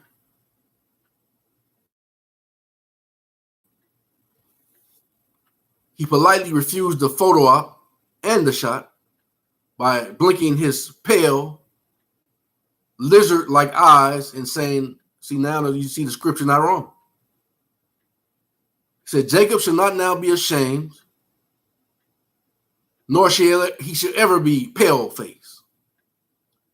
She's telling you who doing this, the pale-faces.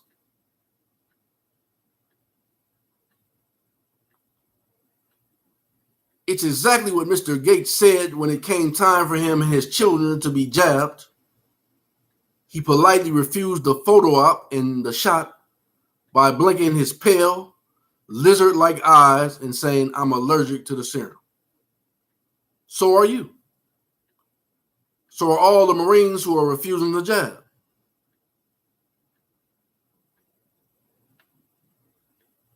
And you don't have to say anything else or more.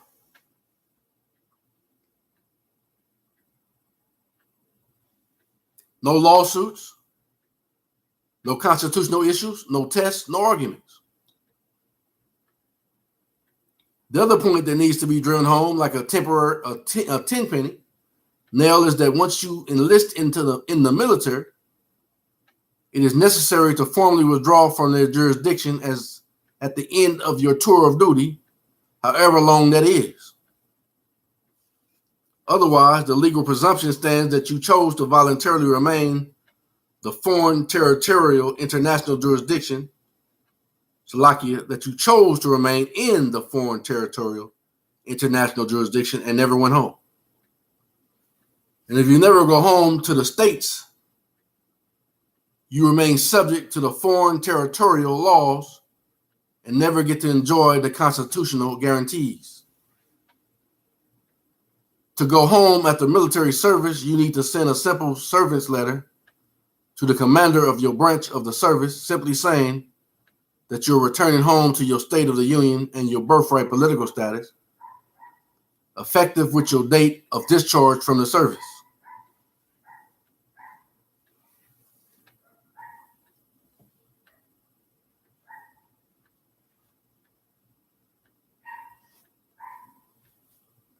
That's why I was showing you when I retired from the county probation department. I've never been in the military, but they gave me an honorable discharge. That's what they were really telling me, that I didn't realize at the time. It allowed me to go back home, and I went back home to the God of nature.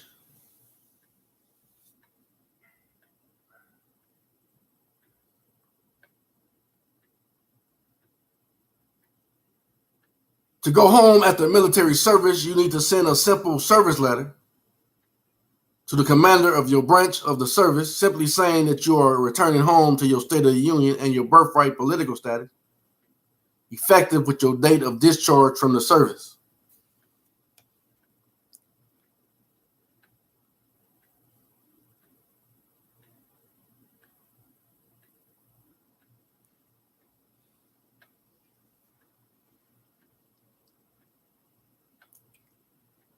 Like I said, I only speak what the Most High has said. But I'll read what she said. And I'm not subject to what she say. I'm only subject to what the Most High say. It says, send this letter via registered mail, return receipt requested, or via express mail with tracking and save receipts so that you can prove that you formally reserved that attachment. I did that too back then. And I got the receipt. But the only thing is, I didn't know that I didn't need to do that. All I need to do was confess with my mouth and believe in my heart, like the scripture said. Because I'm a birthright American.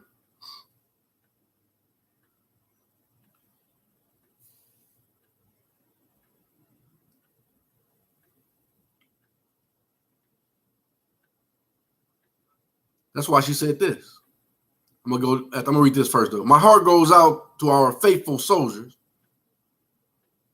who have so often been abused by the venomous British territorial government. Even before I even knew what I know now, I still feel sorry for them too. Because I should see them come home and be treated like dirt.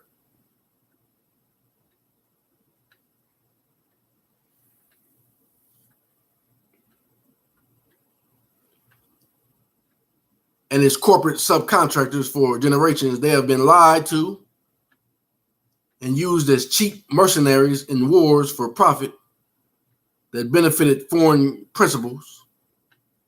and which cost our lives and our resources. Let this be the final year that we are chained by such ignorance to the bad faith and guile of the European principles responsible for this entire mess. Now, I'm going to try to hold on, but I got to read this now. Sealed portion, chapter 71 or 72. Let me see which one it is.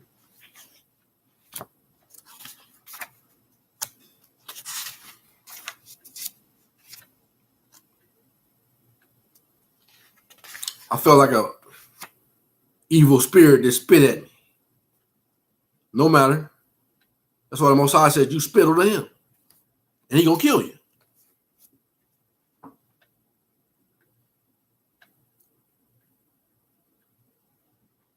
Sealed portion in chapter 71, verse 45 through 52.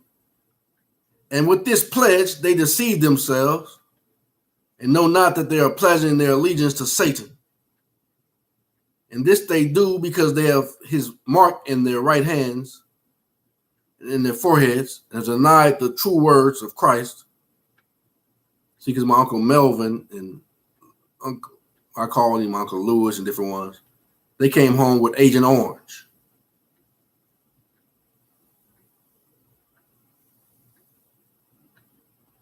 After serving in the military.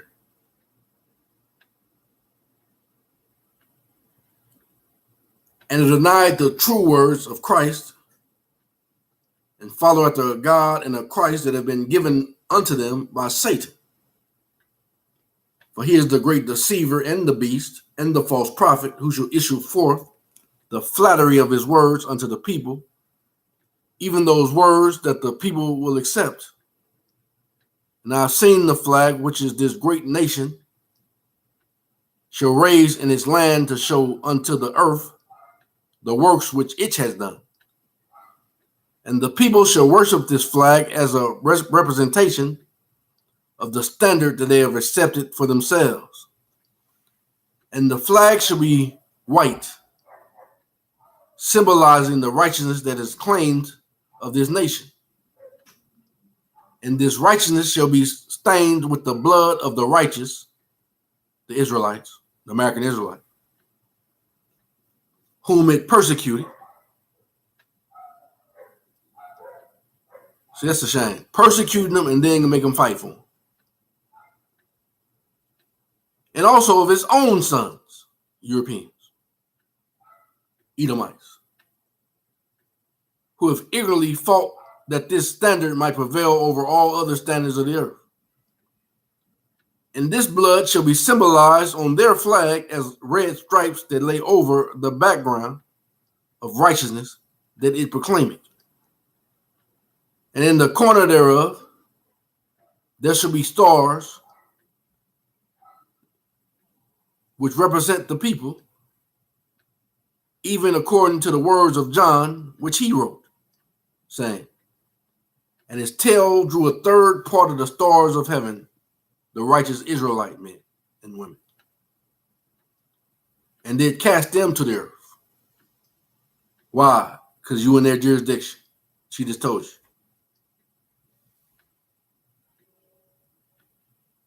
And these stars shall be of the white background and of the righteousness that they have proclaimed in and of themselves.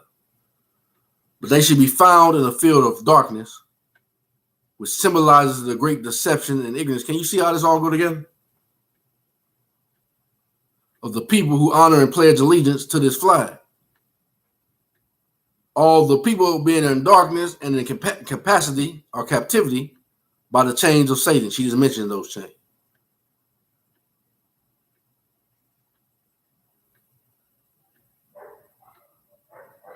And these things are in the exact likeness of those things which existed during the greatness of the Roman Empire. And now, my beloved brothers and sisters, can you now see how much power and control over the minds and hearts of the children of men that Satan had? Do you not see how you have been deceived by him?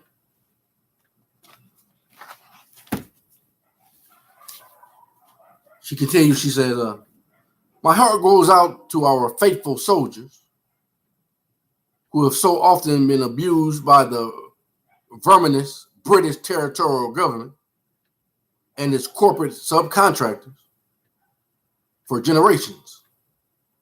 They have been lied to and used as cheap mercenaries in wars for profit that benefited foreign principles, which cost us our lives and our resources. Let this be the final year that we are chained by such ignorance to the bad faith and guile of the European principles responsible for this entire mess.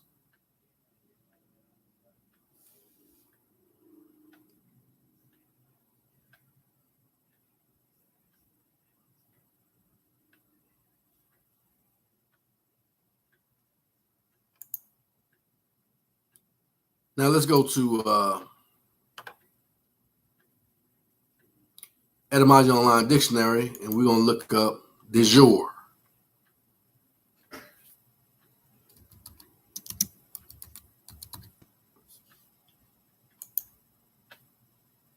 De jure, Latin literally of law, thus legitimate, lawful, by right of law, according to law. Let's look up de facto.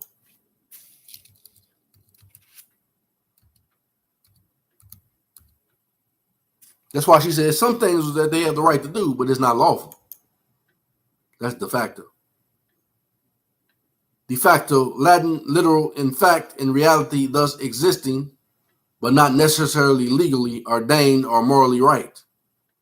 That applies to their jurisdiction. They can only treat the true Americans who have come home in de jure fashion.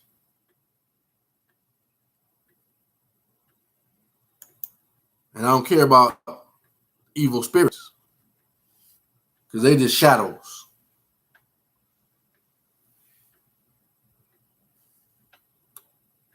I gave that definition because I'm going here.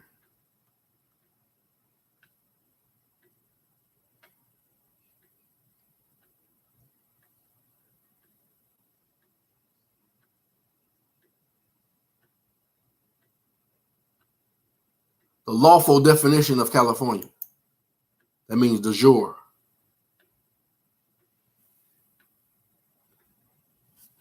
So anything she's not saying that's de jure, I object to.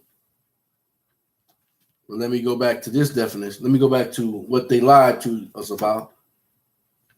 The Edomites lied to us about. Who is Esau Edom? The same European people that she said was behind all this.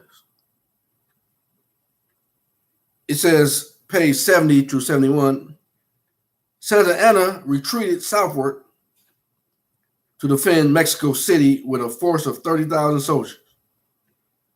But General Winfield Scott, with an army of about 10,000, entered into the Mexican capital. We already found out this is the true land of the Negroes, that they call, who are truly the lost sheep of the house of Israel. It says, subdued its forces and raised the flag. I just told you about the flag. I read it to you from the book, the Bible, the Word of God, or the Northern Kingdom information, which is the Word of God. The second stick. Over the places, the palaces of the Montezumas. The colored race, or the lost sheep of the house of Israel, was forced to cede half its territory, including California, Arizona, Texas, and New Mexico, into the hands of the European Edomite race. All right. Now let's see what she said. She said this is the lawful definition, so it should say everything that the Most High says, not what she said. She said our state assemblies, including the California Assembly, has been summoned to assemble for one purpose and one purpose only: to restore the de jure government of this country, she said lawful, to its full form and function. We are not here to debate gay rights or historical Mexican claims. She just lied.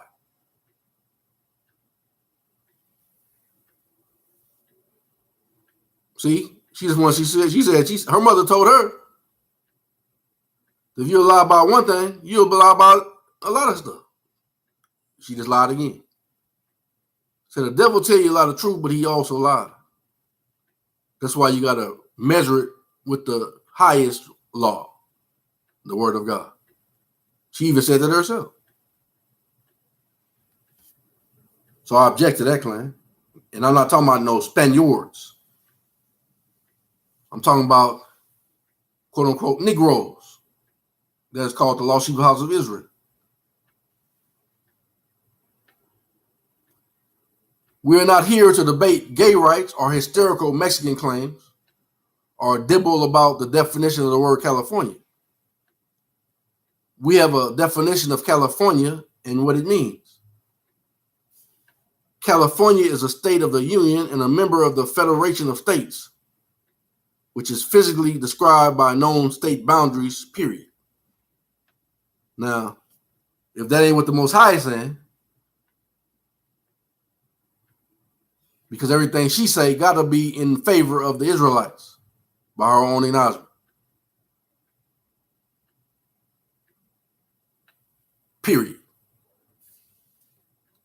That's the California that we are talking about, and only California populace that is guaranteed the right to assemble lives within those established and known state boundaries. Who are those? The Lost Sheep House of Israel.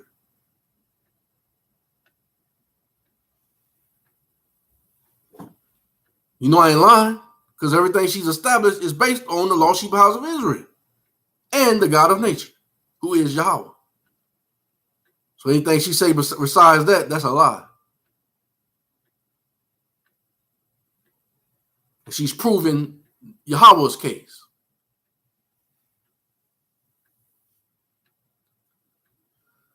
She said, our state of the union called California is the only brand of California that our American government is interested in restoring.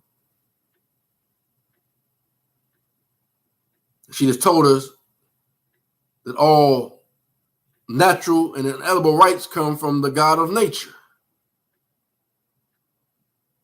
Yahweh.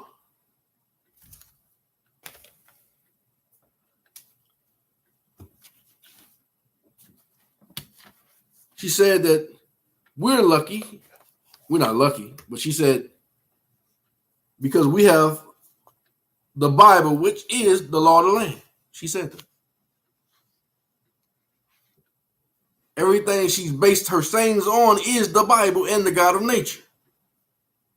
That means everything she says that's not in, let's say the word union with his sayings is a lie. And if you got an evil spirit, I cast that out with the truth.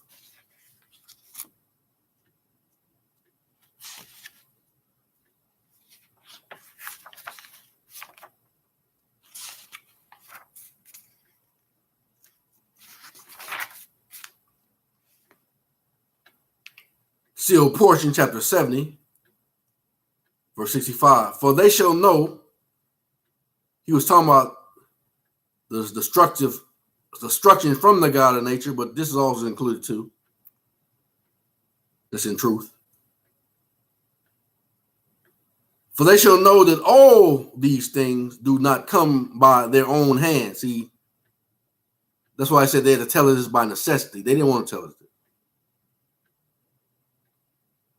For they shall know that these things do not come by their own hand. Therefore, they must come by the hand of God, who is the God of nature.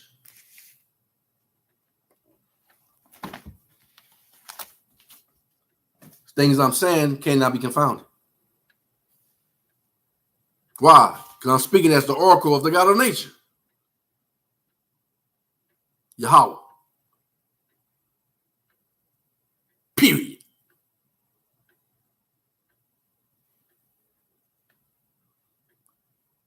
She says we can care less about any new California or Mexican California or gay California. No, we're talking about the ancient people, the Israelites.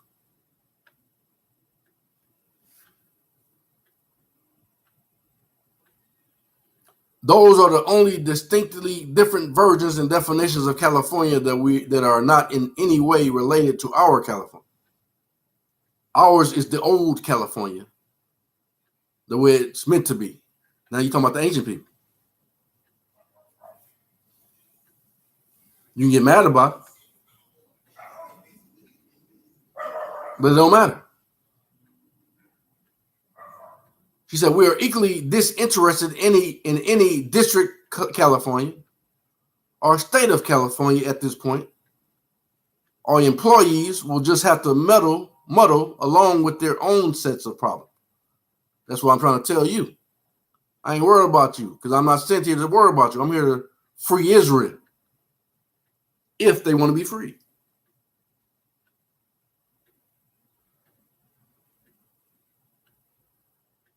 Why? Because I'm speaking as an oracle of the God of nature, Yahweh, with his cause.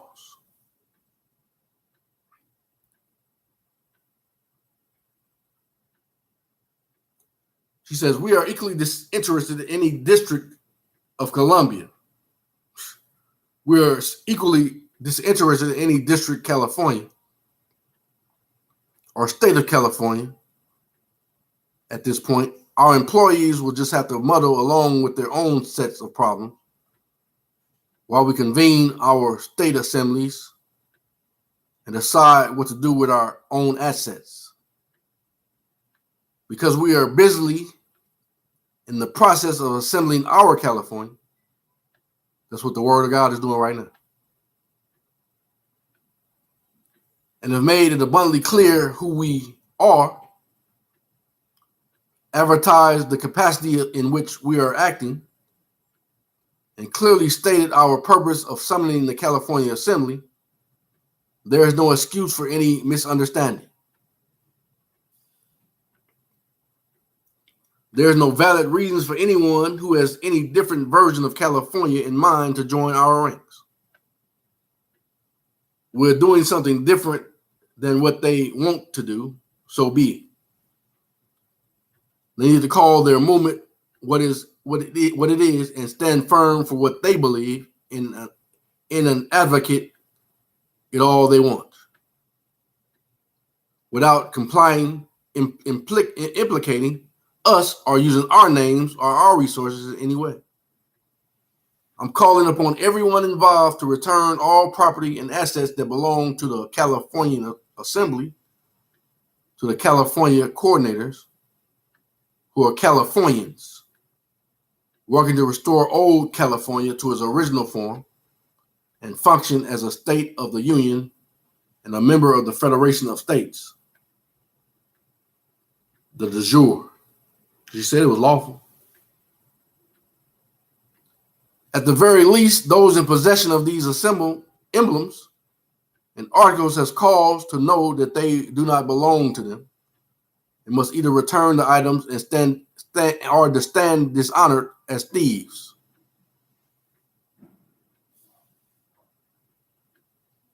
Just read to you, they stole it from us and took it from us. So that's what she was saying. The old California that belongs to the American Israelites. Just proved it to you. She said it's de jure, lawful California.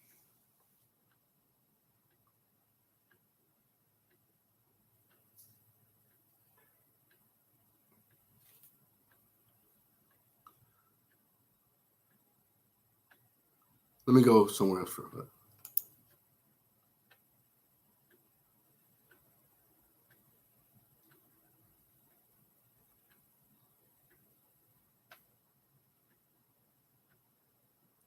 She says, RE situation in California.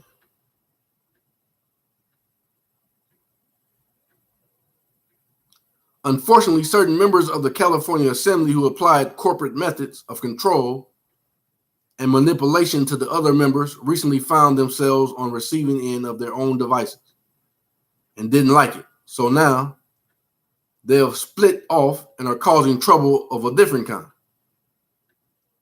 I wear myself out explaining that corporatists ways and means that don't belong in any American assembly.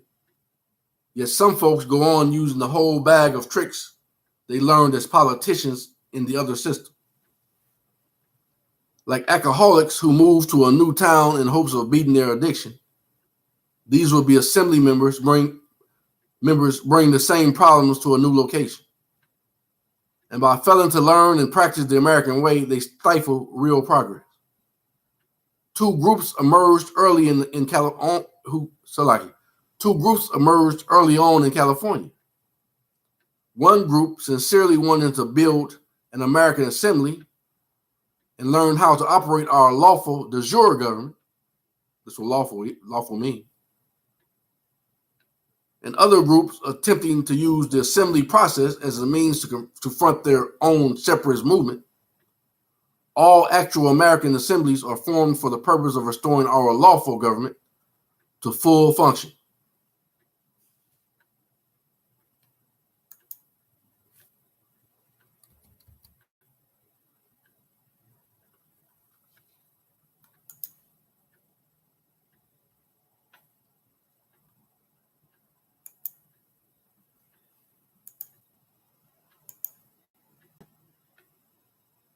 After all, she said it's all about the word of God, which is the law of the land.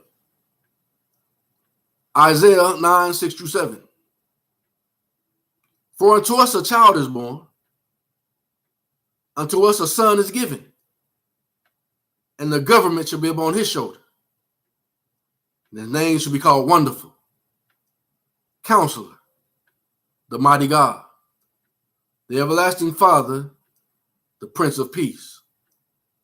Of the increase of his government and peace there shall be no end, upon the throne of David, upon his kingdom, to order it, and to establish with judgment and with justice from henceforth even forever. The zeal of the law of hosts will perform.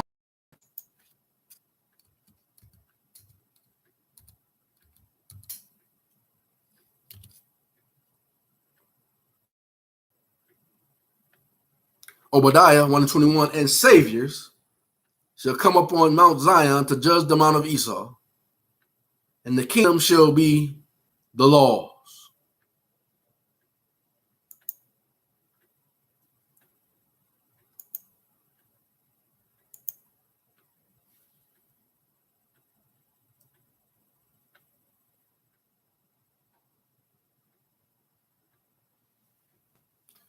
Continue. All actual American assemblies are formed for the purpose of restoring our lawful government to full function. There are no secessionist American state assemblies by definition. We fought the 160-year Civil War. That's what the sealed portion, chapter 70, was all about. And everything she mentions is being noted, that they note as being treated us like cattle 450 years ago. That's what this is all about, the American Israelite. We fought the 160-year Civil War over such issues and ideas seeking to divide and conquer our country for the benefit of outsiders. And we have all suffered. Who is outsiders? Not us. And conquer our country for the benefit of outsiders, and we all suffered the result. That should be enough said. It is. And God help California if it is not. God ain't gonna help California if it's not.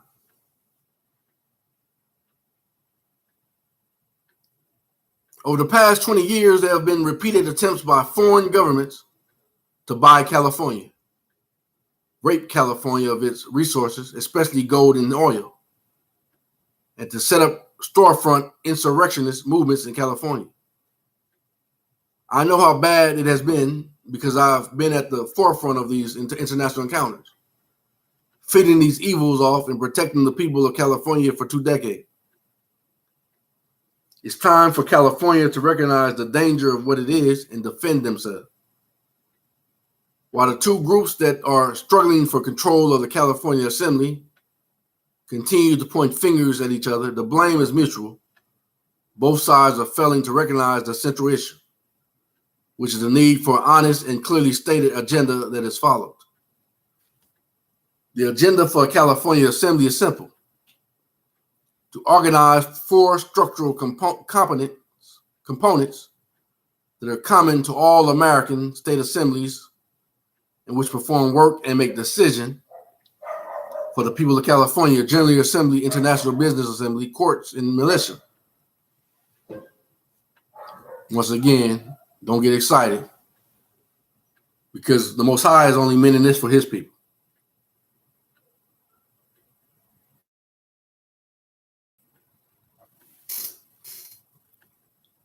The further agenda for the California Assembly is to be honest and support California as a state of the Union, agreeable in its support for the other states of the Union and our Federation of States. Secessionists need to find another place to roost. British Tories need to join their own district assemblies. Papists who support the municipal theocracy need to join their municipal assemblies. That's the same thing I've been telling. I'm only here for the lost people house of Israel, speaking as an oracle of Yahweh.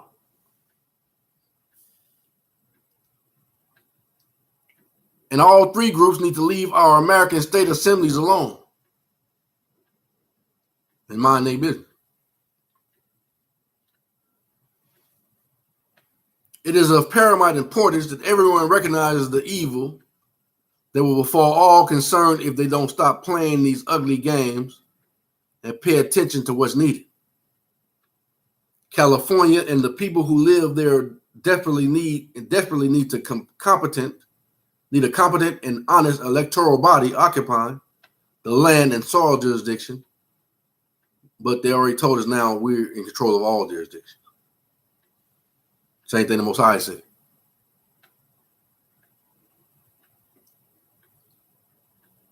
Of the states of the Union, they don't need politics. They don't need excuses.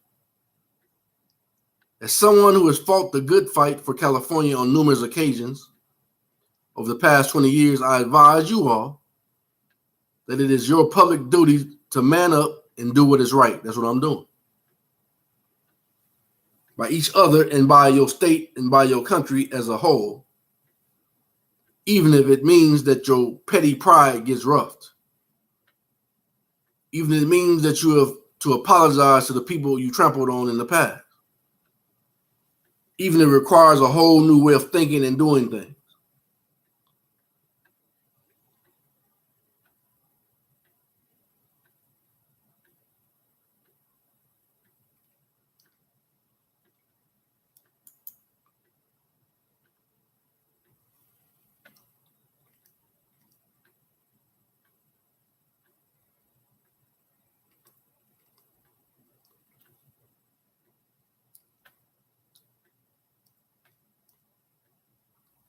Let's see what this one says.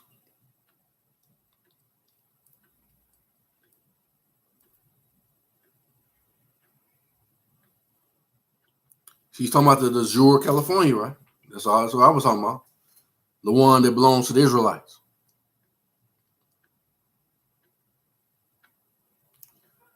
It says, no other California again for the clues among us, by Anna Von Retz, Roman Catholic Pope Private Attorney. Everything she says, as I always say, that goes against the God of nature or the scriptures, which is the law of the land, I object. But I'm going to read everything she said. All states of the Union are members of the Federation of States and owe good faith and owed good faith to it by definition. Just as the soil is part of the land, if you are a state of the Union, you're also a member of the Federation of States.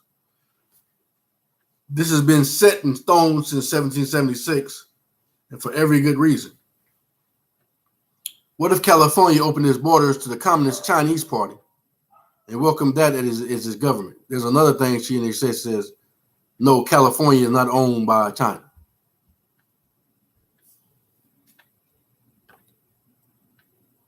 What effect do you think that would have on the rest of us?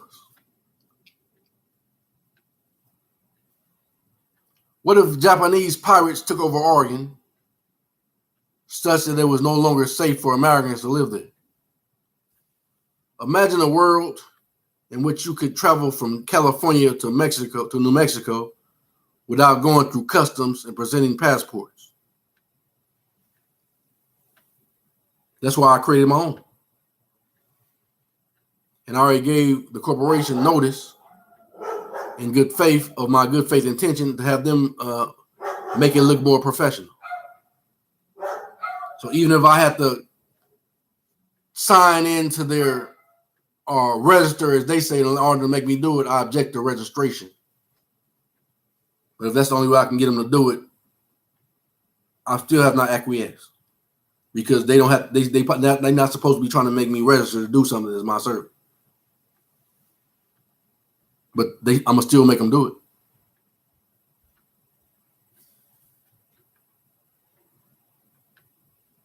And they can't claim that I acquiesce.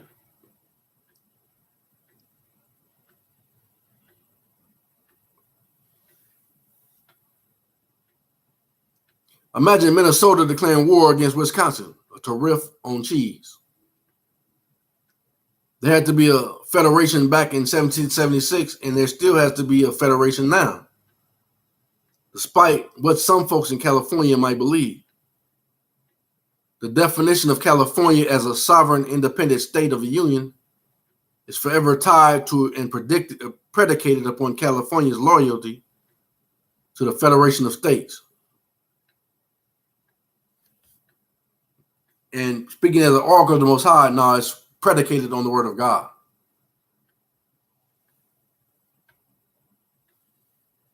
And you already acknowledged that. Because you said all natural and inalienable rights come from the God of nature. You said that with your own mouth.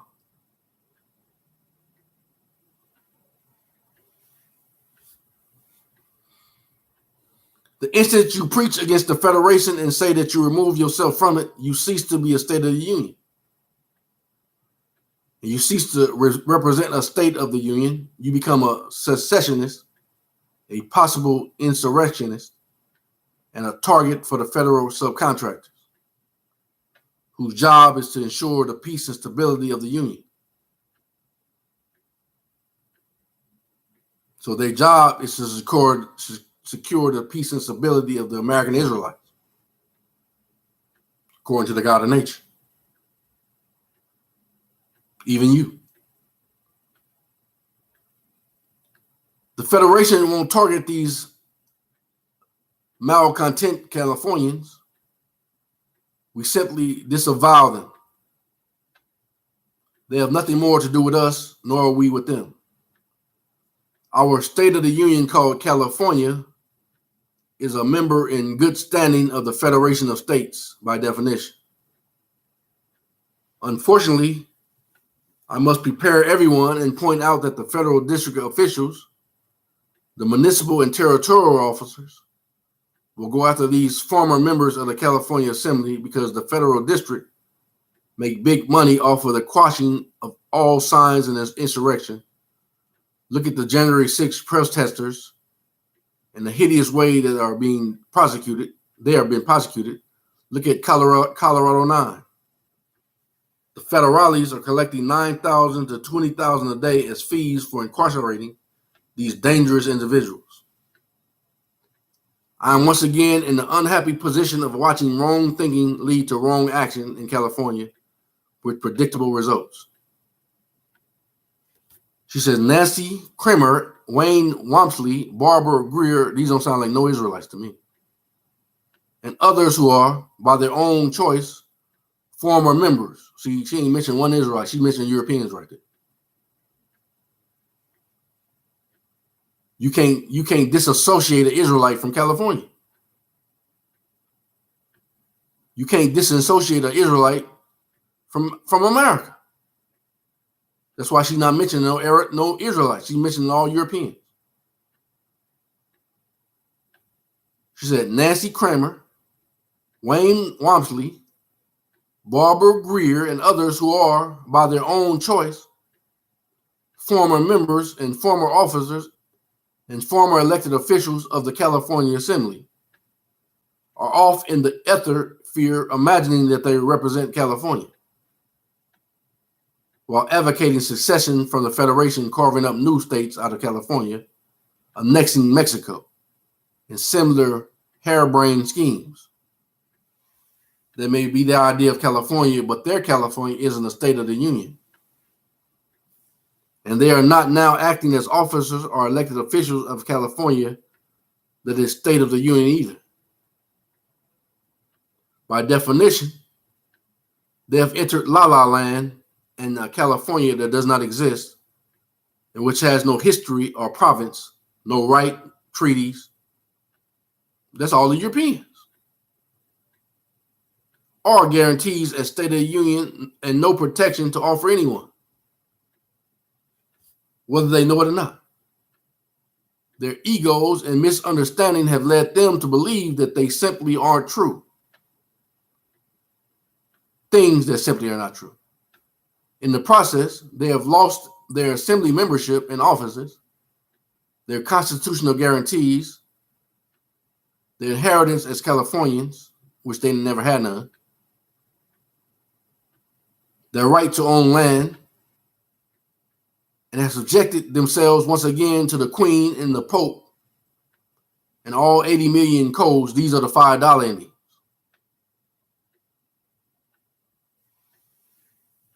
And all 80 million codes, rules, and statutes, all because they thought that the Federation of States was overstepping its authority by maintaining oversight over their activities. Obviously, oversight is necessary, or California will never have a properly organized, educated, and fully functioning state of the Union. The Californians will continue to fumble around in the dark, imagining first one thing and then another. California, the actual state of the Union, is free, sovereign, and independent. It also has responsibilities tied to those rights, one of which is the obligation to support the Federation of States, contribute its delegated power, honor its own boundaries, and in this case, submit to Federation oversight during the assembly process. Under the former leadership, the California Assembly never contributed a dime to the Federation that submitted or summoned them to assemble.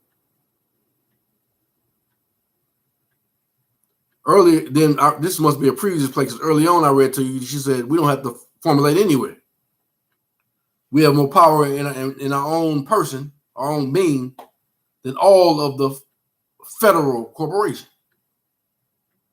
Just reminding you of that. She's talking about to Europeans. They don't even have these right to be a Californian. Don't even have a right to be an American. That's why she mentioned those European names.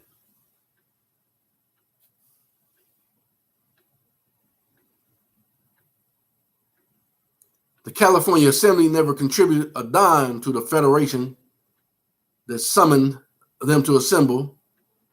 Instead, they have cost the Federation both large amounts of time and money, correcting various kinds of misadministration. We are frankly glad to see them go. Despite enrolling large numbers of people,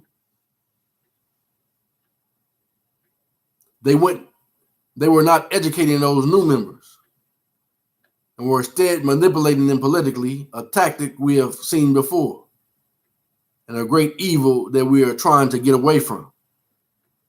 We need people who will read and think and follow simple instructions, what the Most High said. If my people, who are called by my name, will humble themselves, meaning to watch, read, study, and pray,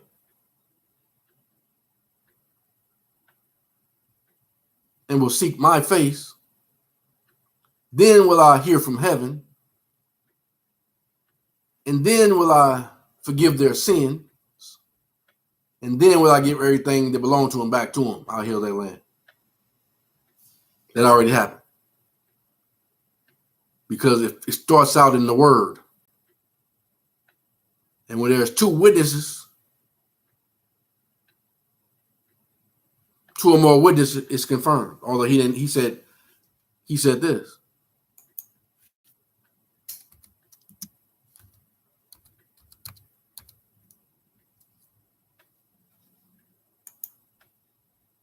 He don't need them to confirm it. But he said, since they did, it's still confirmed because there's 2 or more witnesses. But this is what he said about himself. Isaiah 45:23, I have sworn by myself. The word is going out of my mouth in righteousness and shall not return, that unto me every knee shall bow, every tongue shall swear. That's why they swearing. I'm speaking as an oracle of God, so he didn't let me forget that he told me go say this to them. Hebrews 6:13, for when God made promise to Abraham, because he could swear by no greater, he swore by himself. But the fact that they swear by necessity just makes it concrete. That you know that they actually said this in agreement with his swearing to himself. And they swore this because he made them by necessity. That's why I object to everything they say to try to make themselves be back in the picture. This is the Most High's kingdom. He said the kingdom shall be the laws. Yahweh.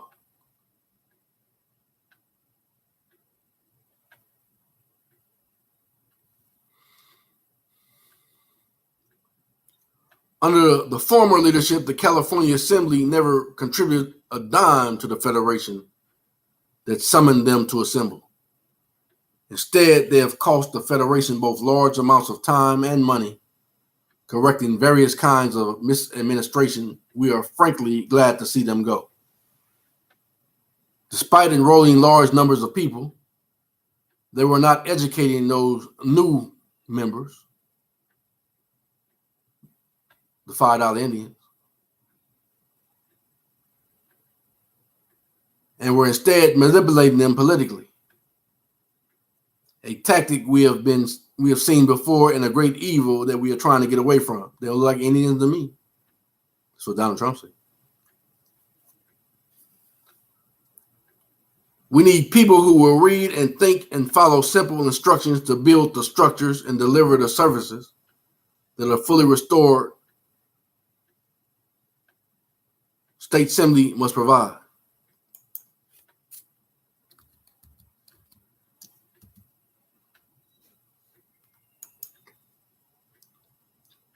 Isaiah 16:12, for the nation and kingdom that will not serve the American Israelites shall perish.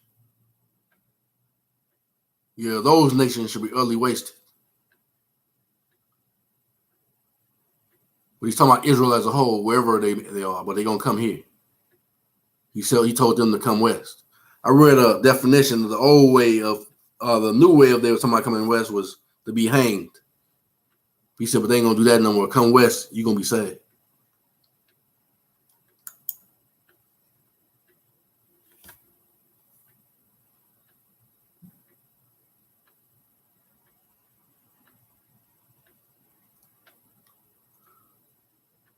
The role of the Federation as a construction supervisor is simply to ensure that every state gets stood up and is functioning properly on our 4 cylinders as the end of the assembly process. Our duty in this matter sometimes conflicts with dishonest and egotistical people who want to avoid oversight and do things to suit themselves instead of meeting common standards of public accountability. We need people who are community-minded and at the same time keep apprised of the issues that impact their state as a part of much of labor, a broader world.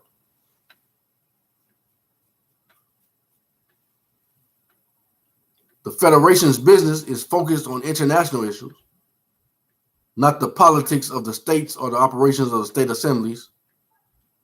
The Federation has bigger fish to fry.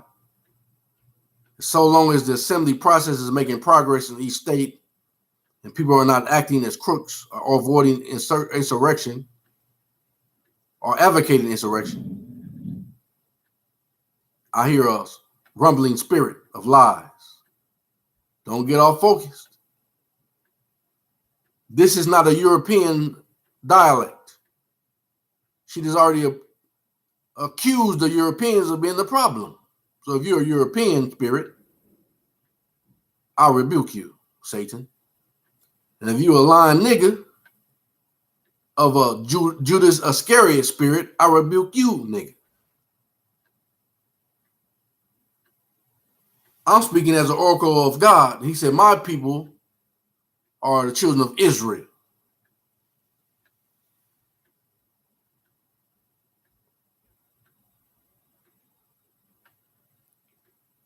The Federation's business is focused on international issues. Told you I object to anything she say that the Most High is not saying, but I'm reading what she's saying. And if what she's saying is agreeing in the freedom and the dominion of the Israelites, then I agree to it. But if she's trying to resurrect the Edomite, then I can't agree with that because that's not the will of the Father. That will delay his kingdom. I object to that. The Federation's business is focused on international issues, not the politics of the states and the operations of the state assemblies. The Federation has bigger fish to fry, and so long as the assembly process is making progress, and each state and people are not acting as crooks or advocating insurrection or traipsing off into la la land, that she just said though those are Europeans that did that. We don't interfere. That is part of why trying to blame the Federation is so unfair. Without the Federation, the only state assembly that would now exist would be in the state of Texas. And it would be functioning, and it wouldn't be functioning with any proper understanding of its power or rules. That's probably why a lot of church folk moved to Texas, thinking that was the only place they're going to be safe. No, if you claim to be an American and don't be a traitor, you safe everywhere. And being a 501(c) kickback agent, you're not safe. You're still under Rome jurisdiction. Think about that long and hard before bashing the Federation. We need people who understand the whole structure of the American government, not the United States government. Who accept the rights, role, and responsibilities of the Federation as part of that government. Local state assemblies bent on garnering power for themselves may not like getting their wings clipped or in extremists being shut down, but clear lines of authority and responsibility and accountability at each level of government are necessary to establish checks and balances and assurance that the American government as a whole works. We need people who will work together cooperatively and not practice the political gameship, cronyism, and graft that we are trying to get away from by its nature. The American government is a community-based and cooperative. It doesn't have political parties and does not tolerate divide and conquer strategies. Compartmentalization, elitism, cronyism, and graft against the public interest.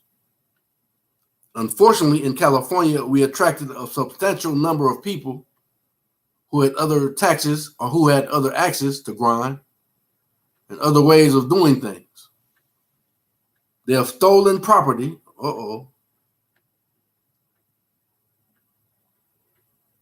That belongs to the California Assembly and they continue to present themselves as the California Assembly. Who do we read about was doing all the stealing of property in the sealed portion, chapter 79? Oh, I know. The Edomite Europeans, known as the Great Whore, that she even accused of all the wrongdoing.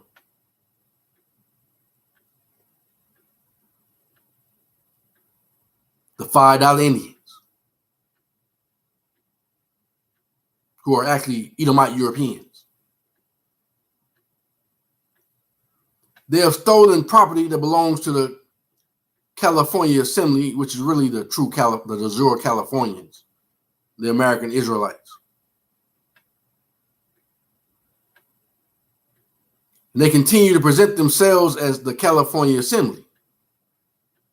But this is notice to everyone that they are no longer associated with California, State of the Union.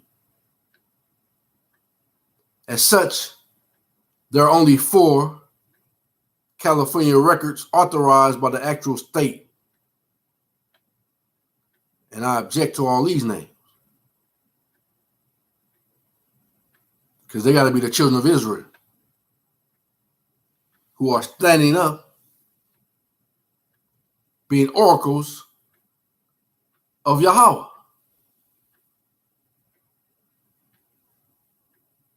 That is demonstrating walking in authority of Yahweh.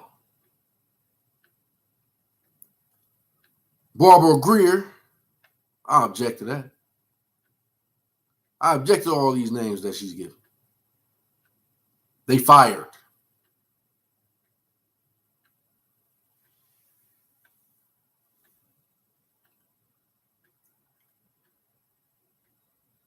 The State of the Union continues to grow and to welcome home all those Americans who are prepared to learn about and operate their own traditional government.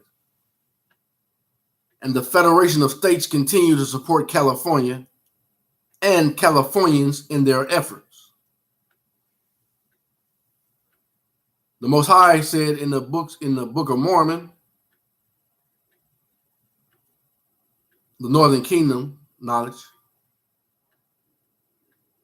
he's not going to allow nobody to govern over his people that's not his people.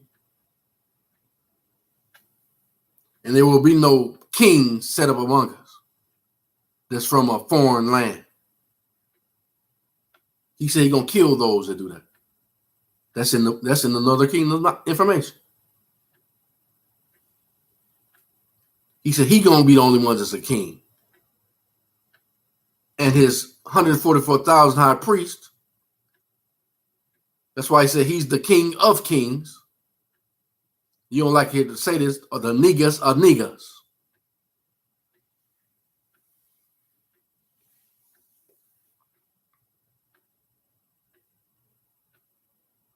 In the words of New Edition, Ronnie, Bobby, Ricky, and Mike, who cares what they think?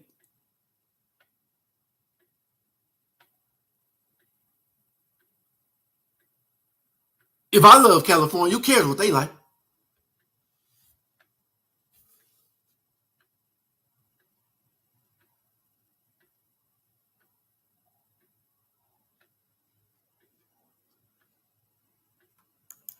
All right, let's see what we can go for here.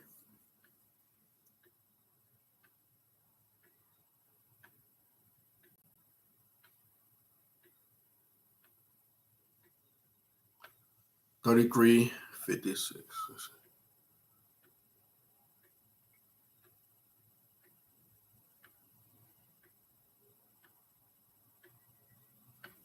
The ancient governments, city versus country.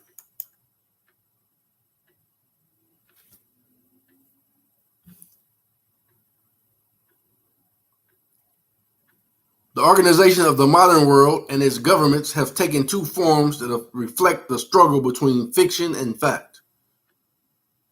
The deceitful sons of the evil one and the sons of man.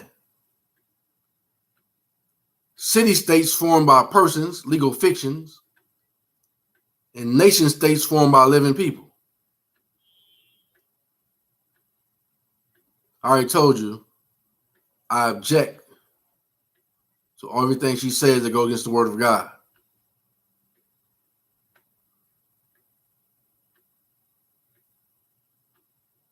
The Roman Catholic Pope, is he living? Allegedly, he's not.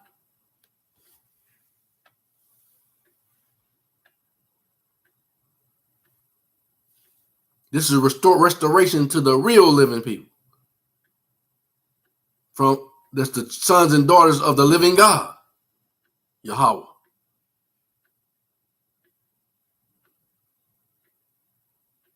He said, all of those who have the mark of the beast in their right hands and their foreheads, they're considered the living dead or the walking dead.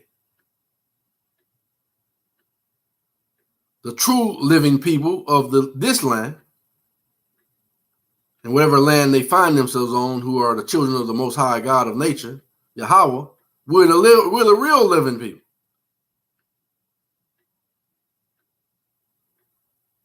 You might be offended, but he already told you.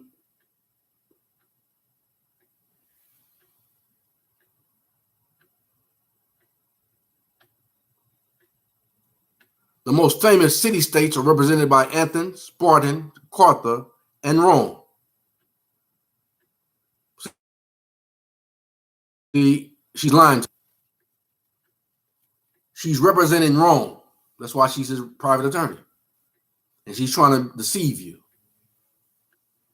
That's why I said her words don't speak for me, nor the true children of Israel. Only thing her words does is implicate them of all the wrongdoing. That's all the Most High wanted from them. His word is law. And she already admitted that.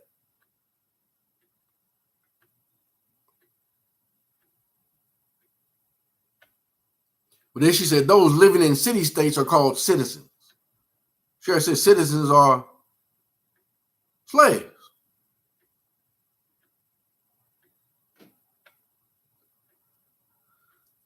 Such citizens owe obligations of allegiance to the city government. City governments are ruled over by legislatures and populated by officers, indentured servants, and slaves. If you stop a moment, you will recognize this structure alive and well in your midst. It is the basis of every city government, municipal government on the earth. In a city government, individuals subject themselves to the will of nameless, faceless, fictional gods, public opinions, public policy, even public ignorance. Such entities as the state of Ohio are city governments operated by legislatures, run by corporate officers and populated by citizens. They are legal fiction entities that are traded on stock exchange and are run as businesses for the profit of their shareholders. These are private enterprises in the business of providing government services. I cannot stress this point enough. Ohio, the actual state, is a different kind of government, a nation state operated by the assembly of the free, sovereign, and independent people who live within the borders of Ohio, not a legislature. Ohio, the actual state, is owned by the people who owe it no service at all. That's why I'm trying to tell you I'm a Californian of the jure state.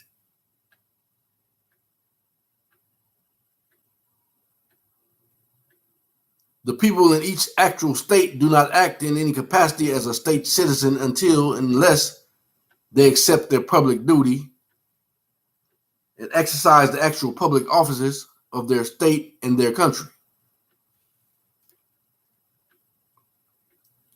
Thus, there's a natural conflict of interest between the government of the city and the government of the country, between the public servants and the public. And each group has its own jurisdiction and its own form of law. The government of the city operates under private corporate law, and employs codes, rules, regulations, and state statutes to govern its own employees and franchise dependents who are all operating as persons or persons. The government of the city can require and enforce almost any requirement upon its employees and dependents as a condition of their employment or dependency. The federal income tax is an example of an employment tax imposed in this way. See the U.S. Supreme Court case Rodriguez versus Ray Donovan and Department of Labor, which very clearly enunciates the fact that codes, rules, and regulations, which include state statutes, don't apply to living people. Now you know why. The private laws of the city government formulated as codes, rules, statutes, and regulations apply to legal fiction persons who are employees or dependents of the government of the city, not to the living people who make up the populace of the country, and who acting as people make up the government of the country. When we, the living people, take up our public duty and enter into our public offices and act as state citizens, and our state assemblies or act as federation officers occupying the international jurisdiction of the land, we also act as the persons known as a lawful person, or people who operate as the government of the country. Lawful persons are not actually entirely fictional. Lawful persons have the characteristics of lawful standing, which places them above legal persons, and which give them protection under the public law. The Constitution, for example, are public law in this country and can be enforced by Americans acting as lawful persons, but cannot be enforced only obeyed by Americans acting as legal persons. Because the legal person working for dependent upon the governments of the city do not have constitutional guarantees. They often assume that nobody else does either, because they have to obey rules, codes, and regulations. They often expect that you do too. It's up to you to declare, claim, and record your lawful birthright political status, and to rebut the presumption that you are a dependent of the government of the city, and also rebut the presumption that you are subject to their private corporate law. It also says in the book of Remembrance that the wicked create cities.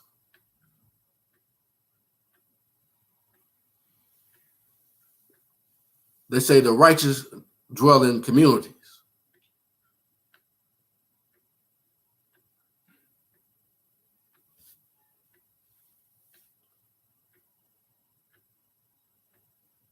But they're speaking at the oracle of God. He's talking about Israelites,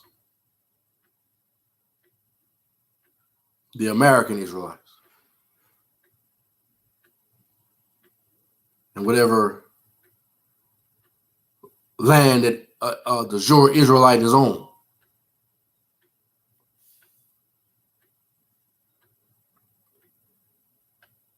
It is best to remember that the nation state surrounds and encompasses and defines the city state.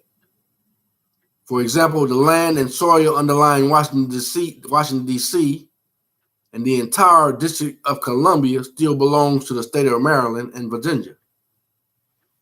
In the same way, mandates and municipal corporation policies that are required of public employees and dependents of government of the city do not apply to average Americans who stand under government of the country. We note that the Uniform Transfer to Minors Act was never published in any congressional record, and neither the act nor the presumptions arising from it apply to anyone who is not naturally and actually and knowingly and voluntarily adopting the political status of a British territorial U.S. citizen.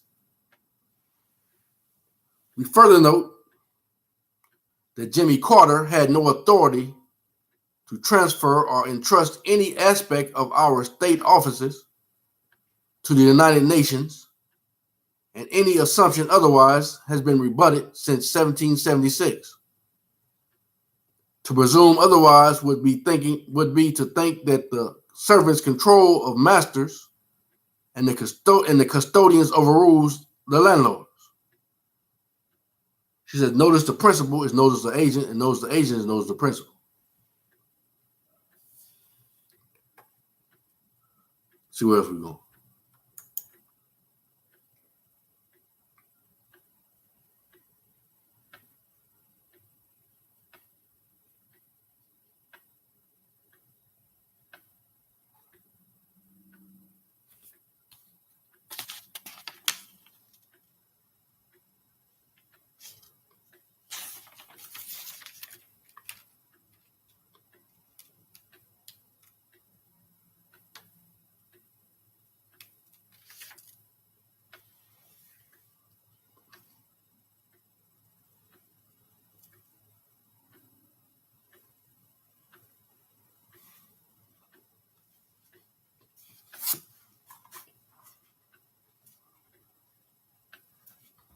Go.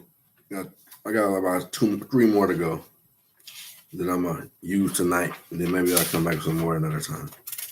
But all praise to the Most High. And you people, realize that I'm speaking as an oracle of the God of nature, Yahweh, and he's only concerned for his people who had been subjugated. He's come to free the captives.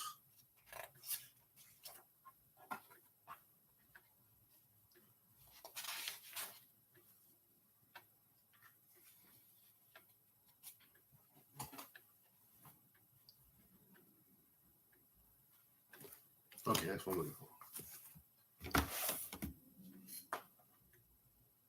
But once the captives are free, then those who are called by his name, that's going to be our servants, he's going to still treat you well if you be obedient.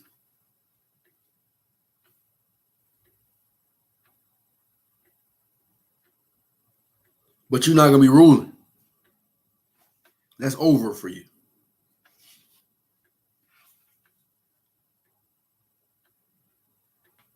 That's something you're going to have to get used to.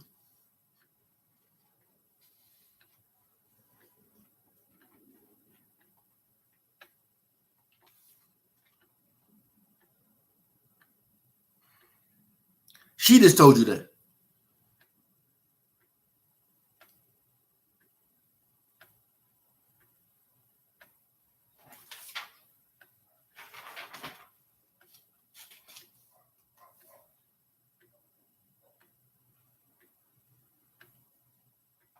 Once I find what I'm looking for, we're going to get going again.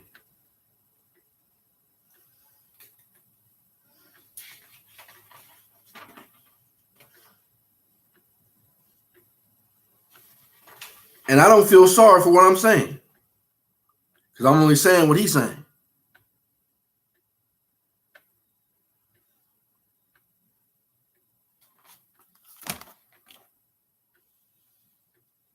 Let's see what we're looking for right now.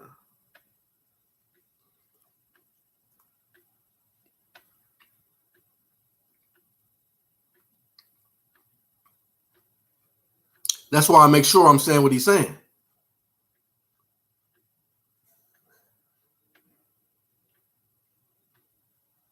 I hear evil spirit again. You don't have no wisdom of the scriptures. You only going by your own carnal mind. If you know anything about the scriptures, the whole scripture is about the children of Israel. That's why he's the kinsman redeemer, to redeem his people that you subjugated.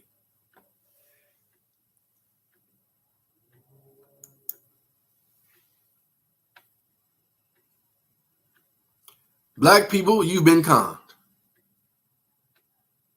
By Anna Von Retz, Roman Catholic Pope, proud attorney. She said, well, we've all been conned, but you've been conned more than the rest of us. Everything I've seen, Martin Luther King Jr. took half a loaf, a grant of civil rights, and that at least temporarily prevented recognition of the natural and unalienable rights actually owed to black people.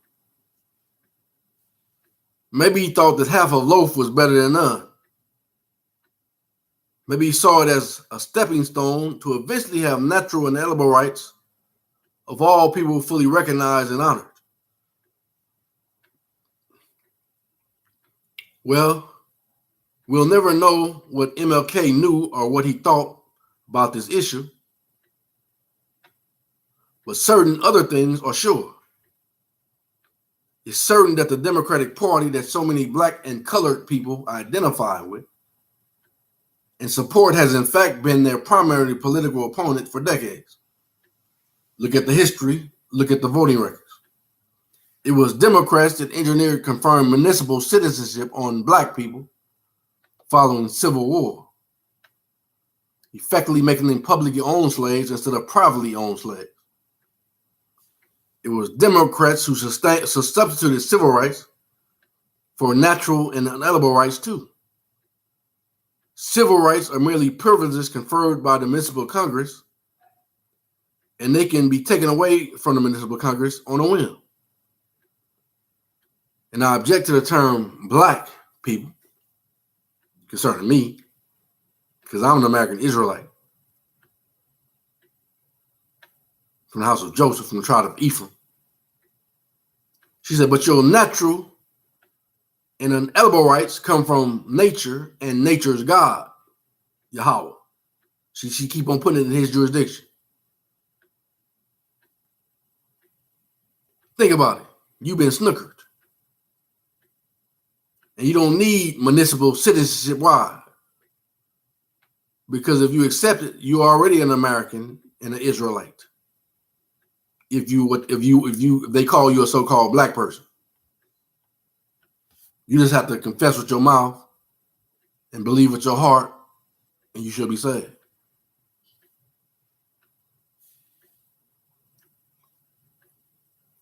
And I'm hearing a demon out there that keep on coughing and making noise. I already rebuked them and told them to be quiet. Now I'm going to treat you with truth. You can't confess with your mouth and believe with your heart because you're not an American. Only thing you can look forward to is the justice of the devil, and he ain't got no justice. I wouldn't have said that too harshly to you, but you keep on interfering with the message. So I had to cast you out with truth.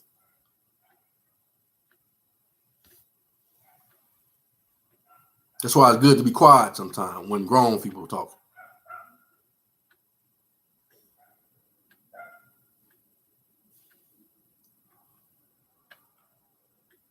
And you don't need municipal citizenship. It was conferred on you, but you never needed it. Why? Because you're an American. If you receive it.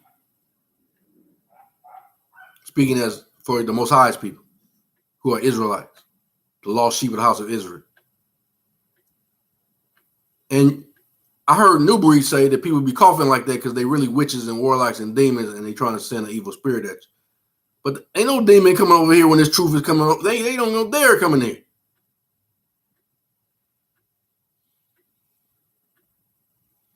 They ain't gonna run up on this truth.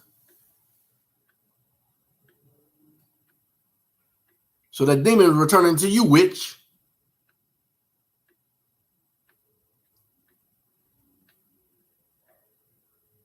And you don't need municipal citizenship. It was conferred on you, but you never needed it. And if you knew what it entailed, you would never want it either. You can choose to exercise your birthright political status as an American instead. See what she just said? You can choose your birthright political status as an American instead. You can be truly free and have your natural and inalienable rights respected and protected. You can claim your own assets as your own benefit, like every other American Israelite. You simply need to know that you have that choice, and then you need to make it. Confess with your mouth, believe with your heart and confess with your mouth that you're an American, and if you really trust and believe in the Most High and trust in Him and love Him, Israelite. It's all the same anyway.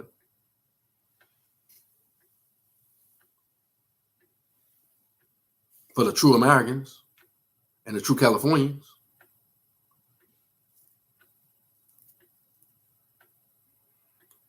So start learning the truth about your country now. That's what I'm teaching.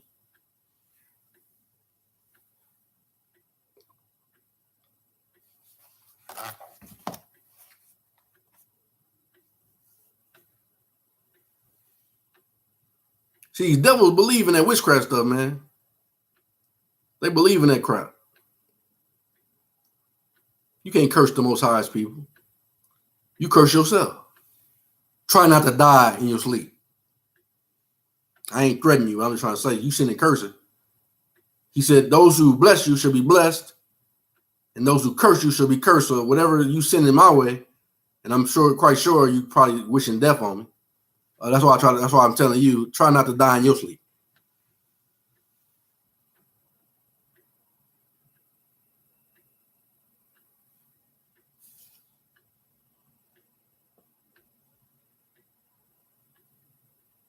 See where I'm heading now. Let's see.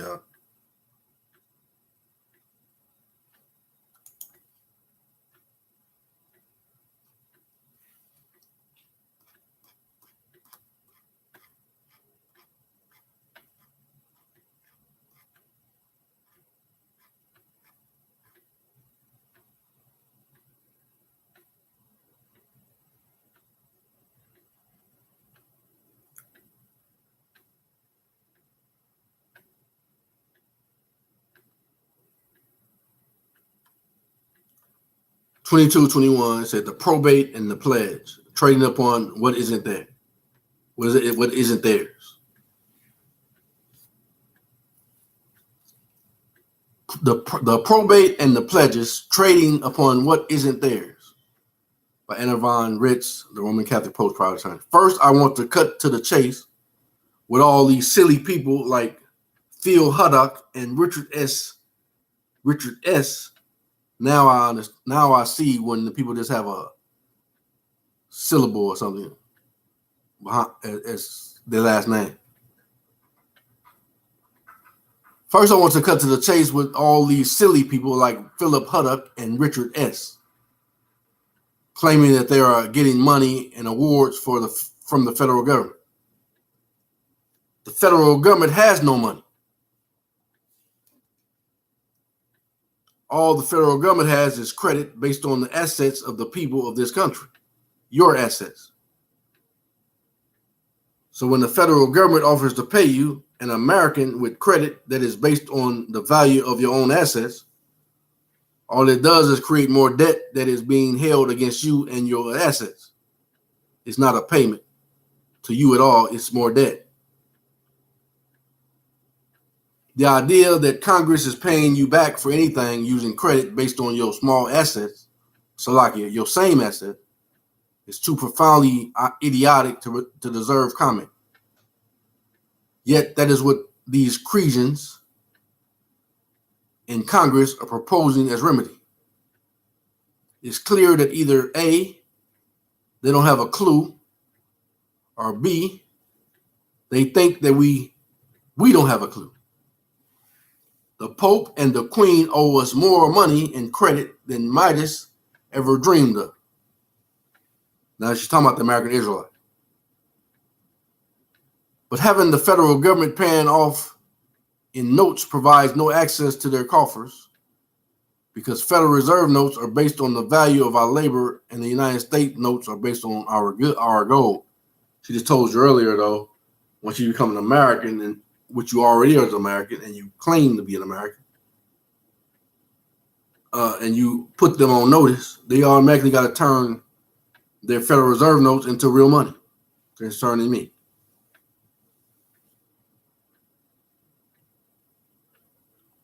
Even if I spend their Federal Reserve notes, they still got to accept it as real money.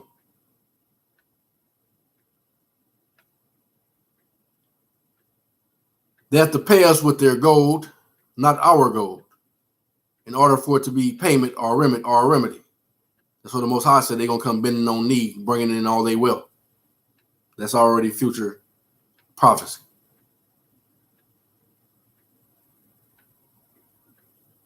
So their tongue-in-cheek offer thus far is to have us pay ourselves by further indebting ourselves and our own assets, including our children and their children, and it's an outrageous con. I'll give you that, but no banana. Bad monkeys overall. Second, let's blow the horn about property taxes. Let's say you are the government. She said the government, not the actual government. A foreign corporation in the business of providing governmental services for hire. And you sneak around and make a false claim in commerce against my 40-acre cow pasture and don't tell me a word about it. You take your crooked claim, your false title, to the crooked bank, and the crooked bankers look over his shoulder and says, well, nobody's here saying that it isn't valid, so I'll give you a loan against the value of this acre, 40 acres. So now you, the government, have secretly helped yourself the value of my land, and the banker has you on the hook for it. You begin making payments with interest to the crooked bank on this fraudulent loan.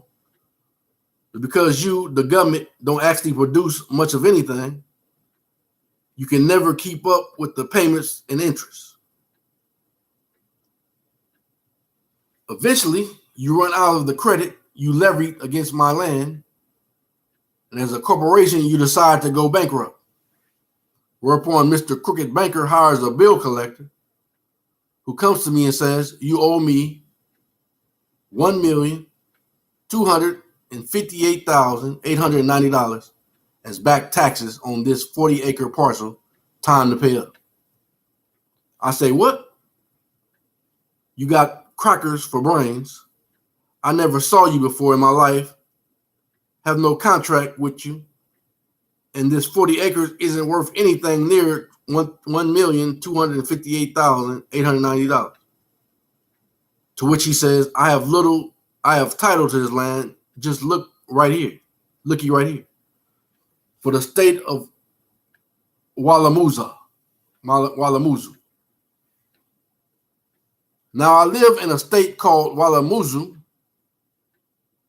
and once upon a time, the state had a business called the state of Walamuzu.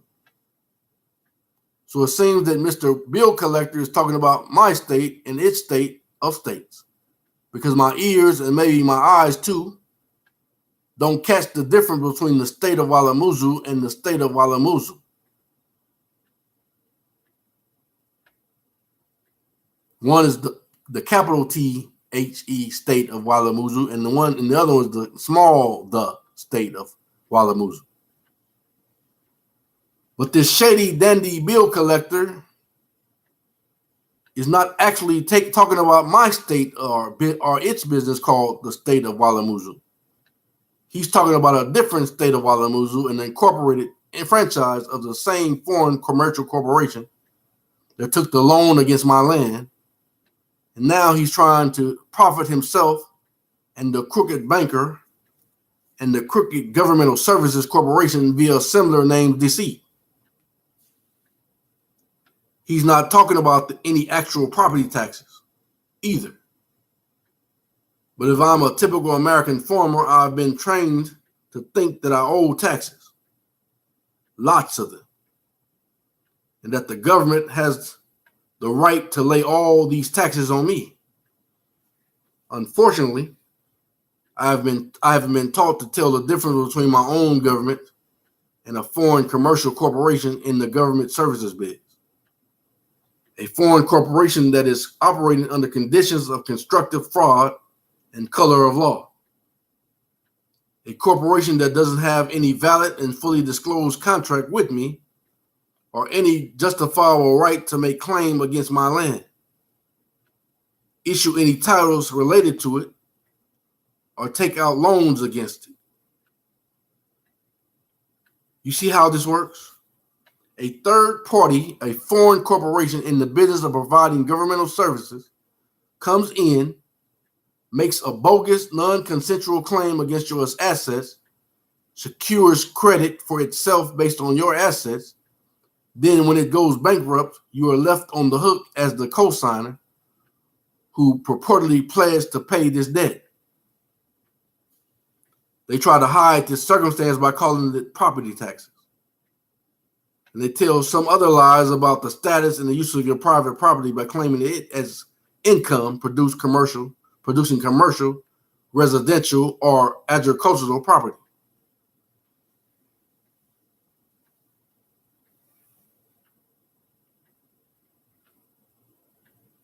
So that's why I don't even claim to be a resident in the dwelling I'm in right now. That's their resident. They owe all the property taxes and everything.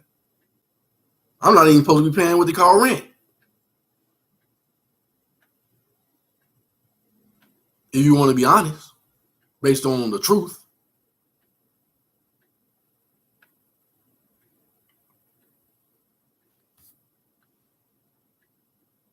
And I'm not acquiescing. It's just that they know what they're supposed to do is right. I'll put it that way.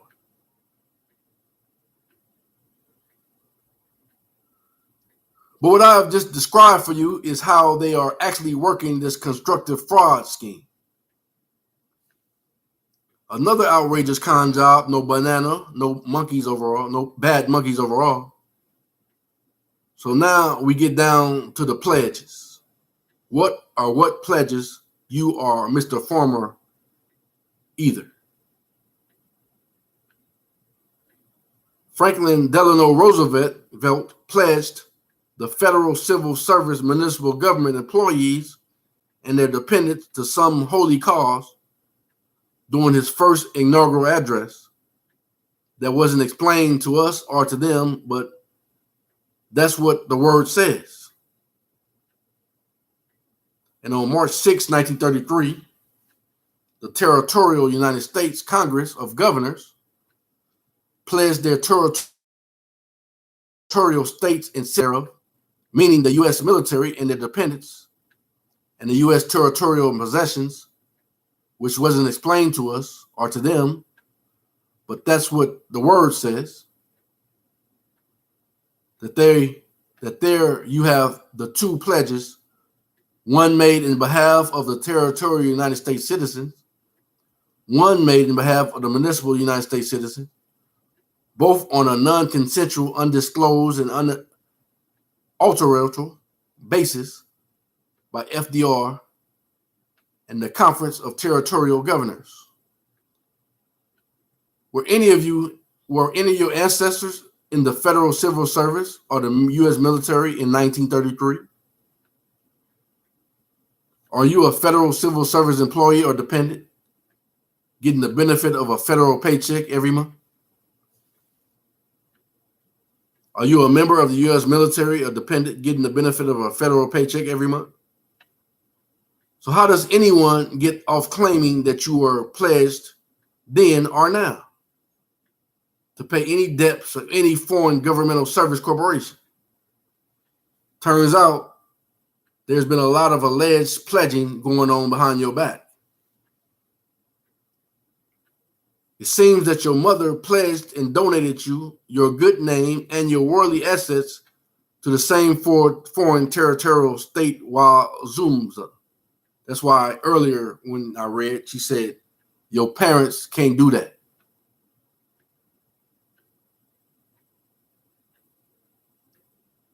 So they have nothing to stand on. That's why they had to give everything back to us by necessity, without any debt, encumbrance, or any such thing.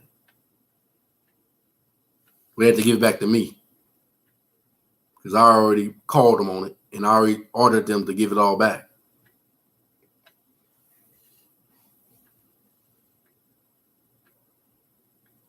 And I've already made this known for my children,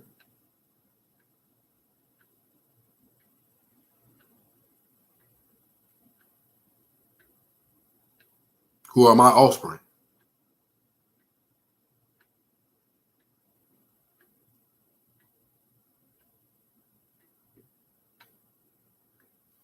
It seems that your mother pledged and donated you. Don't say nothing about your father. It seems that your mother pledged and donated you, your good name, and your worldly assets to the same foreign territorial state of Walamazoo Corporation that took loans out against the land that belongs to you. But curious thing, she wasn't given any disclosure that she was doing any such thing. And you were only a few days old when it happened. Told you 8 days, as a matter of fact. If you look on that birth certificate, that's when they gave you all these other names. They created you to their creation 8 days later.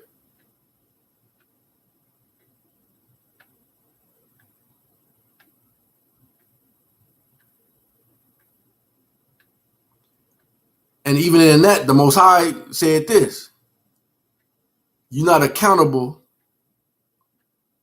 for your sins until after 8 days old, 8 years old.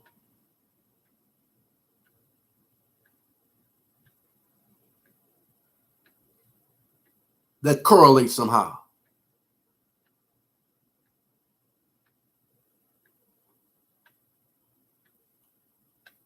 She wasn't given any disclosure that she was doing any such thing, and you were only a few days old when it happened, so you certainly were not competent to act for yourself. And then there's the Pledge of Allegiance, foisted off on school children, none of whom are ever informed what a pledge is, nor allegiance either. More false claims in commerce, more BS, more fraud. Another big con job, no banana, bad monkeys all around. Now, the banks had and still have cause to know that nobody was given disclosure about any of this treasonous bullcrap purportedly being done for us, being behind our backs by treasonous politicians invested upon to their eyeballs in these same foreign corporations, all of which happen to be owned directly or indirectly by the Pope. They have cause to know or suspect that there are not hundreds of millions of unwed mothers in America, all lined up to give their babies away as wards of any foreign state of state. That's what they did to me.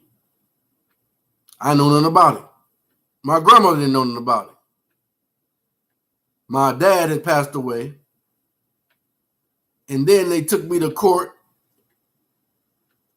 and took me before a judge, and I didn't know nothing was going on, and they made me a ward of the court. Thus, that's why they try to say they had the right to gang stalk me. But the Spirit of the Most High God, the God of nature, caused me to take action. So when they start gang stalking me, the Most High started giving me knowledge that I knew not of. And he caused me to contact that Roman Catholic Pope, Donald Trump, all of those other politicians that they say are no more on the record. And I let them know to cease and desist from doing bad faith actions to me. And I let them know that I was claiming back my estate as myself, being an American Israelite. And I ain't lying.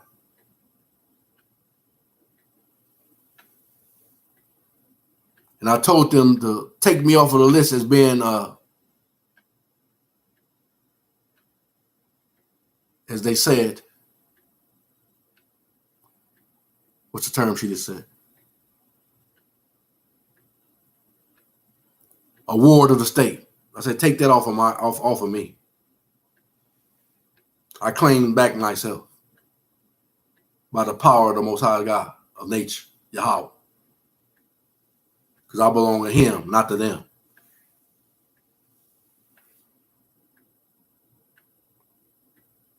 And they know that's the truth. And as he give me more and more knowledge, I give more and more knowledge to you that I have. I can't make you be free, but I can lead you to freedom.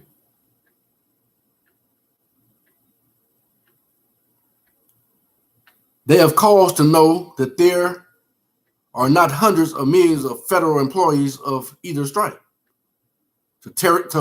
territorial or municipal, lined up to donate away everything, including the skin of their teeth, to any cause, wholly or otherwise, and whose assets have been illegally and immorally pledged by foreign corporation officers acting without disclosure or authority to indulge in what Mr. Trump's recent executive order called national enslavement.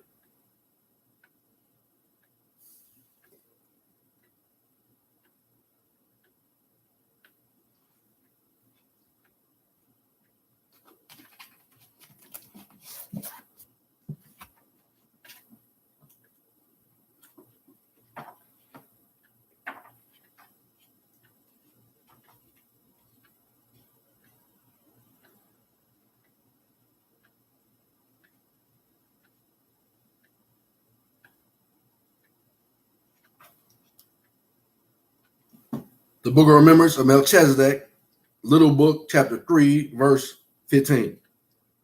But the lie has been that nations and leaders of nations can better provide for and safeguard your children and labor with you to bring you the happiness of a rich life with the satisfaction of possessions, and their covenant must be a national or world citizenship.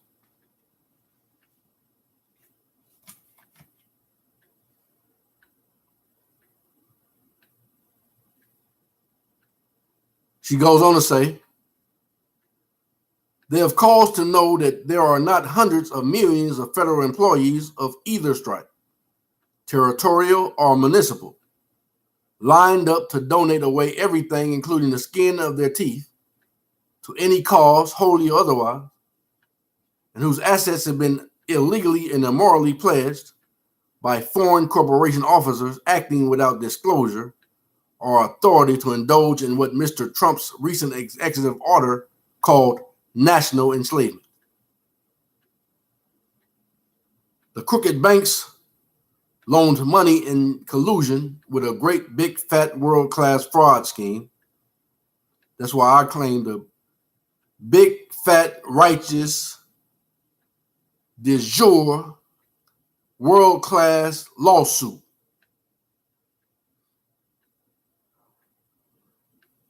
From the rooftop to do it, make it be a quick work that's not going to include a lot of paperwork.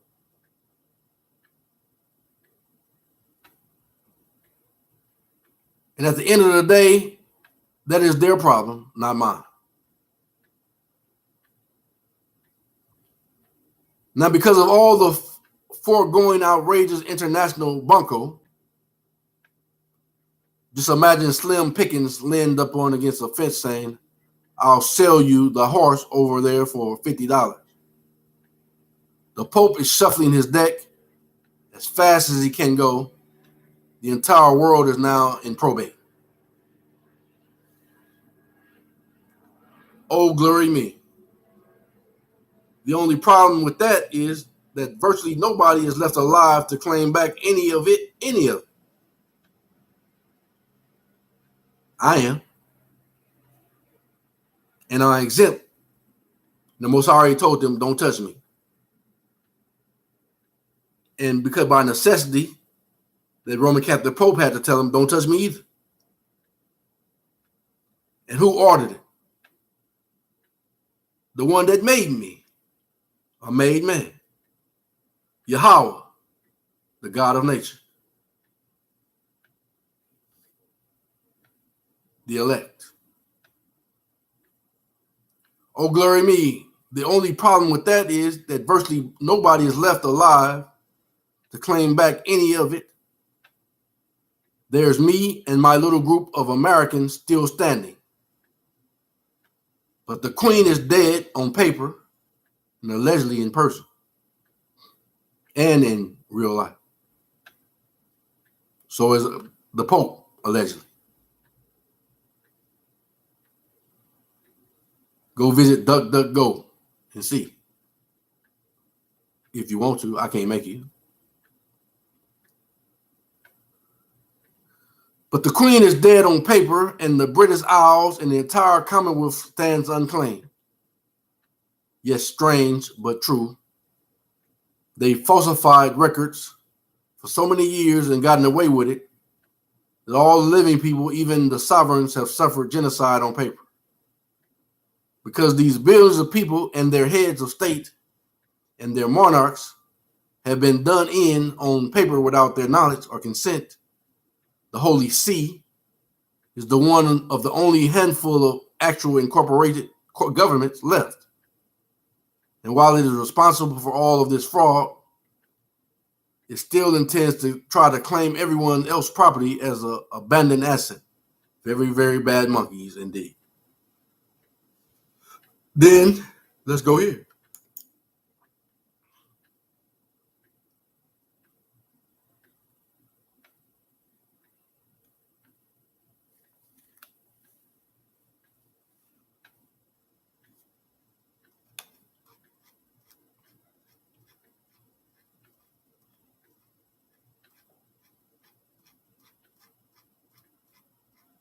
That's why they got to give me back mine was mine by right.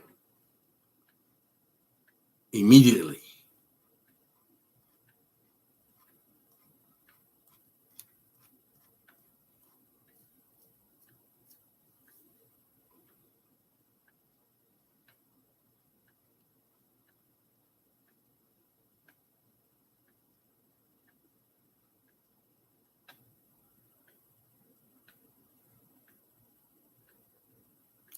Two different populations.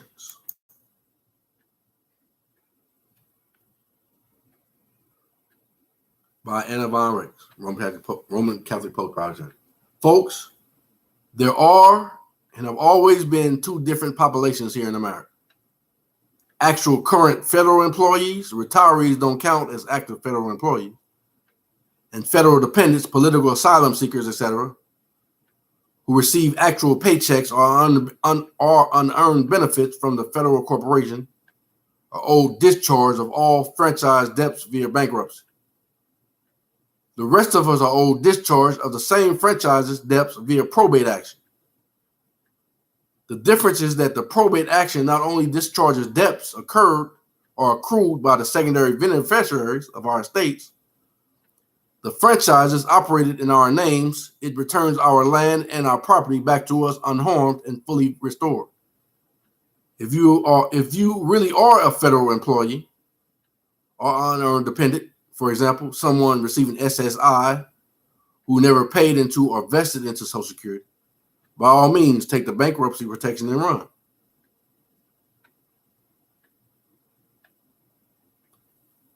But if you are not a federal employee or unearned dependent, claim your estate back.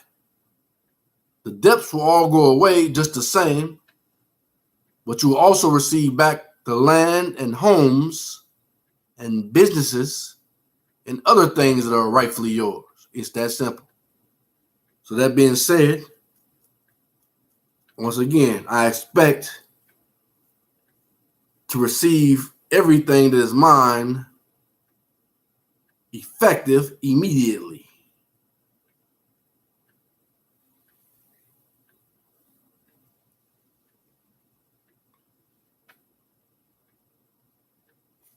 And you don't have the right to stand in my way.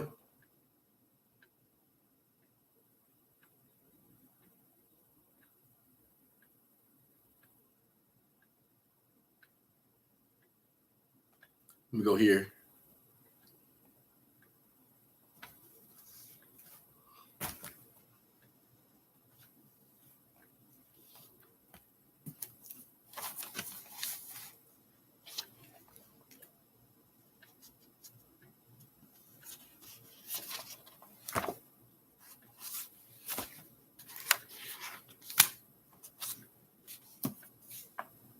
And you see how all this go together? That's how you know it's true.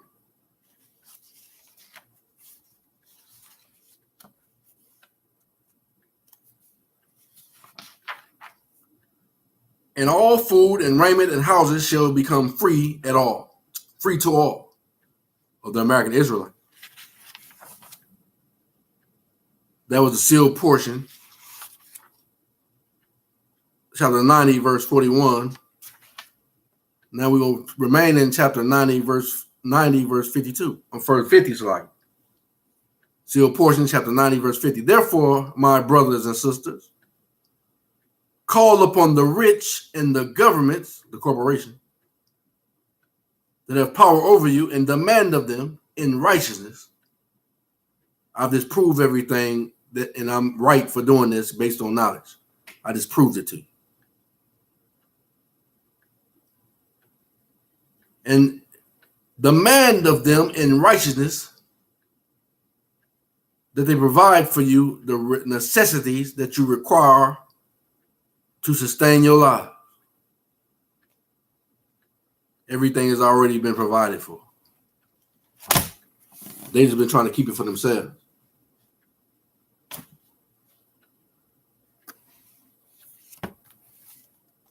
And they can't tell you what to do with what is yours.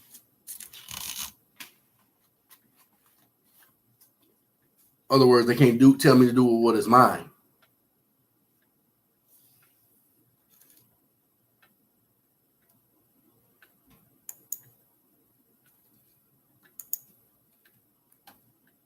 So whether they pretend not to like this or not, or like they're not watching, they listening. And they know this in the Library of Congress. So I object to them pretending like they not watching, because I know they watching. And I demand them in righteousness, according to the God of nature, Yahweh, that you release everything that is mine by right and return it to me immediately as I've requested. And you have no right to intimidate, bring harm, cause harm, nor threaten me or my children or my grandchildren or my nation. And since I can speak for myself, make sure that my righteous, good faith agent, who I already put on the record, or receive it, that he's already promised to operate in good faith towards me. And you must operate in good faith towards me. Effective immediately. So until next time, to the righteous, Shalom.